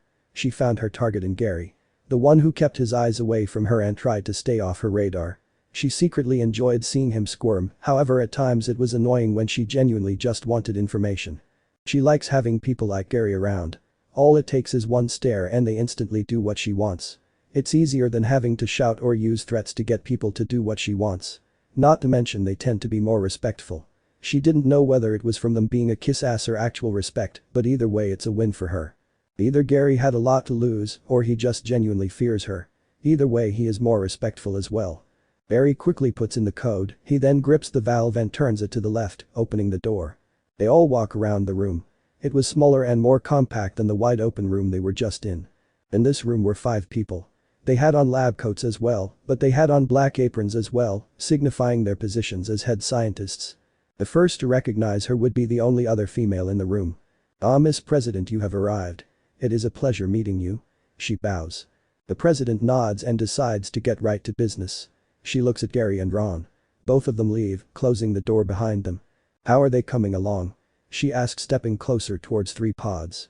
A single circle is in the middle of the pods labeled number 13, number 14, and number 15. Inside she could see the closed eyes of the 3 androids. They are developing at a rapid rate, Miss President. The girl exclaims as the other 4 men are gathered around a computer, watching their brain patterns. She was tall, had bronze-colored skin, a black braid that went over her shoulder, and golden eyes that stuck out against her hair. Her most noticeable feature was the small scar across her nose. So the tax money wasn't a waste? She asks, keeping her eyes on the 3. Nope. Well invested if you ask me. The girl had energy, something the president liked and disliked. She liked seeing enthusiasm in people. However, she also doesn't like how something the energetic ones tend to step out of line, trying to make jokes with her, as if they were friends. They weren't her friends. They were subordinates who worked under her, she was their boss, nothing more, nothing less. The president nods. When will they be in action? I would say give them a few weeks. They can be activated now, but we are running final tests on making them 100% committed to the Hero Commission. They are already on the side of heroics, like we coded heroism into their minds, but we are trying to develop a device that can be used to shut them down if things get too out of hand. The girl explains, her happy face shifting to a slight pout. 14 is about ready to go. 13 and 15 however. She winces. What's the issue? She pressed the girl. Well, both have their own distinct personality. We are trying to also get that out of their systems as well. You know, make them fully robotic and all of that. She says, rubbing her neck. The president raises her eyebrow. What was the issue with that? So what if they had their own personalities? She didn't see what the problem was with that. Can they kill on command? No, Miss President, I apologize. They just don't seem to take direct orders from us. No voice commands. We can only use the computer to give them commands. The girl says, looking down sadly. However, we can program them to completely eliminate a target if they are too much of a threat to be left alive. She adds. So they obey us if we use the computer, but not our voice. Interesting, the president thinks internally. How safe is the computer? We wouldn't want anyone with a hacking quirk to corrupt them and have another 17 and 18 on our hands. She says, looking directly at the girl. Well, the computer they are at right now is the core command center for the androids. It's the only thing that can command them. She gestures to the 4 men. As for their systems, we set up multiple encryptions, antivirus software, military grade I might add, and a tracking network in case anyone does try to mess up their programming or shut them down.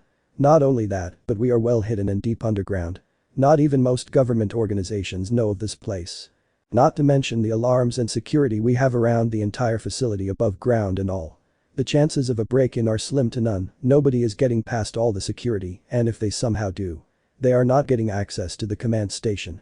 After all, only the 5 of us in this room know the correct information. On top of that, if one of us ends up trying to spill the information, 2 of them have mind-related quirks.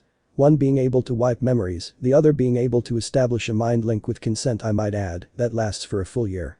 So if one of us even thinks of giving access of the command station to someone else, the information will be erased from our mind.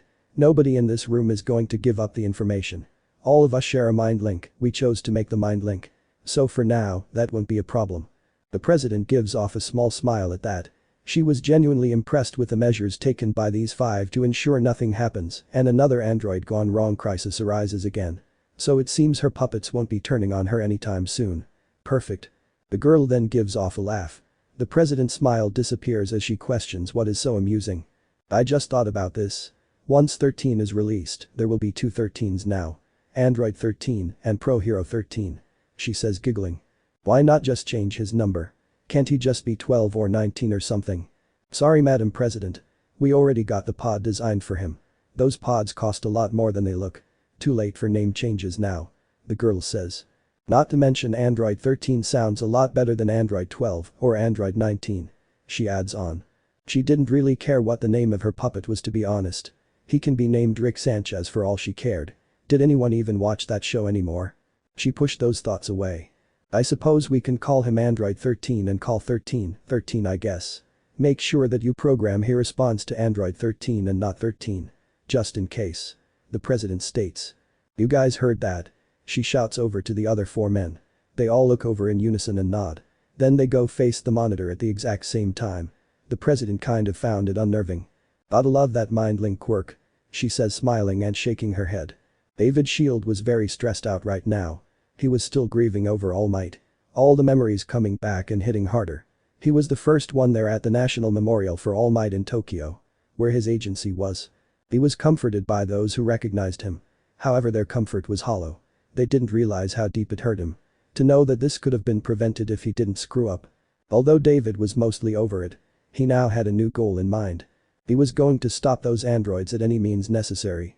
Right now he was working with a team of scientists in order to create a shutdown device for the androids. Of course, when Nezu contacted him and informed him of the plan, he was in. He was one of the most brilliant minds out there. So him joining was expected. However, he would have a new goal in his mind. To kill the androids. To kill them just like they did All Might. David didn't like doing things behind people's backs. However, this was something that couldn't go free. He just couldn't forgive those two. Kids or not, they are monsters who killed his friend. Well, he did contribute to the building of the shutdown device. He put most of his energy toward something else. Something else to stop the androids. Something else to get rid of them completely. What most didn't know was that inside of the androids' chests were bombs. It seems Jiro had put them there just in case they went haywire. David had taken the extra steps to get the full inside of them. He thought about trying to craft his own version of the infinite energy engine, but he decided against it once he noticed something that would kill them from the inside. Those bombs were perfect. They were inside their bodies. They were made to kill them. If he could create a detonator, it would be a 100% success rate of ending them.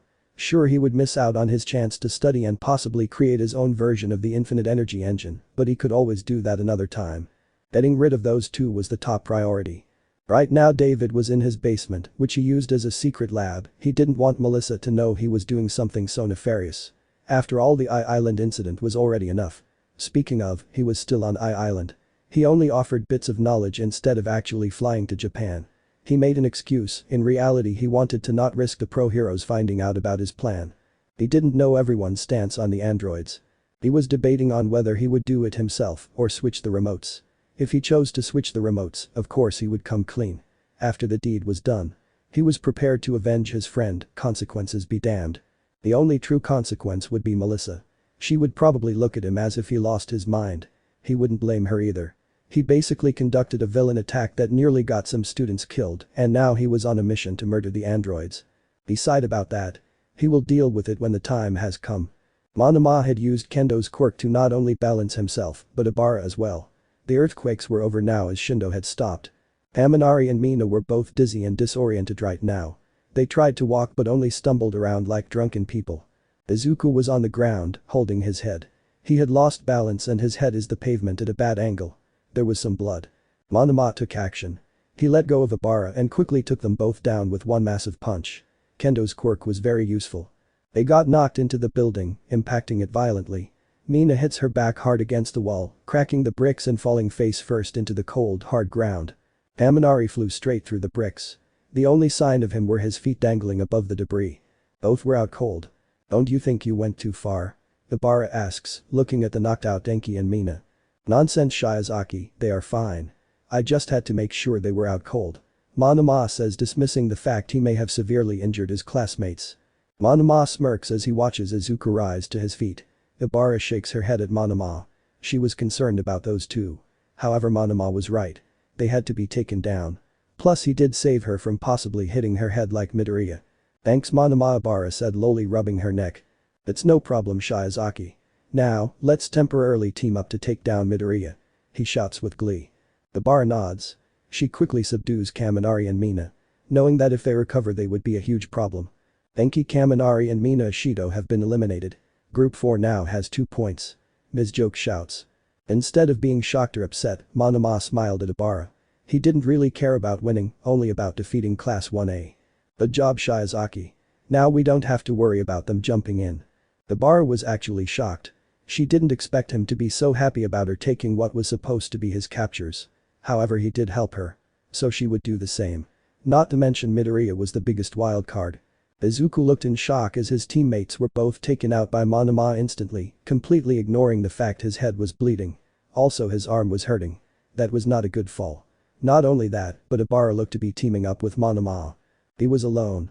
Nobody was going to help him. He quickly snapped out of his shock. He looks around. Shindo was behind him. Ibara and Nito were in front of him. He looks up. Tateki and Kadai were gone.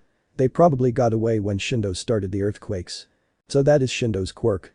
When he has contact with the ground, he can cause tremors. In that case, I need to take him out first. His head was hurting and currently bleeding. He couldn't afford to let Shindo mess up his balance again. Izuku charges up one for all and glares at Ibara and Nito. Ibara looked concerned for him.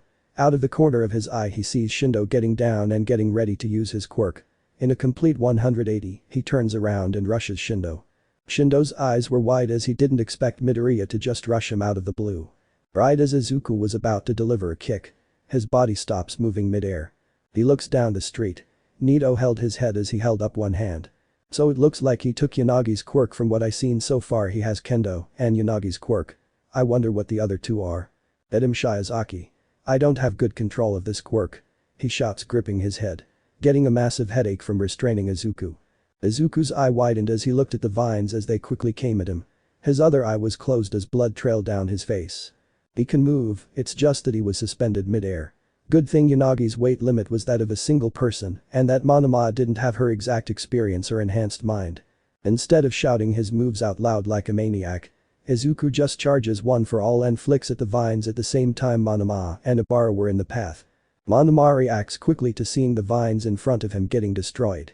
He lets Izuku go and quickly blows multiple layers of solid air to protect himself and Ibara. Tsuburaba so far he has Yanagi, Kendo, and Tsuburaba's quirks. Izuku thinks as his attack hits the solid air, shattering it. However, with enough layers, they didn't go flying. So if I remember, his limit is only 4 quirks he can hold onto, yet his time limit increased to 10 minutes. I need to figure out what the last quirk is. Izuku analyzes the situation. However, his thought process is cut off as once again the area gets hit with an earthquake. Shindo was looking at Izuku with a glare. Izuku felt the ground under him begin to crack and split apart. He powered up one for all and prepared to launch himself into the sky. However, his momentum is stopped when he is hit with a massive object from his side. In an alley to his side were Kodai and Tateki. Tateki had launched a metal trash can lid at Izuku and then Kodai enlarged it, causing Izuku to get hit in the side with the edge of an enlarged trash can lid. The lid knocked the wind out of him. Shindo started to feel the effects of his quirk kick in. He stops the quakes as his body begins to strain. He needed a breather. Izuku was coughing on the ground. He didn't think Kodai and Tateki were still around. He gets on his knees holding his side. This was bad. He heard Monoma laughing. He saw vines crawling towards him and he saw Kodai and Tateki emerge from an alley, keeping their eyes on him. Great job you two. We have successfully taken down the oh so mighty Izuku Midoriya. Monoma shouts, cackling. Shindo was on his knees panting. Tateki and Kodai both had bored expressions on and Ibara looked slightly remorseful, however she quickly changes her face to a determined one. The 5-on-1. Izuku had to think fast. He couldn't be taken down here. Hero analysis for the future number 14. Subject: Nito Monoma. Alias: Phantom Thief. Quirk: Perfect copy. He can copy the quirk of anyone he touches, excluding accumulation and mutation quirks. He can copy up to 4 quirks at once and has a time limit of 10 minutes stored for every quirk he copies. Abilities: Complete mastery over the quirk he copies, at least the control that the user of the quirk has. Pros: He has the same level of control as the quirk user when he copies their quirk. He can copy other pro heroes' quirks in order to speed up the process of something. Such as if he were to copy Backdraft's quirk. Both could put out fires quicker. For those that don't know his quirk, he can surprise his opponent. His quirk is useful all around, combat, rescue, and all other categories. Cons: He has to actually make contact with someone to copy their quirk. He can't copy accumulation quirk such as Fat Absorption or One for All. He cannot copy mutant quirk such as Tailor Frog. If his opponent has a skin-based quirk, it would be next to impossible for him to make contact. His limit is 4 quirks at a time. His time limit is only 10 minutes. Meaning if a fight drags on for longer than 10 minutes, he is defenseless. Has the same drawbacks as the quirk user. Some quirks he cannot copy due to their complicated nature, such as All for One. Powerful team-ups. Hitachi Shinso can use brainwashing to taunt his opponent once the quirk is copied. Shihai Kawaro can catch opponent off guard once the quirk is copied. Mirio Tagada depends on if he gets Mirio's mastery. Shoto Todoroki, the thought of fighting 2 Todorokis should be enough of an explanation. Akin, he can copy Explosion. Both are extremely hot-headed and hate each other. Ijiro Kirishima Tetsutetsu, he can either provide long-range support or both can rush headfirst when the quirk is copied. Better team up as Tetsutetsu as they have a bond and Kirishima is not a fan of Monoma. Ibara Shiozaki, both can use vines to subdue the opponent once the quirk is copied. Enki Kaminari, both can use electricity and indiscriminate shock depending on whether he gain immunity once the quirk is copied. Bad matchups. Mirio Tagada, obvious reasons. Toru Hagakure, can't copy her quirk or harm her if you can't see her. Shoto Todoroki, he can keep Monoma at bay with long-range attacks. Seiji Shishikura, his flesh will keep Monoma back. Juzo Hananuki, completely destroys any mobility he has. Setsuna Tokage, her quirk is unique and her pieces can keep Monoma back. She is so cool and amazing. Mina Ishido, her acid counters most quirks. Fumikage Tokoyami, Monoma cannot copy Dark Shadow. Kaken, he knows Monoma's tricks and hates him. Inasa Urashi, his winds keep Monoma back and his mobility is strong. Unknown factors. Could Nido possibly turn his copy quirk into something similar to All for One with time? What if he copied Sir Night Eye's foresight? What if he copied 13's black hole? Does his body actually gain any extra benefits when he copies certain quirks? If he were to copy Mirko's quirk, would he gain her leg strength as well? If he copied creation, would he gain Momo's Yaoi Rozu's knowledge as well? Strategy. Avoid getting hit. He is tricky and you never know what quirk he has. Long-range attacks are your best bet. Also taking advantage of his cocky attitude might provide an advantage as well. Izuku was not liking his odds so far. His head was throbbing, he felt a dull ache in his arm and he felt ready to pass out. However he can't. He had to be strong. He had to prove himself worthy of being All Might's successor. As much as All Might praised Izuku for his progress, it wasn't enough. He never felt like he deserved it. All Might said he mastered 100% immediately. Here he was. He couldn't even go 40% without hurting himself. Even Dream All Might tries to reassure him things were okay. They weren't. Izuku knew the androids were out there. Killing people. Ravaging homes. Leaving nothing but pure destruction in their wake. They already caused more damage than any villain in history. The crime rate was steadily rising. Average citizens turning to savages. Villains causing chaos where the androids leave. It was not good. Japan was in a state of disarray. If only the military was as funded as it once was. Ever since the dawn of heroes, Japan has focused on them. Most of the funding that went towards the military started steadily declining as time went on. Who needs the military when you have heroes with quirks? Of course Japan still had bombs, but its military force was almost non-existent. Not to mention other countries refused to offer any aid. All the other countries in the world had their own issues. With crime rates being around 20% in countries such as the United States. On top of that, with quirks people have been able to aid the country. Whether it be quirks that include with creating more land, quirks that can convert saltwater into freshwater, or quirks that can terraform land to be habitable, quirks have made Japan increase in size and resources. But that surplus of land and resources, the dependence on other countries began to fade away. They no longer needed raw materials or any goods. So over time trading stopped. Eventually a few decades ago, Japan became an isolationist country.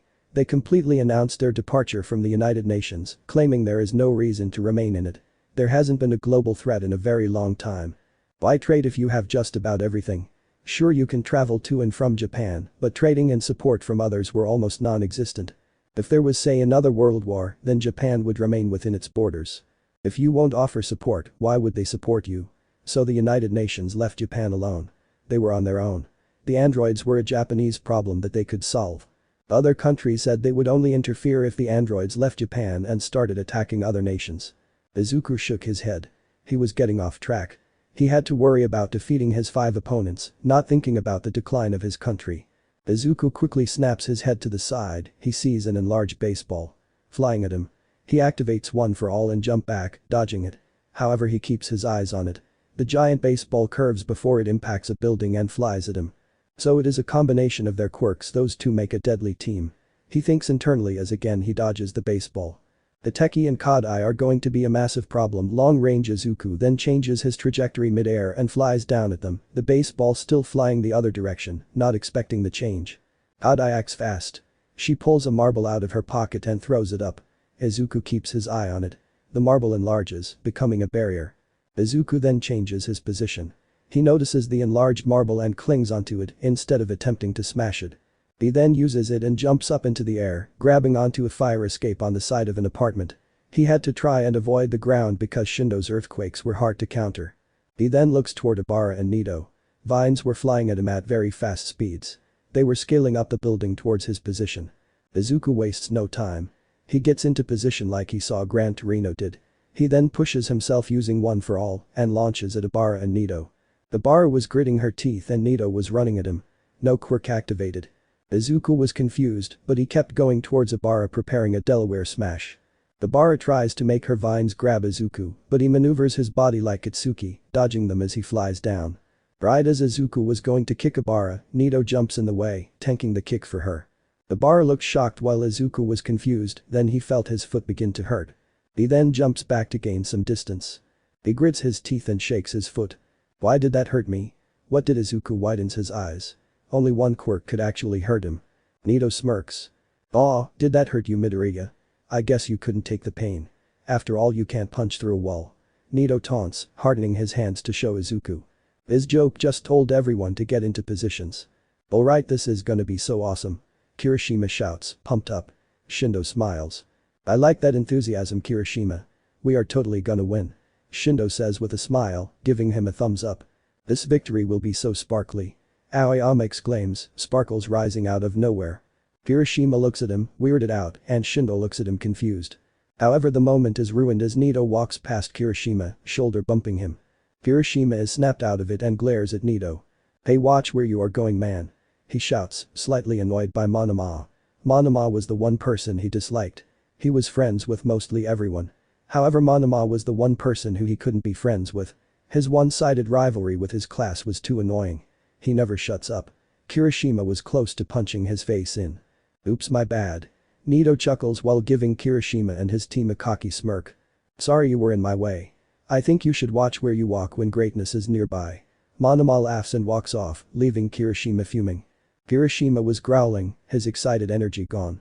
He was ready to shut him up for good.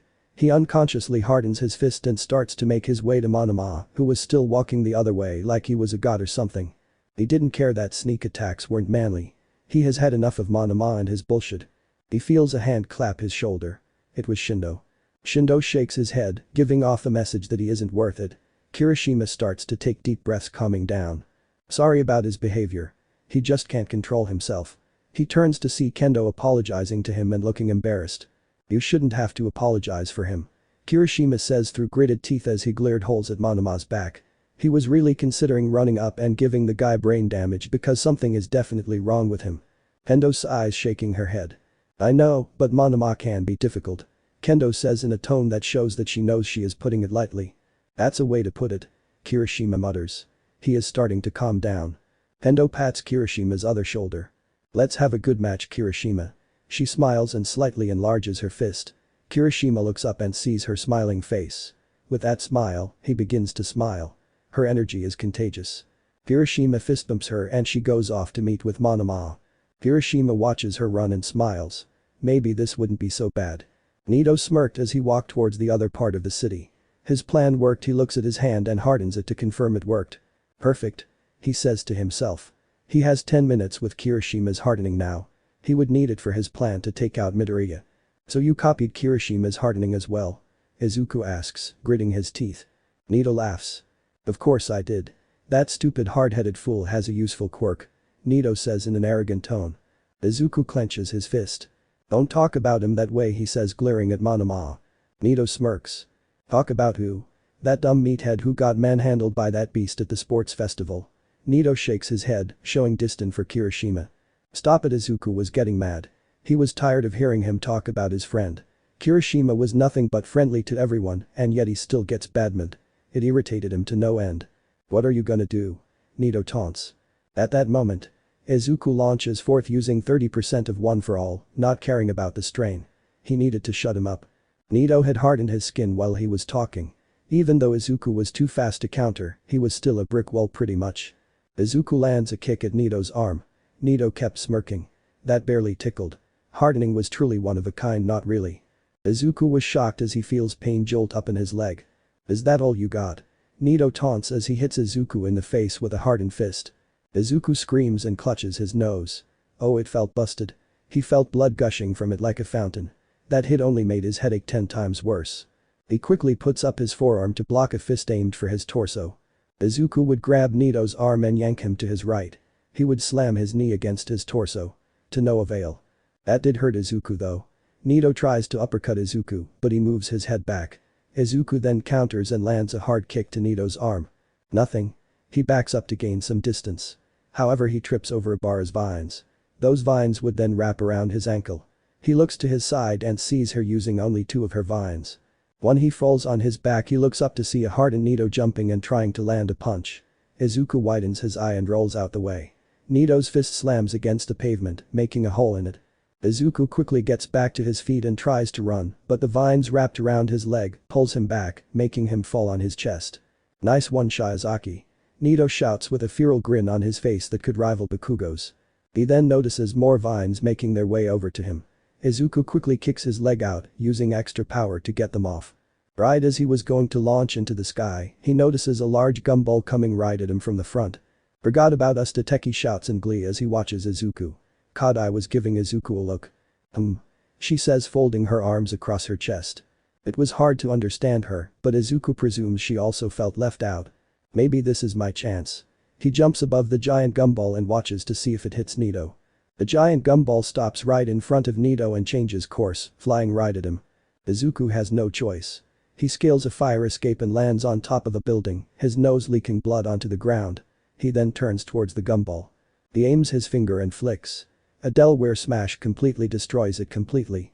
Izuku then pants and clutches his head, falling to his knees. "I have about 20 seconds before Shiozaki's vines scale this building. I can probably catch a break." Izuku starts to catch his breath. About 10 seconds into his break, he feels the building begin to shake. On the ground, Nito was glaring at the top of the building. He had no quirks that could help him get up there quick. However, he knew one person that did. He turns to Shindo was who walking towards the building. "Shindo, do you think you can take this down?" Nito asks impatiently. "Yeah. I can," Shindo says simply. Shindo had walked to the building and placed one hand on it. He channeled his vibrate quirk and the building begins to shake.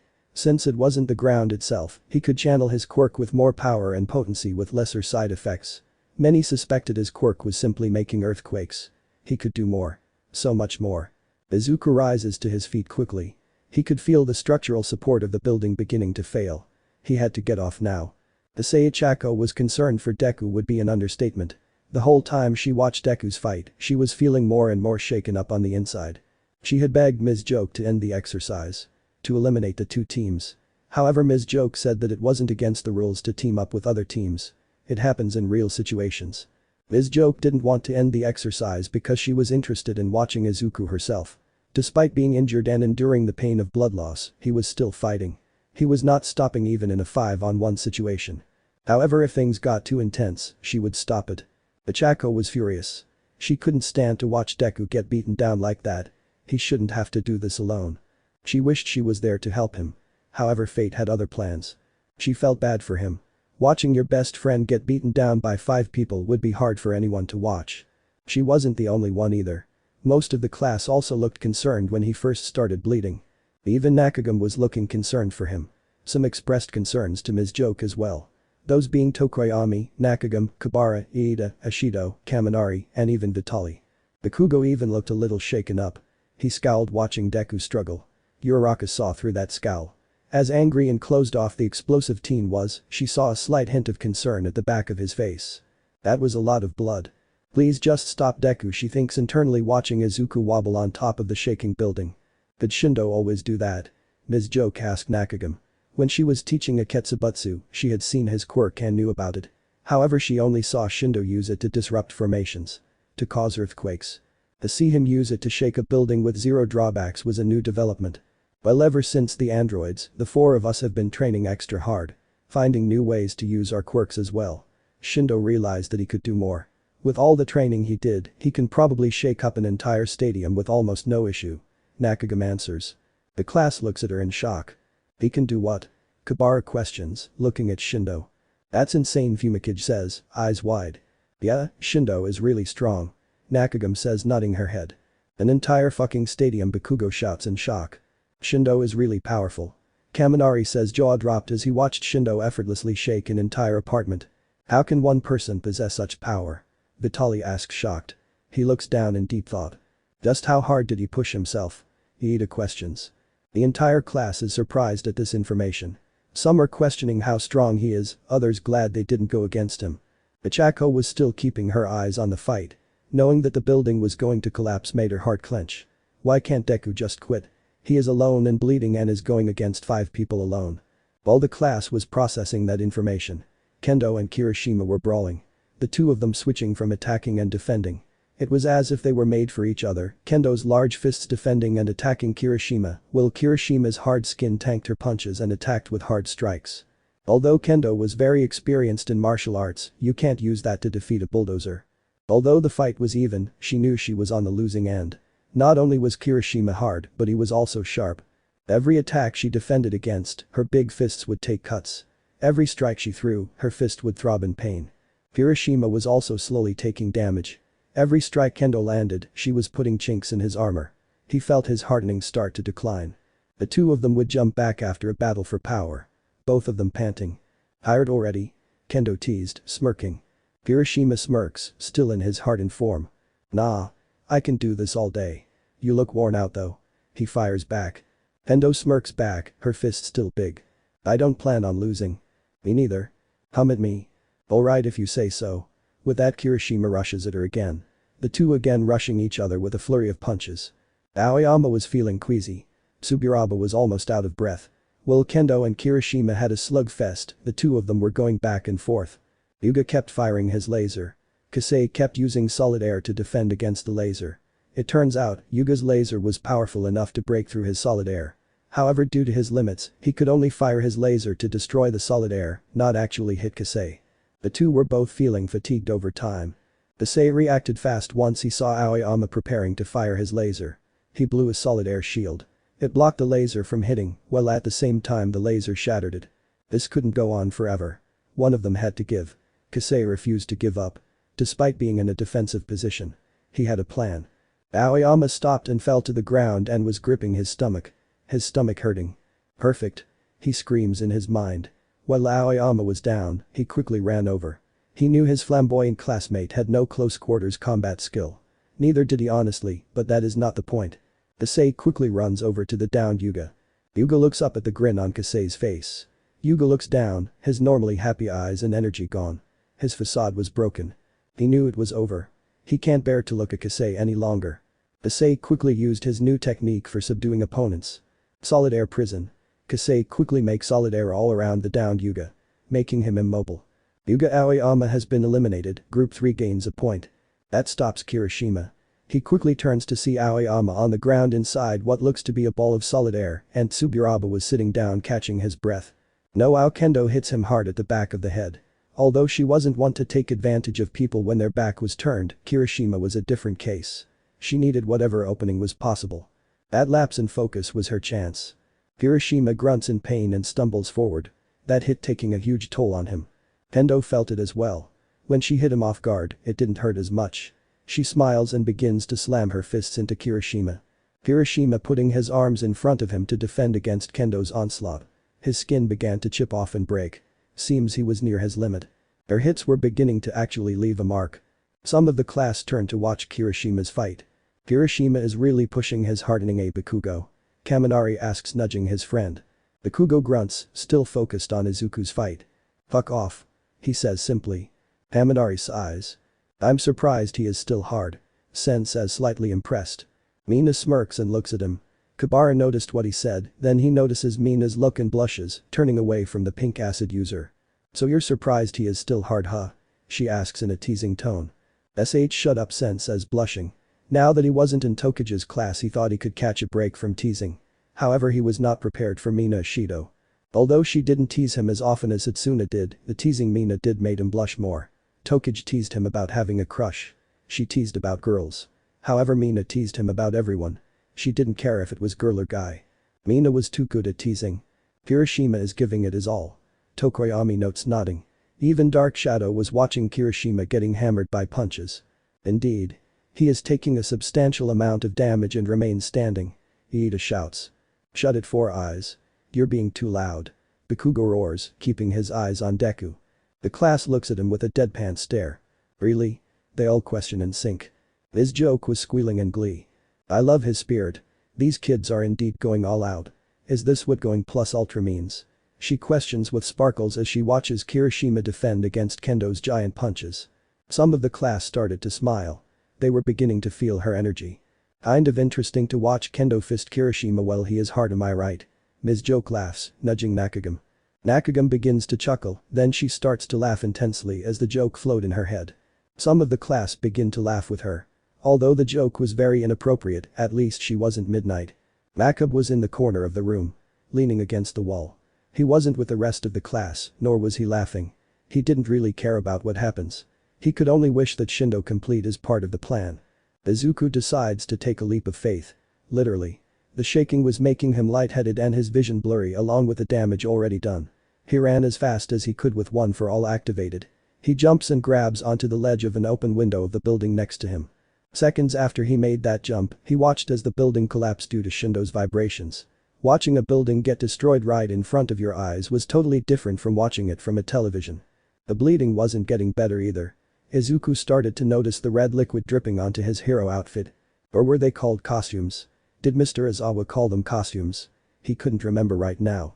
He didn't know whether it was from the impact to his head or the adrenaline flowing through his veins. Either way, he needs to focus. At him. He heard a familiar voice shout from below. He looks down.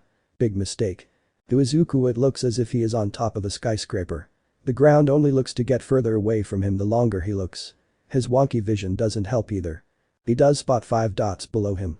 One was green, one was yellow, one was black, another was black, and the last was red. He sees the black and red dot go next to each other. Then he notices something flying toward him. Izuku tries to quickly scale the building, but his strength fails him as he is struck by a large dime. It felt as if Izuku was hit by a train once the dime had crushed his body against the building. He lets out a pained shriek as the large dime falls. Not only because of the impact, but because once the dime impacted the building, the window fell. It was fast. Although Izuku had on his gloves and they absorbed some of the impact, it still felt as if someone smashed his fingers with a hammer. Pain travels from his fingers all the way up his arm. He reactively lets go with one hand. His fingers still in immense pain. Izuku was gripping onto the ledge with his right hand. The one thing stopping him from falling down 4 stories onto the cold, hard ground. His right hand was still trapped under the closed window as well, only making the pain worse. Odd eye on the ground, touches all fingers together, and the dime goes to normal. Tateki catching it and putting it in his pocket.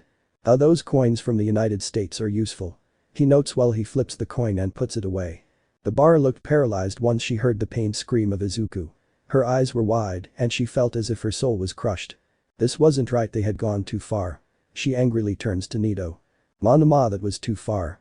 You heard that? Midoriya is in severe pain right now and you look as if you just won 1,000,000 yen. She shouts out in anger. Nido was laughing maniacally. He felt as if he was really on top of the world. He turns to Ibara with a manic gleam in his eyes. Ibara slightly flinches from this. She had never seen Monoma look so evil. The look in his eyes actually made her kind of scared. You just don't get it, Shiozaki. We won. We defeated that one loser and showed him that 1B is the better class. He laughs some more watching as Izuku dangles. Look at him. He is like a baby monkey hanging from a tree. Ibara turns to everyone else to see if they see the monster that she sees. Odd eye had that same blank look on her face. Tateki was simply looking up at Izuku, not an ounce of remorse visible. Shindo was also looking at Izuku, ignoring the laugh of Monoma. However, Shindo looked conflicted. He looked as if he somewhat regrets what he has done. She clings onto him metaphorically. Shindo. Look at him. He looks half dead. She shouts. Shindo looks at her, his eyes conflicted. We have to help him. Even if we are on the opposite team, we cannot allow him to fall. She pleads. Ibara has had enough of Monoma and his grudge. For goodness sake, Midoriya was bleeding badly and dangling from the edge of a building, and Monoma looked as if he would dance once he hits the ground. Shindo looks on the ground. He quickly shakes his head. Ibara looks into his eyes again. That sign of regret. It was no longer visible in those steely eyes. No. He is strong. He can easily survive this. Shindo reasons. More to himself than to Ibara. Ibara looks at him, mouth agape. She couldn't believe him. Odd eye, you care, right? Even though we are heroes, even other heroes need saving. She shouts to the stoic girl. Kodai replies, still having that unchanging look in her eyes. Seeing as she was out of options. Ibara sighs. Her Christian nature refuses to leave anyone in need. She didn't want to, but she had to. Ibara quickly uses 4 vines. She wraps them around Kodai, Tateki, Shindo, and Monoma. The vines then rise, making them all immobile. All of them are in shock. Nido's face goes from arrogant to confused in mere moments. Shindo looks at Ibara with a conflicted look in his eyes. He was surprised at this outcome. The first to react would be Nido. His confused face turning into one of pure anger. "Shiozaki, what are you doing?" he shouts out, glaring at the devout Christian. Ibara gives him a somber look. She didn't like turning her back on him, but he has done enough. "I am done with your nefarious schemes, Monoma. You have gone too far. You have not only endangered our classmate but have convinced us all it's for a good cause. I am going to help Midoriya because it's the right thing to do." She shouts the last part. Nido was furious. He thought she was with them. He thought she truly understood. "Boy Vine girl. Why you gotta tie us up? We're on your fucking team." Tateki barks out, getting frustrated, feeling the tight vines begin to stab him. "I'm sorry, but I cannot trust you three anymore. You might try to stop me. Also language." Ibara turns her back on the four of them and runs over to Izuku, her hair keeping them suspended. "Midoriya. Let go. I will create a bed of vines to catch you." She shouts up to him, using her hair to quickly creating a landing. Izuku looks down and sees Ibara's worried face along with Nido and the others tied up in her hair. Izuku could make out what she said. He didn't have to be told twice. He trusts her as he plummets towards the ground at fast speeds. He closes his eyes and braces for impact. However, it doesn't happen. Instead of breaking bones on the concrete, he feels something stab him. He looks down. He was indeed on a bed of vines. Said vines were stabbing him, but not enough to draw blood. Far better than being crushed against concrete. "Midoriya, are you okay?" she asks in a soft tone, looking at him. "Why yeah, I'm fine," he lies. He didn't want to worry her. However, he did want to know why she helped him. He has so many questions. Ibara frowns. He obviously wasn't alright. She doesn't know why she asked him that. However, that wasn't what made her frown. It was his response. He obviously wasn't fine, so why did he say he was? Half of his face was covered in blood. Before she can question him further, they all heard a shout of pure unrestrained rage. Everyone towards Monoma, who was fuming. His face was red, his eyes showed pure hate. Seeing Ibara show concern for Izuku. Nido has had enough. He quickly activates Kirishima's quirk and uses his sharpness to free himself from Ibara's vines. He does the same within seconds to free Shindo, Kadai, and Tateki. The three of them look at Monoma, kind of concerned for him. He was giving off quite the intimidating aura. Nido's eye was twitching. He looked like a rabid animal. "Shiozaki. Back away from him. Now." He says simply in a tone that shows there is zero room for argument. However, Ibara doesn't back down. Although she was actually scared at that very moment, she couldn't allow Monoma to just tear Midoriya apart. And no. Monoma, calm down. It's just a Shiozaki. Move. Now. He says, cutting her off abruptly. Monoma stares holes into Ibara's pure soul. Ibara felt exposed as he glared at her. Izuku steps in front of Ibara, his one eye giving Monoma a glare of his own. "You want me, Monoma, leave her out of this?" he demands, getting into a fighting stance. Nido focuses back on him, his hardening back in action. "Midoriya, you can't be serious." She shouts, looking at him in disbelief. Izuku keeps his eyes on Nido. "You're bleeding. Your fingers have to be injured from that window. You can't fight him alone." She shakes his shoulders from behind. She just couldn't leave even after all of that. Izuku kept fighting. Any sane person would be done by now. She didn't know whether Izuku was crazy or his spirit was just that strong. "I don't want you hurt. Please let me finish this," he says with determination. "You expect to be able to win a 4 versus 1 in your condition?" She shouts in shock. Shindo, Tateki, and even Kadai looked mad. They didn't like that stunt that Ibara pulled. "You're gonna pay for that, girly." Tateki grunts as he pulls out some marbles. Izuku has no reply. As much as he hates to do it, he has to accept her help. Tateki and Kadai as a tag team alone was too much to handle. Add in Shindo and an unstable Monomaya, he needed help. "Alright. I will take on Monoma, Kadai, and Tateki. Can you get Shindo?" Ibara once again looks at him like he was insane. "A 3 versus 1, no Midoriya. Fight Monoma. I can try to keep the other 3 at bay," she says with authority. This time Izuku turns to her, his one eye in shock. Having her fight 3 people while he fought 1, it wasn't fair. No, he couldn't allow that. However, they both notice Shindo get close to the ground. That stops their argument. Ibara stops him by sending vines his way. Shindo quickly dodges them. His reaction time was top-notch from his training. "Not gonna work again, Shiozaki. You only caught me off guard last time," he shouts out.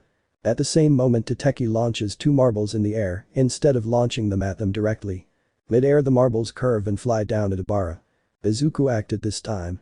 He quickly gets in front of Ibara and uses a Delaware smash to throw the marbles off course. Bara then launches vines at him, trying to restrain him. Before her vines get anywhere close, they wrap around what seems to be an invisible barrier. She snaps her head to the side. Monoma's body was normal. He created solid air to prevent his capture. "I'll take on Midoriya. The rest of you deal with the traitor." Monoma shouts in malice. Izuku growls and launches himself at Nito. Nito reacts quickly and activates his hardening. The two begin to clash. Bara sees Tateki changing his position. She sees Kadai, however she needs to locate Shindo. Shindo had moved further away from her. He was farther down the street. He was in the middle of the intersection this time. He got ready to make the ground shake. "Shindo, stop." He hears Monoma shout. Nito would shove Izuku away from him, keeping his hardening and his guard up. He looks over his shoulder at Yo. "What do you mean stop?" He shouts back, irritated. Monoma was really starting to annoy him. "I mean, if you cause a massive earthquake, then all of us will feel its impact, you idiot." Nito shouts back. Shindo sighs, taking in a deep breath. This kid is so annoying. How the hell can they deal with him? He questions internally as he glares at Nito. "I have fine control over my quirk. You won't feel a thing," he says while gritting his teeth in frustration. Monoma growls and is about to bark another order until he hears the crackle of electricity and turns around.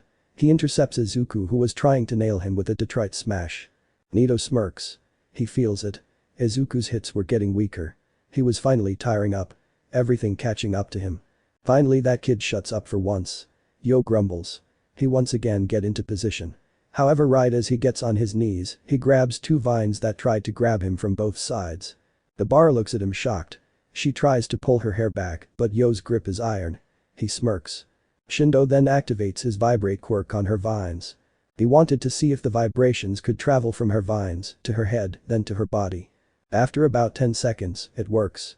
Bara's body begins to shake and she feels her head pounding. Bara shrieks in pain as she feels her brain shaking. Her whole body was starting to shake, and with that the immense headache started. Everyone in the room was shocked. Except for Uraraka, who felt kind of annoyed. Sure, she was glad someone helped out Izuku and that he no longer had 5 enemies, but why her? Why did she have to be the one to side with him? Uraraka lets out a sigh. She didn't like what she saw. She felt that same weird feeling in her chest. She also felt a strong distaste for anything related to plants at that moment. "Wait, you're telling me that Shindo can use his quirk on people?" Kaminari exclaims in shock. "Not only that, but his vibrations can travel from hair to the person," Kabara shouts in shock. Nakagami nods. "Yep. He has been training super intensely. No doubt he was top 3 strongest in Ketsubutsu. That includes the 3rd years as well. Only a few are stronger than him," Nakagami points out. In Ketsubutsu he was 12th strongest. For a 2nd year to be top 20 out of the entire school was truly something amazing. However, once All Might died on live television, something changed. Something in Shindo snapped. He would train harder than ever. Almost non-stop. Shindo trained with and without the 3 of them around. He trained his body and his quirk to the max. He has found new ways to use his quirk and new ways to make it stronger. Of course, when Shindo trained and got stronger, so did they. It was almost like a butterfly effect. Nakagami, Makabe, and Tateki all have gotten stronger and smarter as well. Nakagami was ranked at 140 at Ketsubutsu. After she started training with Shindo, she skyrocketed to rank 44. Makabe went from rank 239 all the way to rank 78. Tateki went from rank 108 to rank 26. Although Nakagami was worried seeing the intensity Shindo gave off, she was impressed. In mere weeks, Shindo ranked up. He went from the 12th top student in Ketsubutsu to the 3rd strongest student. Although Ketsubutsu didn't have a big 3 like UA did, if they did have a big 3, Shindo would be a part of it, no doubt. Now that Ketsubutsu and Asami have combined, he is the 8th strongest. Which was still impressive. Nakagami's new rank was rank 62. Makabe's new rank was 91. Tateki's new rank was 49. They all still stayed in top 100 even after the merge. The merged schools had around 1,300 plus students combined, with around 400 of them being 2nd years. However, Shindo is still grinding, still clawing his way back to the top. He wants to be top 3 again. He said he would not accept 8th place. He meant it. Nakagami heard about the big 3 from UA. She honestly thinks that at the rate Shindo is training, he might be stronger than the one known as Sun Eater. Nakagami forgot his actual name because he is quiet, but she knows all about the other 2 and their quirks. Although Shindo is very strong, he sadly wouldn't stand a chance against Mirio Tagada or Nijire Hato. Those 2 are in a league of their own. Especially Mirio. Mirio might be the strongest hero core student out of every hero school in the country. Her thoughts are interrupted by Mina however. Wow. Shindo is really strong. You said he is above most third years. She exclaims at Nakagami, stars in her eyes. Nakagami smiles at Mina's enthusiasm. Yep. Before the schools merged, he was close to being the strongest. She smiles. Where does he rank now? Since the schools have merged. Iida asks out of curiosity. Now that Ketsubutsu and Asami have merged. I would say Shindo ranks at 8th. Itsuki's eyes widen as he glares at Nakagami.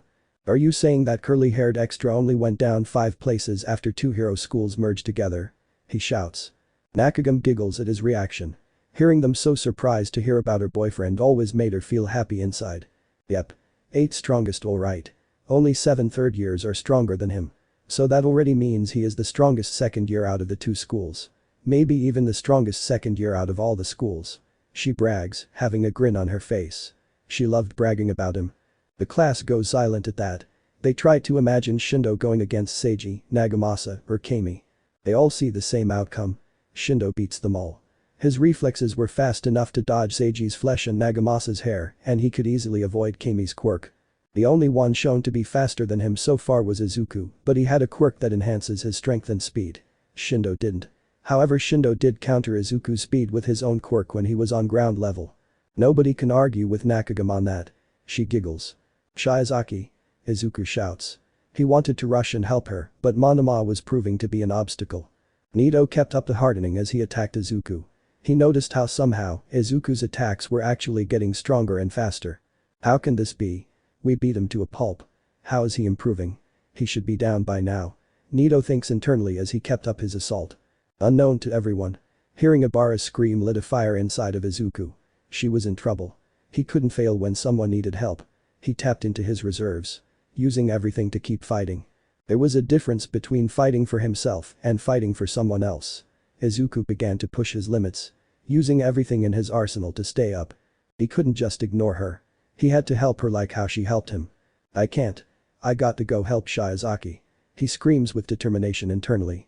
He suddenly feels a surge of power go throughout his tired body. The energy lights up his body and gives him strength. It's time to end this fight. He thinks. Nito slams his knee towards Izuku's side, however Izuku grabs his knee and quickly switches to grabbing his ankle instead. At the very same time, Izuku uses his other leg to kick out Nito's leg and Nito falls to the ground.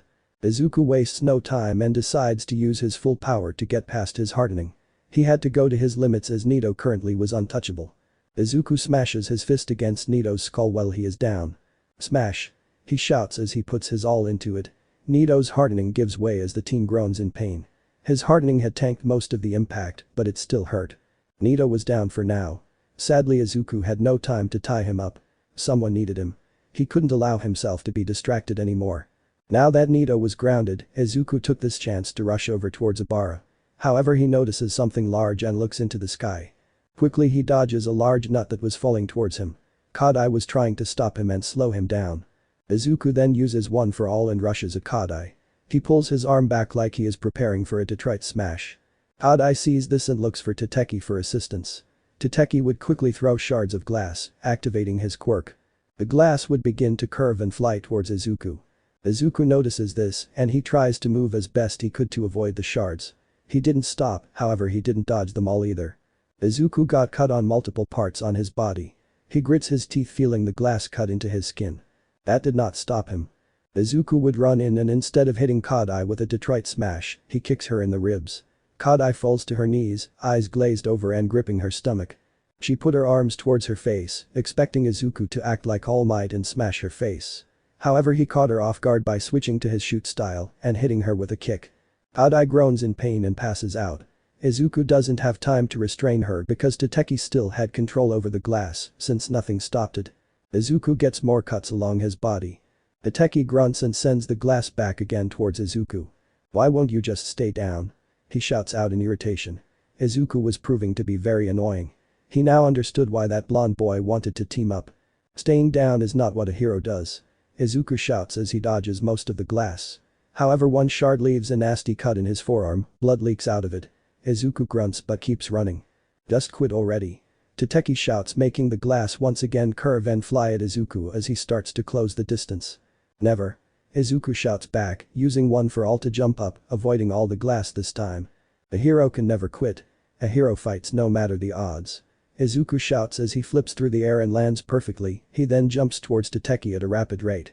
The long-haired teen eyes widen as he realizes how fast Izuku was getting to him. He needed to stop him. He looks around. Nito was too far to do anything, and Shindo was busy dealing with Vine Girl. Tateki grunts and picks up some debris. He then tosses it towards the approaching Izuku, hoping to smash his face so he can stop. Izuku was ragged and worn. He had cuts all over him, dried blood on his face, his fingers felt numb, and he had a large bruise on his face from Monoma. However, he kept running. "Stay down." Tateki shouts as the debris curves mid-air and flies right at Izuku's incoming figure. Izuku twists his body to the right, avoiding the debris on the left. He then shifts his body to the left in one motion. He does take some hits. A rock impacts his side, making his entire stomach jolt, however he keeps going, ignoring the growing pain. The hero never quits. He shouts as he sees a rock coming at him with super speed. Izuku then pulls his fist back. Smash. The rock shatters into pieces as Izuku was now in his face. Izuku stood there, looking at Tateki with a glare that could kill. Shindo sees this. He growls and sees Izuku. "Damn it, Tateki." Shindo shouts as he gets on the ground and begins to channel vibrations over to their location. They were strong enough to shake the ground and buildings around. Izuku makes sure to use one for all, so he doesn't take a hit to the head again. However, as quick as they started, they stopped. Both Izuku and Tateki look in shock as Shindo's arms get restrained with more vines. "Shiozaki!" Izuku shouts in shock. Both look over to see Ibara, on her knees, panting heavily. One hand clutched her head. "Finish this, Midoriya. I'll hold him off." She shouts as she sends more vines towards Shindo. Tateki's eyes widen. He was not good at close combat like Shindo. However, he had to try. Tateki throws out a punch, trying to punch Izuku's open eye in order to blind him. Izuku, with pure fire and determination, catches his fist and squeezes, using a good percentage of one for all. "Ag!" Tateki screams out in pain as it feels like his hand was put into an iron vise. Izuku looks down on Tateki, then lets his fist go.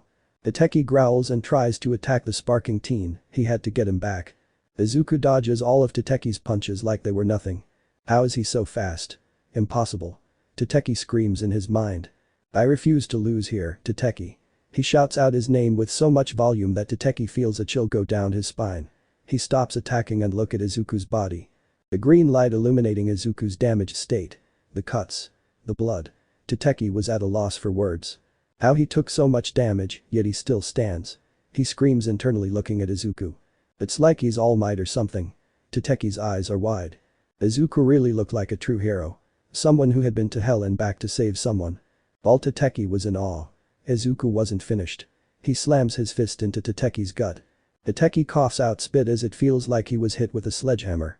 Izuku then spins around and hit Tateki with a massive forearm, using a good bit of one for all. Tateki flies and impacts a building hard. He clutches his chest and begins hacking as the dust from his impact forms and settles. What are you?" Tateki asks, giving Izuku a look. He wipes his lips and sees blood. He growls, feeling his jaw in immense pain. "I am a hero." He shouts with pride as Tateki gets up, his fists up in a weak guard. Tateki growls. "You're injured. You got your ass handed to you multiple times. Why won't you just quit?" He shouts exasperated.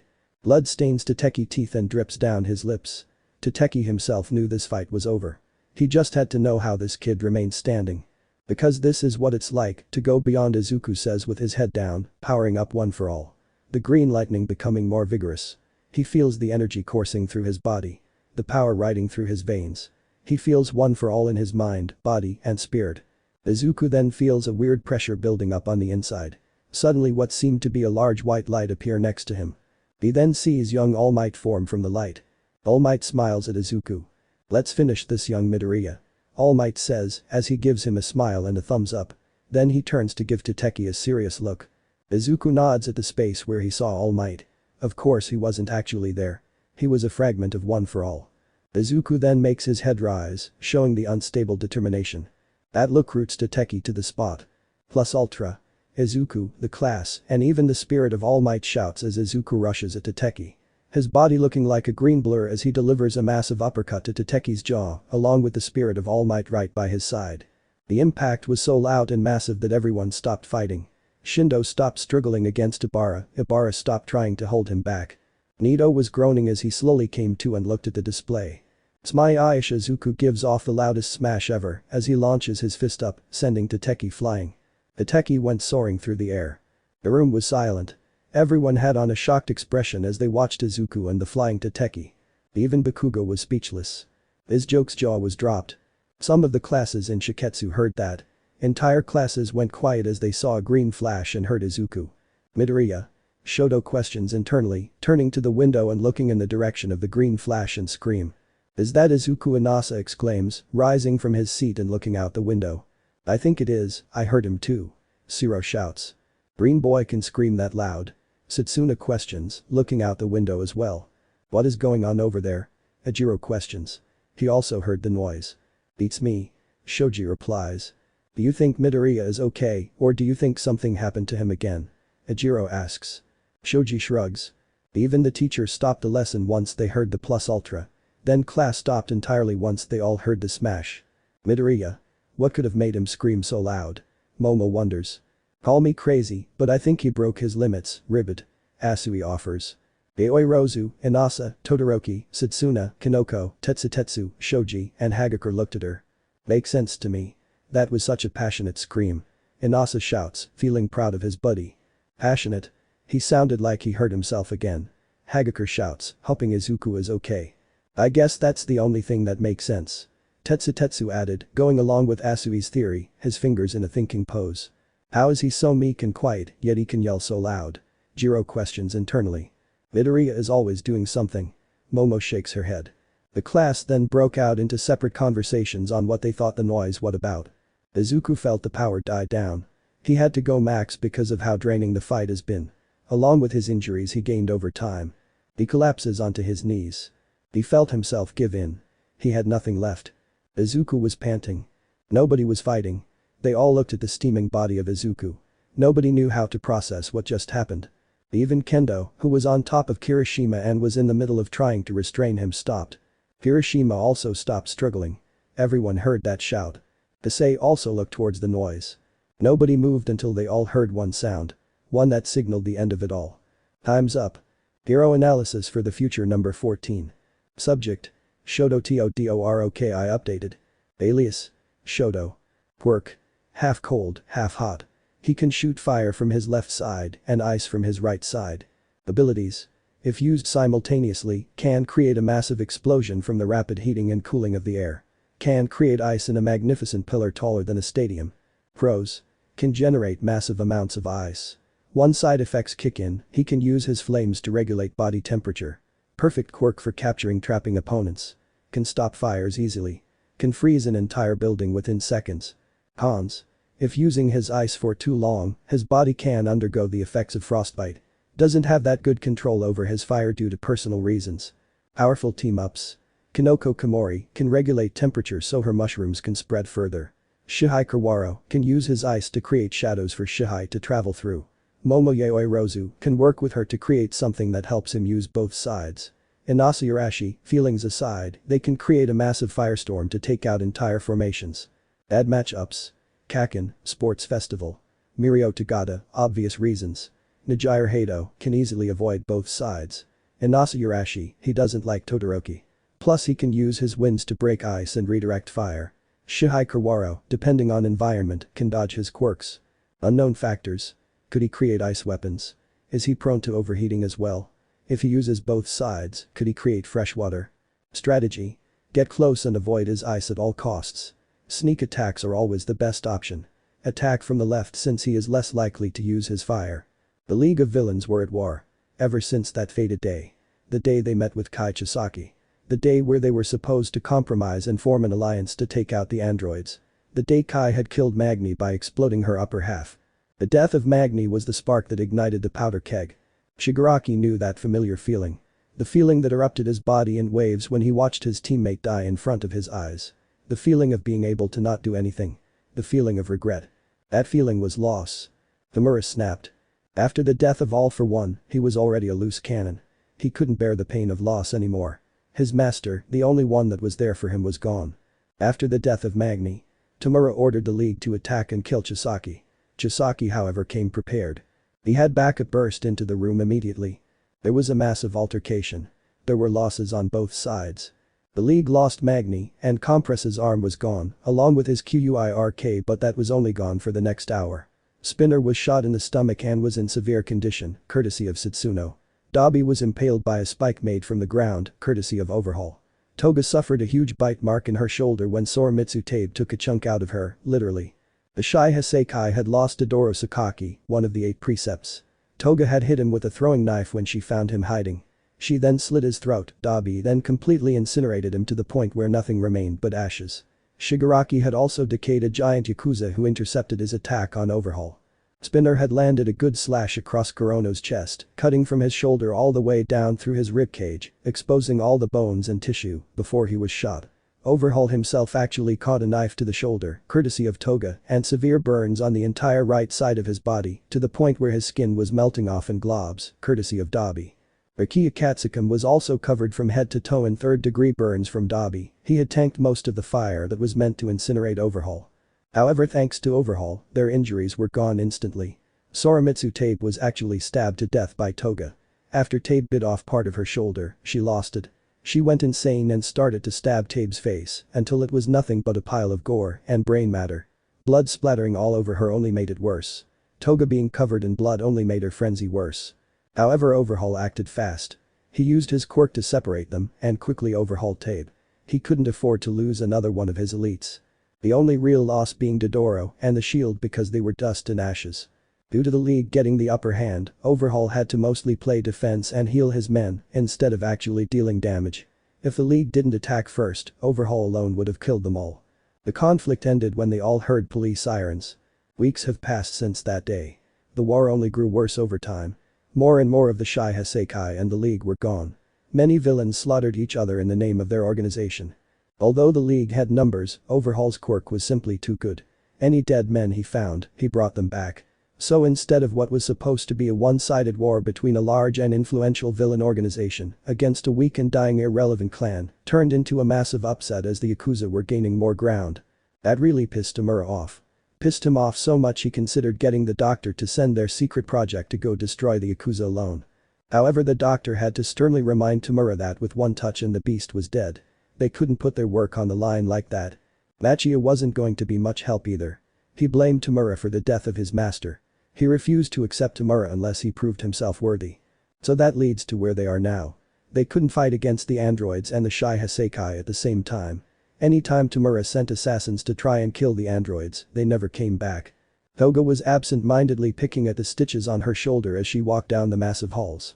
Ever since that beast bit off her shoulder, it has been almost the only thing on her mind. Luckily, he just spit it out instead of actually eating it, so it was able to be sewed back into its proper position. However, there were stitches and massive scarring. Someone else drawing her blood really made Toga feel bizarre. She was used to taking blood from others. "Boy. Stop that," Dabi said, looking over his shoulder at Toga. Toga pouts. "Well, it's not like I'm opening it again," she says, giving Dabi a light glare. She also said the again part to herself. "Because it's bad for you," Dabi says. He speaks from experience. He remembered when he first replaced his skin and the massive scars. They were itches. He would pick at his stitches and they would eventually become undone. "The FFT. Nah," she says, dismissing him. However, she stops. Dabi shakes his head. "Tell me why the hell we are meeting with these fakes." Spinner growled, glaring at the back of Tamura's head since he is at the front. Tamura looks over his shoulder at Spinner, who has his arms folded across his chest. "Simple. The Shai Hassaikai are actually dealing damage. Overhaul is using cheats and we are fighting dead men. We need to add temporary members to our party to keep our HP up," he says, facing the front. They are nearing their destination. "Not the video game lingo bullshit again." Dabi groans. That really annoyed him. Sometimes he really questions his leader's capabilities. "Come on, Dabi. It gives him character," Toga says excitedly. "I think he means we need more allies because the Yakuza are starting to gain ground. Overhaul is basically reviving the dead."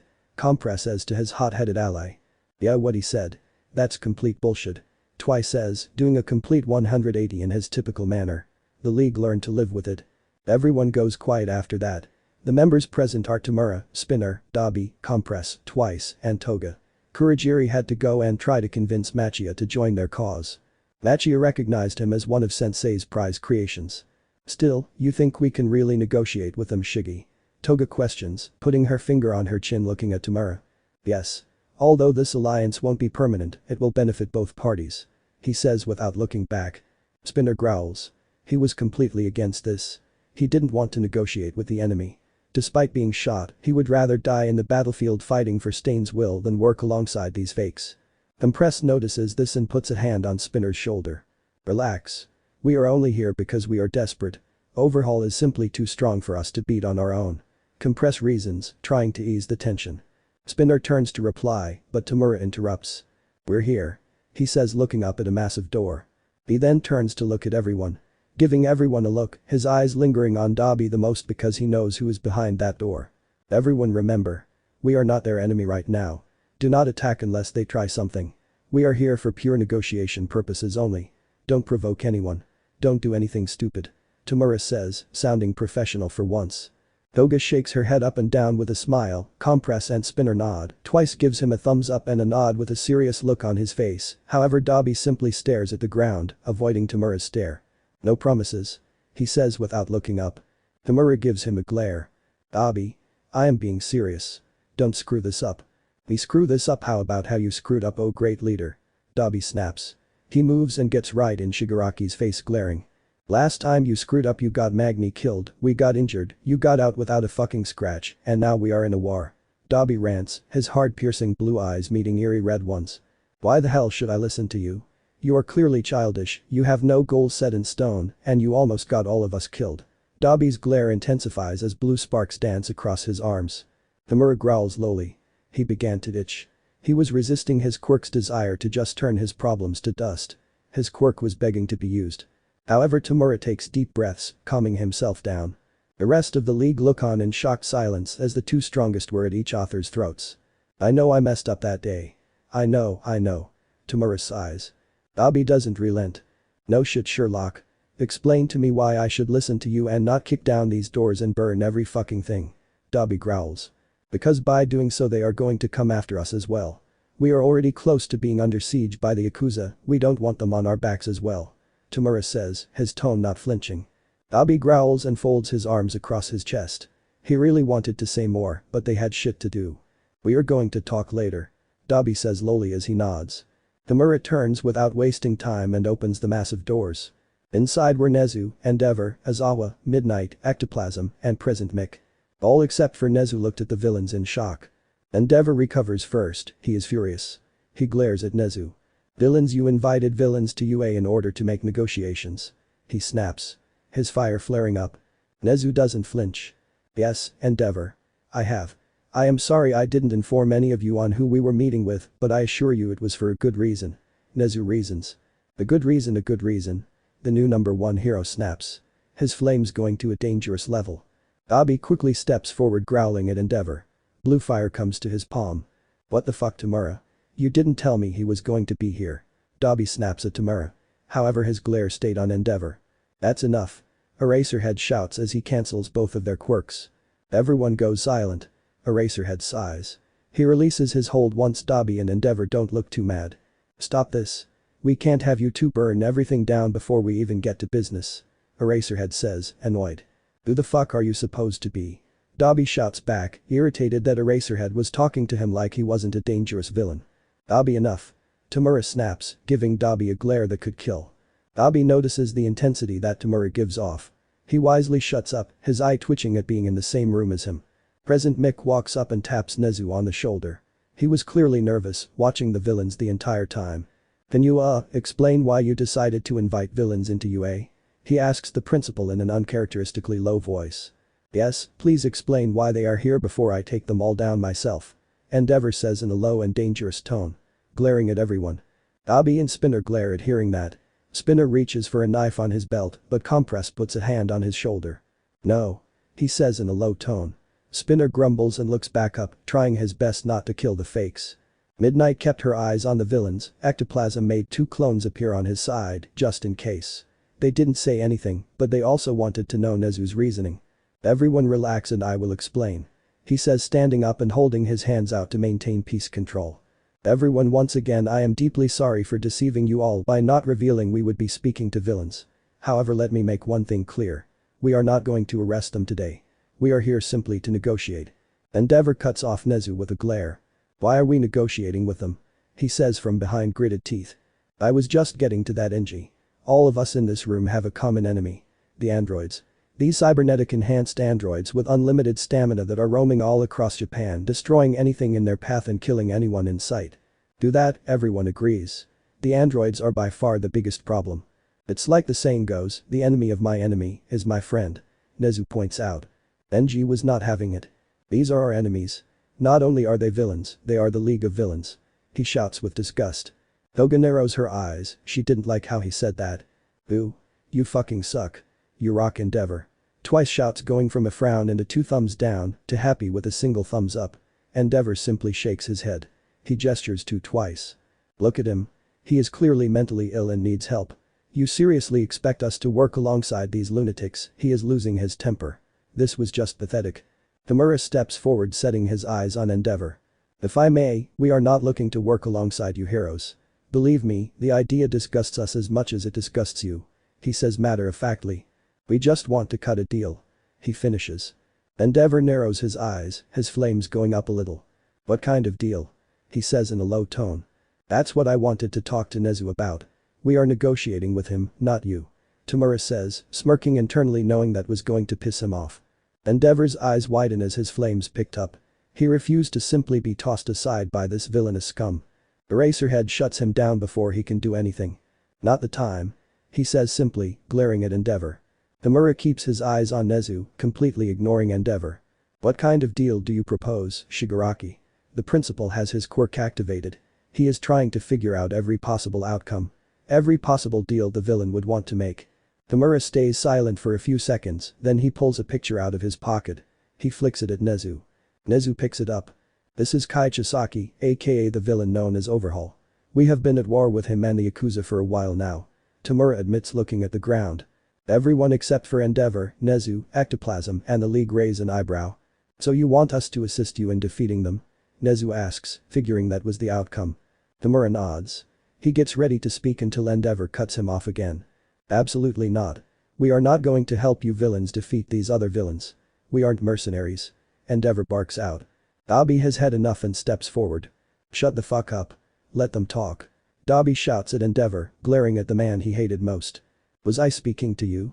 Endeavor glares at Dobby. That doesn't matter. Let the deal go on without cutting and prick. Dobby says, malice lacing his tone. Yeah, shut the fuck up already. No, please keep talking. Twice says, switching from pointing an accusatory finger at Endeavor to being in a pose that begs for his forgiveness. Endeavor kept his glare on Dobby the entire time. He couldn't help but feel those eyes were familiar.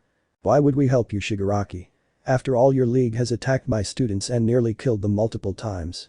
Nezu's sudden tone switch catches everyone off guard. Everyone actually feels a chill in their spines. Even Endeavor was slightly shook from hearing his tone. Tamura regains his composure. Simple. Overhaul himself. His quirk allows him to touch anything and manipulate matter. His quirk is one that I think nobody wants to deal with. He can literally bring the dead back alive. Tamura adds, his voice serious as he looks at every hero. The heroes were all in shock. Except for Endeavor. That only made him angrier. The quirk that can bring the dead back, Ectoplasm shouts in absolute shock. How can one man have such power? Present Mick shouts. Not only that, he touches you, you die. He can literally make you explode from a touch. The heroes all feel the color drain from their faces. Even Nezu was scared by that revelation. A man that can kill you in one touch. But that's insane. Midnight exclaims in shock. She shudders at the thought of exploding. Present Mick sweat drops. Becoming an exploded hot pocket was not on his bucket list. Even Endeavor was beginning to reconsider his actions. A quirk like that was dangerous. Especially in a villain's hands. Tamura allows the heroes to process this. He internally loves and hates their reactions. On one hand, he loves the fear on their faces. On the other hand, he was slightly jealous that they were all so scared of Overhaul, yet he was right here in their face and they didn't seem terrified at all. He can kill them all with 5 fingers, yet they were all so scared of him, it made his neck itch. I have an idea. If you heroes can stage a raid on the base from the front, me and my team can get them from behind. Overhaul will be cornered like a rat. Tamura smirks. Once Nezu recovers, he looks at Tamura. Although I agree that Overhaul is very dangerous and needs to be in Tartarus, we can't really assist you villains. The public will tear us apart. I thought you might say that. Which is why we aren't going to draw attention. We will start our raid after you start yours. They won't expect it. Plus I already have a man inside already who will lead Overhaul down the path we want. So while you take down the Yakuza, we can deal with him, Tamura says, trailing off ominously. Eraserhead speaks up. What do you plan on doing with him if we go through with this? He asks, narrowing his eyes, not liking where this is going. Tamura gives a manic smile, putting all heroes on edge. Oh, we plan no getting revenge. Magni was killed by that fiend and we want retribution. We don't care about his henchmen. We just want Overhaul. Tamura finishes. Hold on now, we can't just allow you to kill him. Midnight steps forward, leveling her gaze on Tamura. Yeah, you are plotting a murder and we can't allow that as heroes, not even for a creep like him. Present Mick adds. Tamura's smile fades. This was starting to piss him off. Why can't the heroes just see how bad this guy was? He has killed many and only wants him to be thrown in prison. Tamura instinctively reaches for his neck. However, he stops himself. No. Not here. Not the time. How about we agree to disagree? We still attack you from the front, we sneak in. All we want is Overhaul gone and for this war to be over with. Tamura sighs. Give us a reason not to capture you all right now. Why should we help you? You could be playing us. Endeavor growls out. Tamura glares at him. Imagine how many lives he will take before you heroes can properly take him down. Think of all the innocents this monster hurts on a daily basis. Think of all the people he massacred in cold blood. He is dealing trigger and quirk erasing bullets. This guy has killed many. He killed Magni. Do you seriously think that we care about you right now? We are at war. War against a sociopath with a quirk close to godly. We wouldn't have come here if we weren't desperate. This guy is literally bringing his men back to life to fight again. You capture us, you not only lose inside intel on him, you also lose some powerful people. Tamura was in a frenzy. His palms were sweating, his eyes vibrating, and he was twitching. He was really suppressing the desire to kill everyone right now. Why couldn't they just see the bigger picture? All heroes were on edge right now. Midnight got her whip ready, Ectoplasm made clones, Endeavor's flames were picking up, Eraserhead got his capture tool ready, and Present Mick narrowed his eyes ready for a fight. The League were too busy looking over their leader concerned. They haven't seen him this distressed since All For One died. They ignored the heroes. He feels a hand clap his shoulder. It was Compress, his eyes looking down onto Tamura with concern. 17 has a bored look on his face as his target screams bloody murder. Please stop. The person says. They were dressed in a ninja's outfit that was dark blue. Honestly, how do they keep finding us? 18 grumbles in annoyance. That was the third time this week that someone tried to kill them. 17 shrugs. Don't know sis. Either way I don't care, free target practice for me. 17 smirks and fires another beam, this beam goes right through the ninja's kneecap, making him scream again. Who sent you? I'm just curious. 17 questions, walking up to the ninja that was bleeding out. The ninja stays screaming. After all 17 shot both of his arms and one of his knees. 17 sighs. Sis, I don't think this one is going to talk. 17 remarks. That's because you're shooting first and asking questions later. 18 rolls her eyes, annoyed by her brother's idiocracy. What? Like that wise man once said, shoot first, ask questions later. 17 says, smiling and shaking his head. 18 facepums. You know these humans can't take a simple bullet without screaming, what makes you think that energy beams would get information? She questions, raising an eyebrow. What? I gotta practice on something. 18 once again shakes her head and sighs. Their stupidity is really overkill sometimes. 17 smirks and shrugs his shoulders, closing his eyes. Nah, this is overkill. 17 immediately snaps back to face the ninja.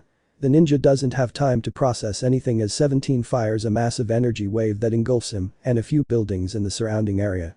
Once the light clears, pure destruction is where the ninja and ruined buildings once were. There was nothing but a large trench in the ground. 18 just looks at him. Really? She asks. Yes. 17 says with a seriously serious look on his face. Okay, that does it. Catch you later. She says, flying off. Her 17 stupidity limit finally reached a breaking point. As she flies and looks over the ruined city, she couldn't help but wonder why there weren't as many heroes attacking them. Have they finally given up? No, Endeavor and the others are still out there. They have to be planning something. She says in her head. Koyasutsuno was not happy. He sits alone on a stool. Nobody was inside the built-in bar the Yakuza ran. The only other person there was the bartender himself, who looked at Satsuno with a raised eyebrow. He seemed to be the only one that fucking cared that Sakaki died. Sure, the man was a drunken fool, but he was hilarious. Whenever Sakaki got really wasted, he did the funniest things to lighten the mood. Sometimes Overhaul would actually show some character and offer a slight chuckle at Sakaki's antics. He remembers back to that one time at the Christmas party. Sakaki had too much to drink earlier. During what was supposed to be a formal event, he randomly bursts into the room, kicking down the door, wearing reindeer antlers, a red nose, and a clip-on tail. "Bee-haw," he shouts out in the most Western accent he could. He then pulled a bottle of beer out of nowhere and chugged it before smashing it to the ground. Seeing him wear a reindeer outfit while impersonating some cowboys from the West made almost everyone crack up. Most of the Yakuza men were laughing, some were recording. Satsuno was out of breath from laughing, and his face was red as he watched Sakaki try square dancing. He looked like a fool. The only ones who weren't laughing were Tabe, who was scarfing down all the food at the table, Kurono, who shook his head in disgust at his behavior, Iranaka, who groaned at the mess he was making, and Overhaul, who was pissed at what Sakaki was doing. He was ruining his formal party. Satsuno smiles in his drunken state. That was forever one of the best moments of his life. One he felt genuinely good, genuinely free. It was a moment where he didn't have to worry about debt. A moment where he didn't feel the pain of his wife cheating on him. A moment where he wasn't drunk and crying alone in a kitchen, surrounded by paperwork. A moment where he actually enjoyed life in what felt like forever. When those bastards from the League killed him in cold blood and burned him to the point where even Overhaul couldn't bring him back from, something inside of him snapped. He grabbed his gun and started firing shots.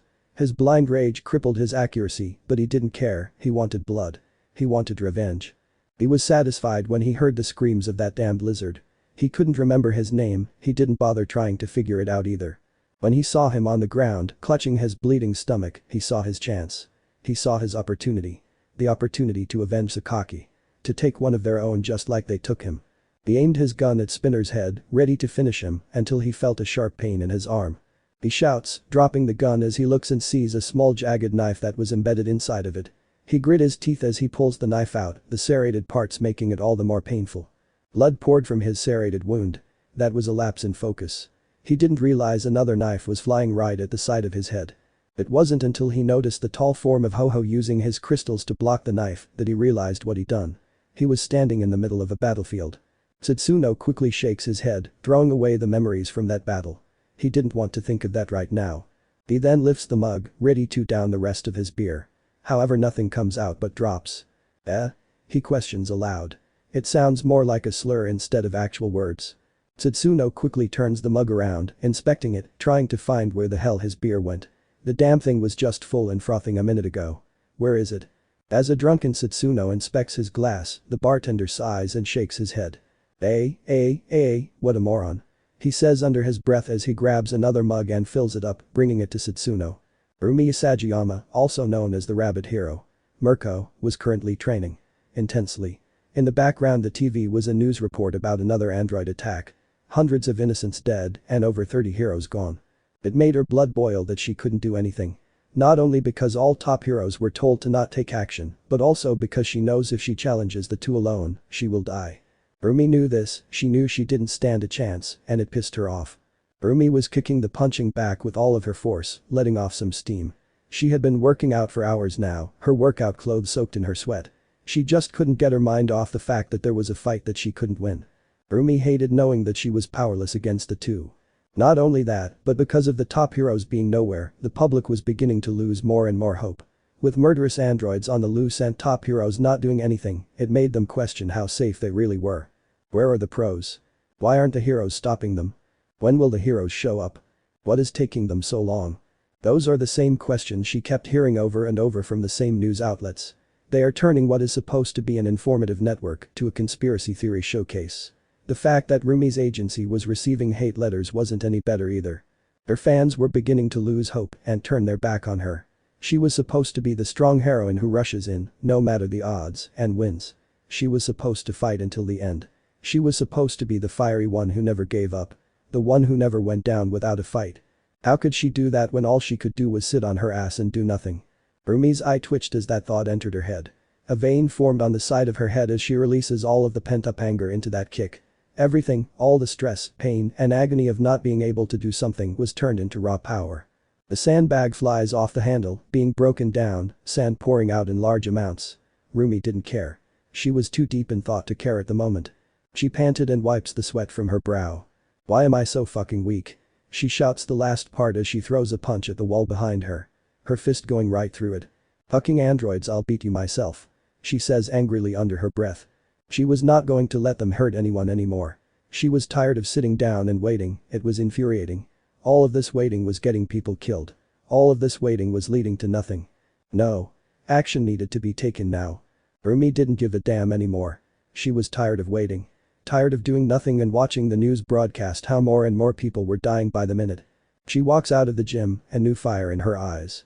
Overhaul was in a room high in the city. In the room with him were Joy Iranaka, his general manager, Hari Kurono, his assistant, and a certain mercenary who was called for a meeting. Overhaul is sitting down, leaning forward, with his hands put together. He eyes the mercenary looking at his movements. Said mercenary had their feet propped up on the table, which kind of low-key triggered Overhaul on the inside, along with had a bored expression. "What did you call me in for, Overhaul? I hope it's something good," he says, raising an eyebrow. Hisaki keeps watching him, noting every movement he makes. "Yes. You were called in today because something is going to happen," he says, his golden eyes locking with yellow ones. "What do you mean something is going to happen?" the mercenary asks curiously. That was indeed something. Had to be something big. "I've gotten word that some members of the League have been meeting with some of the top heroes for days now.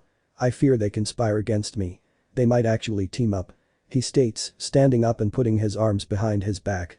Overhaul walks to the window, he looks outside at the busy city, the setting sun painting the sky in an array of colors. Ranging from red to orange to blue and purple. Streaks of light paint the sky in a display on the earth itself can create. "Do you think those heroes would actually listen to those fucks?" he asks, looking at Overhaul's back. Mimic and Chrono kept their eyes on him. "Yes. Whether it be because they want to steal my technology for dealing with the androids, whether they simply want me gone because of my quirk, or somehow they found out about Eri, I think that soon they will both attack at once." Kai goes on, scanning the city below. "Alright, so they team up, why not pack up and leave?" he asks, taking his feet off the table and leaning forward. "Because the heroes may already have our other bases mapped out. Not to mention some equipment cannot be moved," Overhaul adds. The mercenary frowns. He really didn't see the problem here. "You have a quirk that disassembles matter, how is moving anything a problem?" he questions with a more aggressive tone. "Boy. Don't question the boss like that," Mimic says in a warning tone, standing on top of a chair. "Relax, Mimic," Overhaul says. Mimic steps down, grumbling. "We are close to a breakthrough, that is why I cannot simply disassemble the equipment. It's far too risky on losing progress." Overhaul turns to meet the mercenary's eye.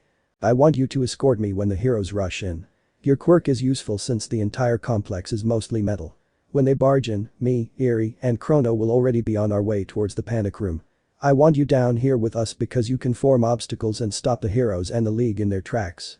Not to mention I hate doing the dirty work." The mercenary eyes him for a moment, considering this. "Alright, it's gonna cost you though."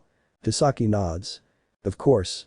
Expect to see double once this is over with," he says with false sincerity. Of course after this was over he planned on killing him. Can't have an outside source knowing about Eri and the bullets. Far too risky. The mercenary smirks. "Double, that sounds pretty nice. I suppose we can make some arrangements. I can get the boys in on this too. They can assist the other precepts while we're at it, free of charge." The mercenary smirks. Hisaki nods. "Damn. That's 4 murders now. It's gonna get messy again," he thinks internally. "So you accept the terms? You will be there when, and I mean when, the heroes and League attack and your boys assist my team with defense." Kai lists out all the terms. "For double the pay." The mercenary brings up with a smirk. Kai internally sighs. "For double the pay," he repeats. The mercenary leans back, getting comfortable, much to the dismay of Mimic, who doesn't like his disrespectful attitude, Kurono, who doesn't like dealing with mercenaries, and Overhaul, who hates germs and people leaning on his stuff. "Well then, we got ourselves a deal, Overhaul." The mercenary rises. "I'll contact my team and relay the plan to them." "Alright. We are going to go ahead and prepare defenses. I feel this attack will be soon, Wolfram." Wolfram nods and walks out the door and into the elevator. He gets into contact with Swordkill. "Hey Swordkill, get the boys ready, we got a job." Izuku let out a sigh of relief as the bell for lunch rang. He was getting tired of math already. Izuku gets up and packs his bag, heading to the cafeteria. "Hey Deku." He hears Uraraka call out to him, he turns around and sees her with a huge smile on her face running towards him. He smiles back at her. "Hey Uraraka. Where's Iida?" He looks around the sea of students wearing hats and doesn't see the engine user anywhere. "Oh, he said that he couldn't join us at lunch today. He and Tokoyami went to the library to work on that project." she says. Deku blinks. Oh okay. He says as he walks toward the cafeteria. So it's just us today huh? He says making conversation. Uraraka beams at him. Yep. It seems like it. Izuku can't help but flash a smile back, then he had to ask. How comes you aren't working in the library as well? He questions, now realizing that she chose to go to lunch with him instead. Oh, because I didn't want to leave you alone silly. Also me and Mina agreed to work on it in the dorms, so it's no biggie. She says still smiling. Man she really is so full of energy. He thinks to himself. As they get closer to the cafeteria, Izuku notices how Uraraka isn't talking that much. She isn't really looking at him either. She only seems to stare at him when he is not looking. When he turns to face her and smiles, she offers what looks to be an awkward smile back. I wonder what's gotten into her. He thinks. They walk in mostly silence until out of nowhere she breaks it. Deku. She says in a meek and nervous voice. Izuku looks at her, she is looking at the ground, rubbing her foot in front of her. This is strange body language. He thinks to himself. Uraraka never seemed like the truly nervous type. Yeah Uraraka? He questions, completely stopping. She starts, then stammers. Izuku watches her intently, waiting.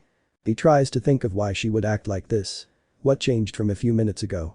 Deku Midoriya. Ichako is cut off by a shout. They both look down the hall to see Ibara smiling and waving with her eyes closed.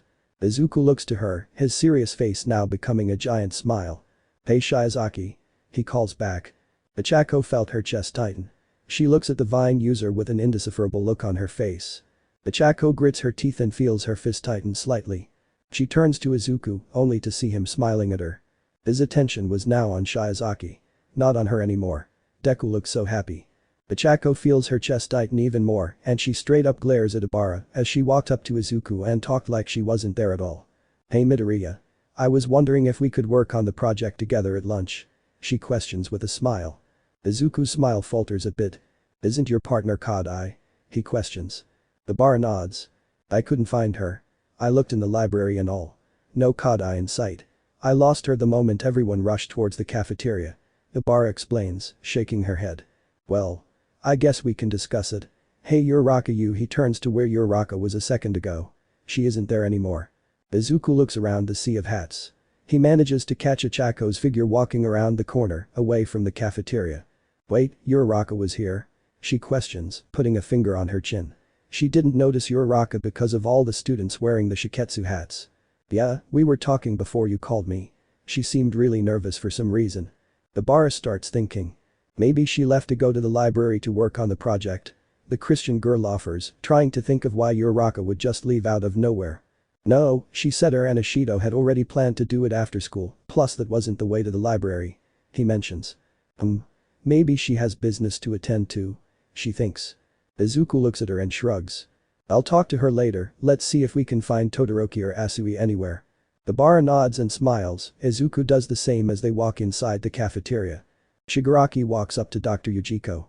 Is it almost finished doctor? He questions, scratching his neck as he looks inside of the tank to see the evolved Nomu. Oh it's finished Tamura. All I have to do is simply cover its brain and add the strength enhancers, then it will be ready to kill. The doctor says nodding. Excellent. Well we take down Overhaul, this thing can finish those pesky androids. Tamura says looking inside at the abomination. The Nomu has changed. Its skin was a sickly green. It had large ripped and scaly wings on its back. It has grown taller. The Nomu was packed with muscle. The Nomu had 4 eyes, 2 on each side of its head. It had a massive beak, riddled with razor-sharp teeth. The Nomu's giant hands had large claws protruding from the knuckles. It was a monster. His monster. Tamura put his hand on the glass as a sick smile plastered itself across his face. We are going to raise hell. The president of the HPSC looks at the scientist. Are they ready? She questions, getting straight to the point. The scientist nods excitedly. Yes ma'am they sure are. Boy it feels good to finally be done with them. She says wiping sweat off of her brow. The president walks up to the pod labeled number 13. The scientist follows her. Be mindful Ms. President, number 13 and 15 have their own distinct personalities. Even though we managed to drill into their heads that they are killing machines, we just couldn't get rid of those personalities. She mentions. It matters not, get on with it. I am ready to see if these things are truly ready. She says, slightly impatient. Alright. She sighs and opens 13's pod. Everyone in the room watches in silence as they all watch the android rise. Nobody says a word as they watch his light blue eye scan the room and flash room, analyzing data. The android's eyes go normal as he processes everything. The first to break the silence would be Ashra, the only female scientist.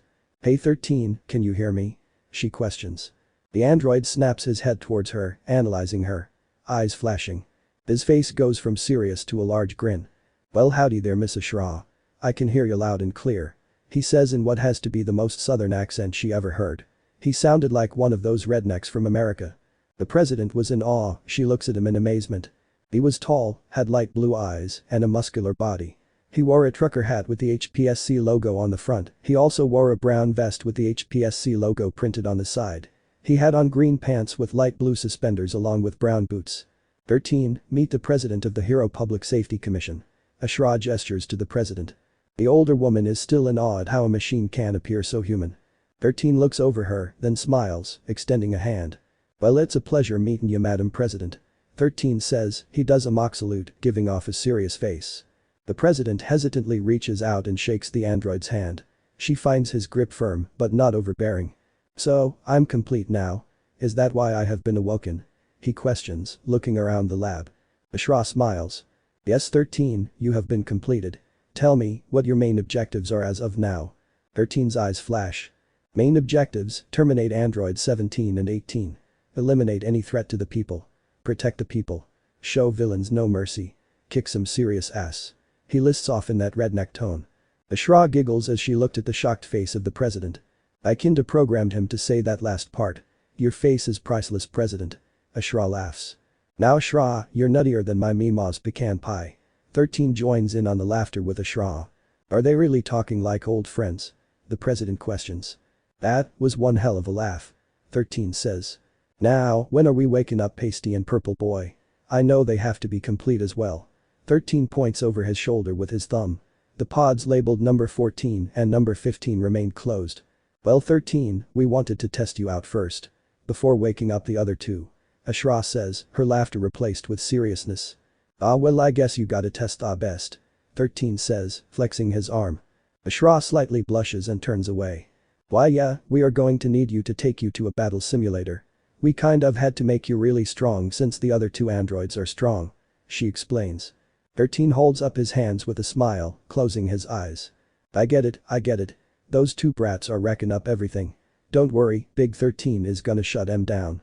He shouts with a smile, his trucker hat falling off his head. "What trucker hat?" he shouts as he picks it up. So follow me 13, in this battle you are going to go against All Might. We tried our best to get his strength into this simulation. Ashra says. Ooh I get to go against the one and only All Might. I'm feeling quite giddy inside. He says with a smirk, clenching his fists. That Ole relic has an idea what's coming his way. 13 shouts with pride as his face turns into a battle-hungry smirk. 17 and 18 were bored. 17 casually fired a beam and watched as a man's head exploded like an old fruit. Point for me. He says with a smirk painting his features. 18 looks over at him, unamused. Really? 18 keeps her eyes on 17 as she fires a beam behind her, hitting the support beam of a beaming, bringing it down. Both listen to the sounds of screams from those crushed or trapped inside. That's more points for me because I got the humans screaming. You know they are injured or dead. 18 fires back her own smirk. 17 raises an eyebrow. Really? So we are cheating now? It's not cheating, it's smart strategy. That wasn't very cash money of you sis. What does that even mean 17? 17 shakes his head. You wouldn't get it. You aren't cultured like me. 18 was about to reply until she heard slow clapping. Both androids turned around to see three people standing there. The one clapping was in the middle, he had on a trucker hat and suspenders. Well looky here. You children caused a mighty heap of trouble round here. Suspenders calls out in a deep southern voice. What's it to you redneck? You got a problem? 17 asks smirking, he cracks his knuckles. One punch should do it. Why yes I do. Me and me posse here have been watching you two for a while now. We been keeping tabs. Trucker hat smirks. Really now? Explain who you are. Another hero thinking he can take us on. What's your quirk? 18 questions folding her arms across her chest, eyeing down trucker hat. Well, I don't have a quirk. Neither do these two either. He gestures to the tall one with a braid and the short one with a suit. 17 starts to chuckle, his chuckling turns to full-blown laughter. Soon 17 is clutching his ribs and laughing hard. Sis, can you believe this? 3 quirkless wannabes think they can take us down. What a joke. 17 bellows out in the middle of deep laughter. 18 raises an eyebrow confused. Quirkless. Why would 3 quirkless people try to take them down? They killed heroes with the best quirks, yet they want to try. Do they have a teeth wish or something? For some reason 18 feels a chill settle on her. The thought of someone or a group of quirkless individuals trying to stop bad guys displeased her for some reason. More than usual. She wondered why this was. 18 ponders this while she looks them up and down. They don't seem to have any kind of support gear. They don't seem to have anything weapons either. 18 then looks at their faces. However, to her surprise, 2 of them are smirking, Trucker Hat and Purple Boy are smirking. The giant one is just silent. 18 ribs her brother. 17. Why aren't they trembling in fear? Look at them. The giant one looks ready to kill us, and the other 2 are smirking like this is a game. She mentions. 18 narrows her eyes slightly. She really didn't like the idea of killing people without quirks, clearly they were in over their head or outright crazy if they thought they could stop them. 17 stops laughing for a moment and looks at them. Indeed they didn't look scared. None of them are backing down. Actually, they seem kind of cocky. Like they somehow know they are going to win. 17 frowns slightly. Hey Dumbus. Why aren't you scared?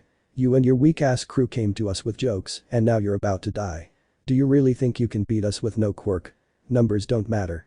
17 was actually confused along with slightly annoyed. Even most heroes at this point began to regret challenging them. Trucker Hat laughs slightly. Simple. Because we are like you. We are androids too. His eyes widen and so does his smirk to an unnatural degree. 17 and 18 feel a chill in their spines. They freeze at this revelation. Other androids. Both think in unison, eyes wide as saucers. Neither can say a word.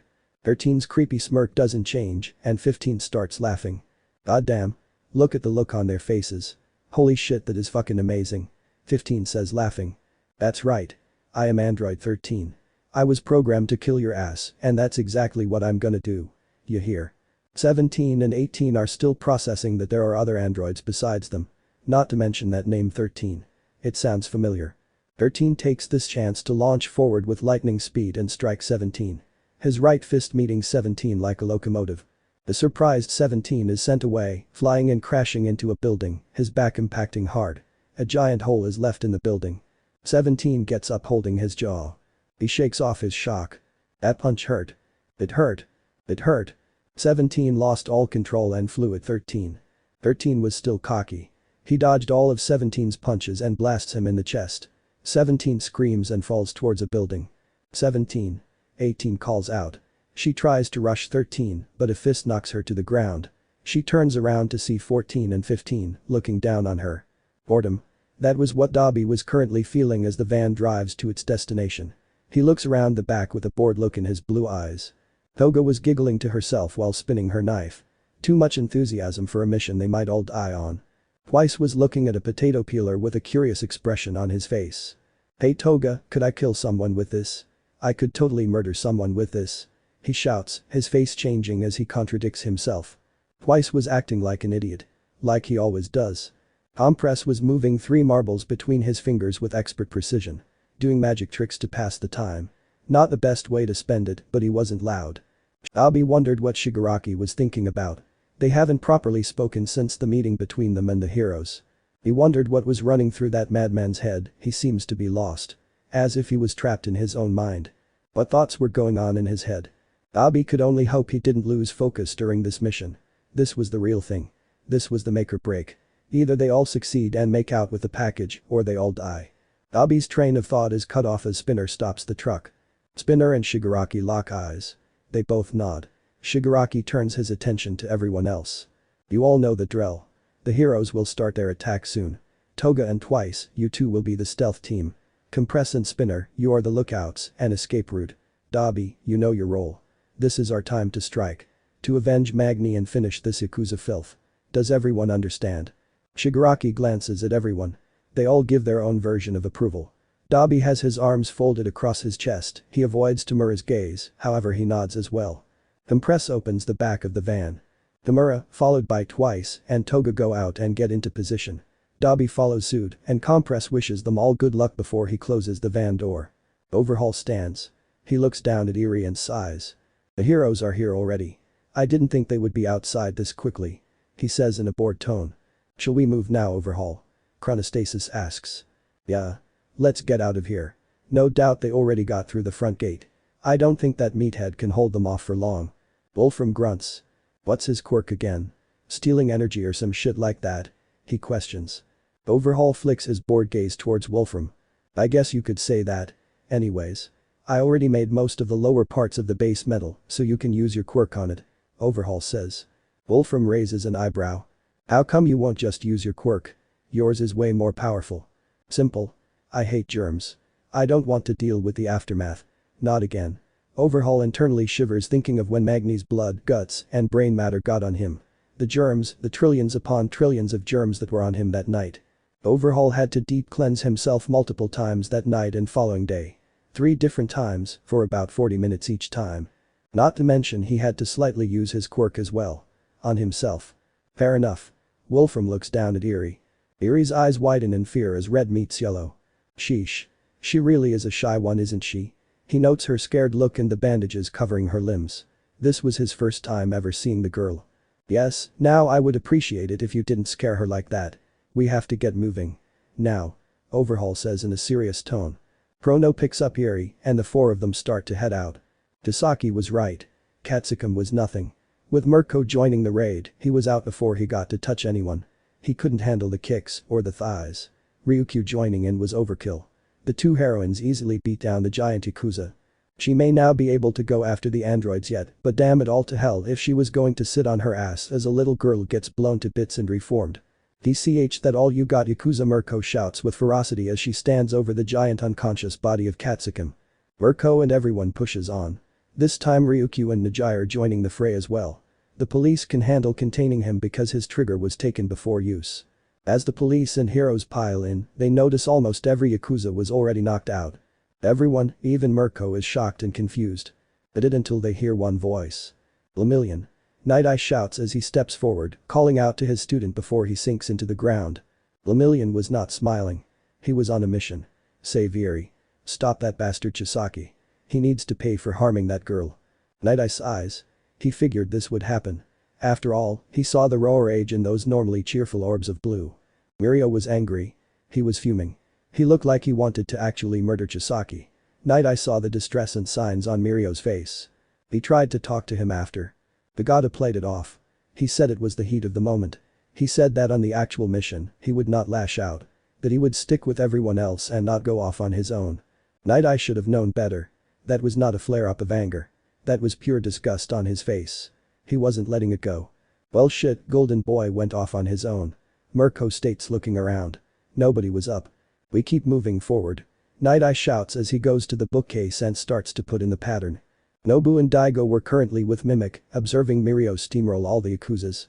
Nobu and Daigo were shocked to the highest degree. Not only does any attack seem to completely phase through him, but he attacks with such power. It only took one punch to knock out most men. What in the hell is that kid? Nobu shouts in shock. The fucking nuisance, that's what Mimic grumbles, clenching his fist in anger. How do we deal with him? Even if you get strong enough to move the entire building, the kid can phase through anything. Daigo shouts in shock. He was slightly scared. He saw fury in those eyes. Why is he so mad? Nobu asks. Yeah, what the hell did the Yakuza? That's none of your damn business. Mimic shouts, his eyes manic as he glares at the 2 henchmen. They both shut up. Nothing we do is any of your concern. You are simply extra muscle that is supposed to slow down the heroes. Now shut up and let me think. Mimic snaps, grinding his teeth together. Mimic takes deep breaths, trying to calm himself down. The 2 henchmen look at him in slight concern. He looks kind of unhinged. They think in sync. Alright. You two. Avoid him at all costs. Nothing we do can stop him. However, what we can do is slow down the rest of the heroes.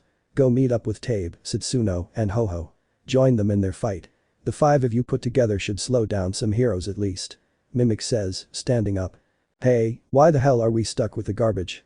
Nobu complains, folding his arms across his chest. Because I said so. The deal was, I am in charge of you two. Now go or else. Mimic screeches out, grabbing the gun on the table next to him. The 2 don't need any more convincing. They walk out and head to where the 3 are waiting. Mimic breathes easily once the 2 are gone. He calms down and puts down the gun. He prepares to stab himself with a trigger needle, however unbeknownst to him, a shadow watches him from the corner of the room. Right as he was about to inject the trigger, the shadow strikes, pushing him, the trigger flying to the other side of the room. What the before he can finish his sentence, he puts up a hand to block a knife that was going right for his throat. Mimic lets out a grunt of pain as the knife stabs right through his hand. He sees his attacker's other hand fly at him. He catches them by their wrist in an iron grip. Oh someone's FIGHTR, the attacker says as they smile, revealing their large canines. Mimic shoves the person away and looks at his attacker. His eyes widen. It's you. He shouts, ignoring the pain from the hole in his hand. Toga giggles. Yep. I thought killing you would be easy since you're just Yakuza trash, but the fact you're not dead yet is thrilling. She shouts in glee, looking at the blood on her knife. How the hell did you get in here? I have cameras all over this place. The only way in is up. He shouts in shock, gripping his hand. Toga giggles again, finding his shock amusing. Wellll Handman obviously helped me get in. Along with X, but we don't talk about her. Either way, your cameras aren't showing you real footage, what you're seeing is an alternate reality. That is another dimension you're seeing. A simple fragment of another world out in the ocean of different realities that branch off from every choice ever made. Your comms are non-existent. Every radio broadcast could be broadcasted from an alternate universe. You don't know what you see and hear are real. You can't trust anything or anyone. Toga grins widely, her canines looking extra sharp. Mimic blinks his eyes, looking dumbfounded. What? He asks. Toga shakes her head and sighs. Yakuzas can't understand a damn thing, either way, prepare to die. She lunges forward and Mimic prepares to defend himself. Shigaraki walks silently along the corridor. Behind him is dust. What used to be many men are now nothing but piles of dust. All that stood in his path have been decayed. Some of the dead Yakuza's petrified faces remain in shock. It was quick. It was 5 men. None of them seemed to care. They thought the room they were in was safe and out of view. Not from a decay user. Shigaraki decayed the wall, he used his freakish speed and quickly decayed 2 men with both of his hands to stop them from making a sound. The other 3 were all busy slacking off. It was easy. He quickly decayed 2 more. The last one was in shock and Shigaraki used that opportunity to kill him as well. Shigaraki's eyes have a gleam as he walks towards where Overhaul's escape route is supposed to be. He can only hope that there isn't an alternate route and that his inside man didn't deceive him. Shigaraki smiles creepily. Oh, how my quirk wants to turn this entire facility into dust. No, it's more fun to hunt you down, Overhaul. Step by step. I've been waiting far too long for this. As much as I want to destroy everything you love from right under you, I want to see your face as it all crumples apart. Shigaraki smirks as he continues onward. Seems like she did her part. They didn't suspect a thing. All comms are down. Our ally from the dark web is truly one to be feared. He mutters. Nothing but silence and dust on his path to destruction. 17 was fuming as he launched punch after punch at 13. Nothing was connecting. His anger was blinding him. He was getting angrier every time he looked into 13's cocky smirk. Damn it. Quit dodging, you hick. 17 shouts in anger. However, the moment he says that, 13 actually knees him in the gut hard, causing some serious damage. Damn boy, I cold down a barrel of whiskey and still beat you drunk off my ass, 13 says laughing. 17 falls to his knees clutching his stomach, that dealt some real damage. 17 didn't know why his punches weren't hitting. There was no way this guy was stronger than him.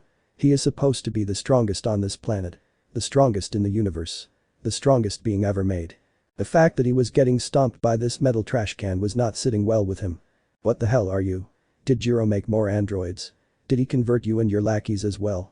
17 questions, clenching his gut. 13 laughs hard. Hell no, city boy. I wasn't made by no old geezer. I was made by the Great Hero Public Safety Commission. I am a certified crime fighting machine. Now that 13 is cut off, 17 hits him with a hard punch to the jaw. 13 goes flying back into rubble. 13 spits out a tooth. Damn kid. 13 shouts as he growls angrily. 17 stands above him, smiling. Alright, enough games. I'm done holding back Country Road. Now you're gonna pay big time. 17 cracks his knuckles.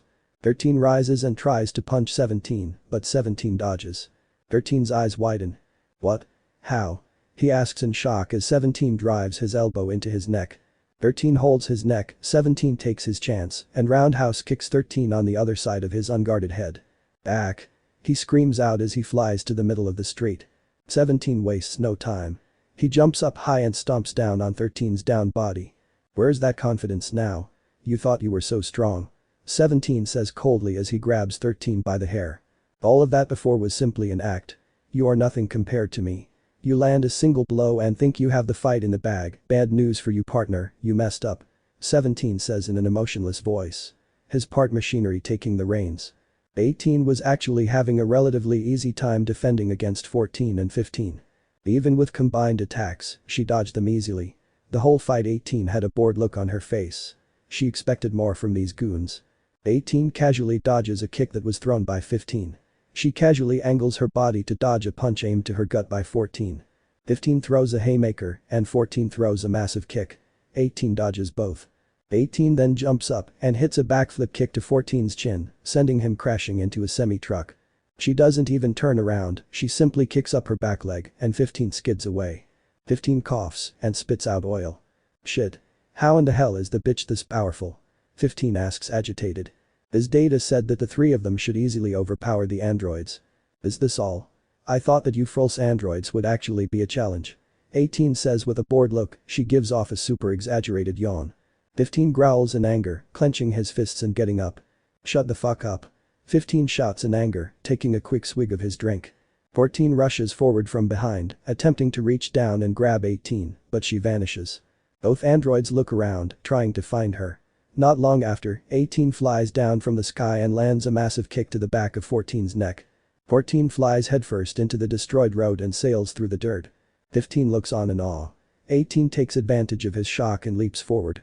She lands a massive forearm that makes the midget android crash face first into a thick streetlight. 15's glasses are destroyed and the streetlight falls down, crashing hard into a building. 15 is knocked out cold. His android face missing parts. 14 is motionless, half of his body in the dirt, his legs sticking out from the ground. 18 shakes her head in annoyance. What a waste, she mutters, annoyed that the androids were a waste of time. She expected more. Ended.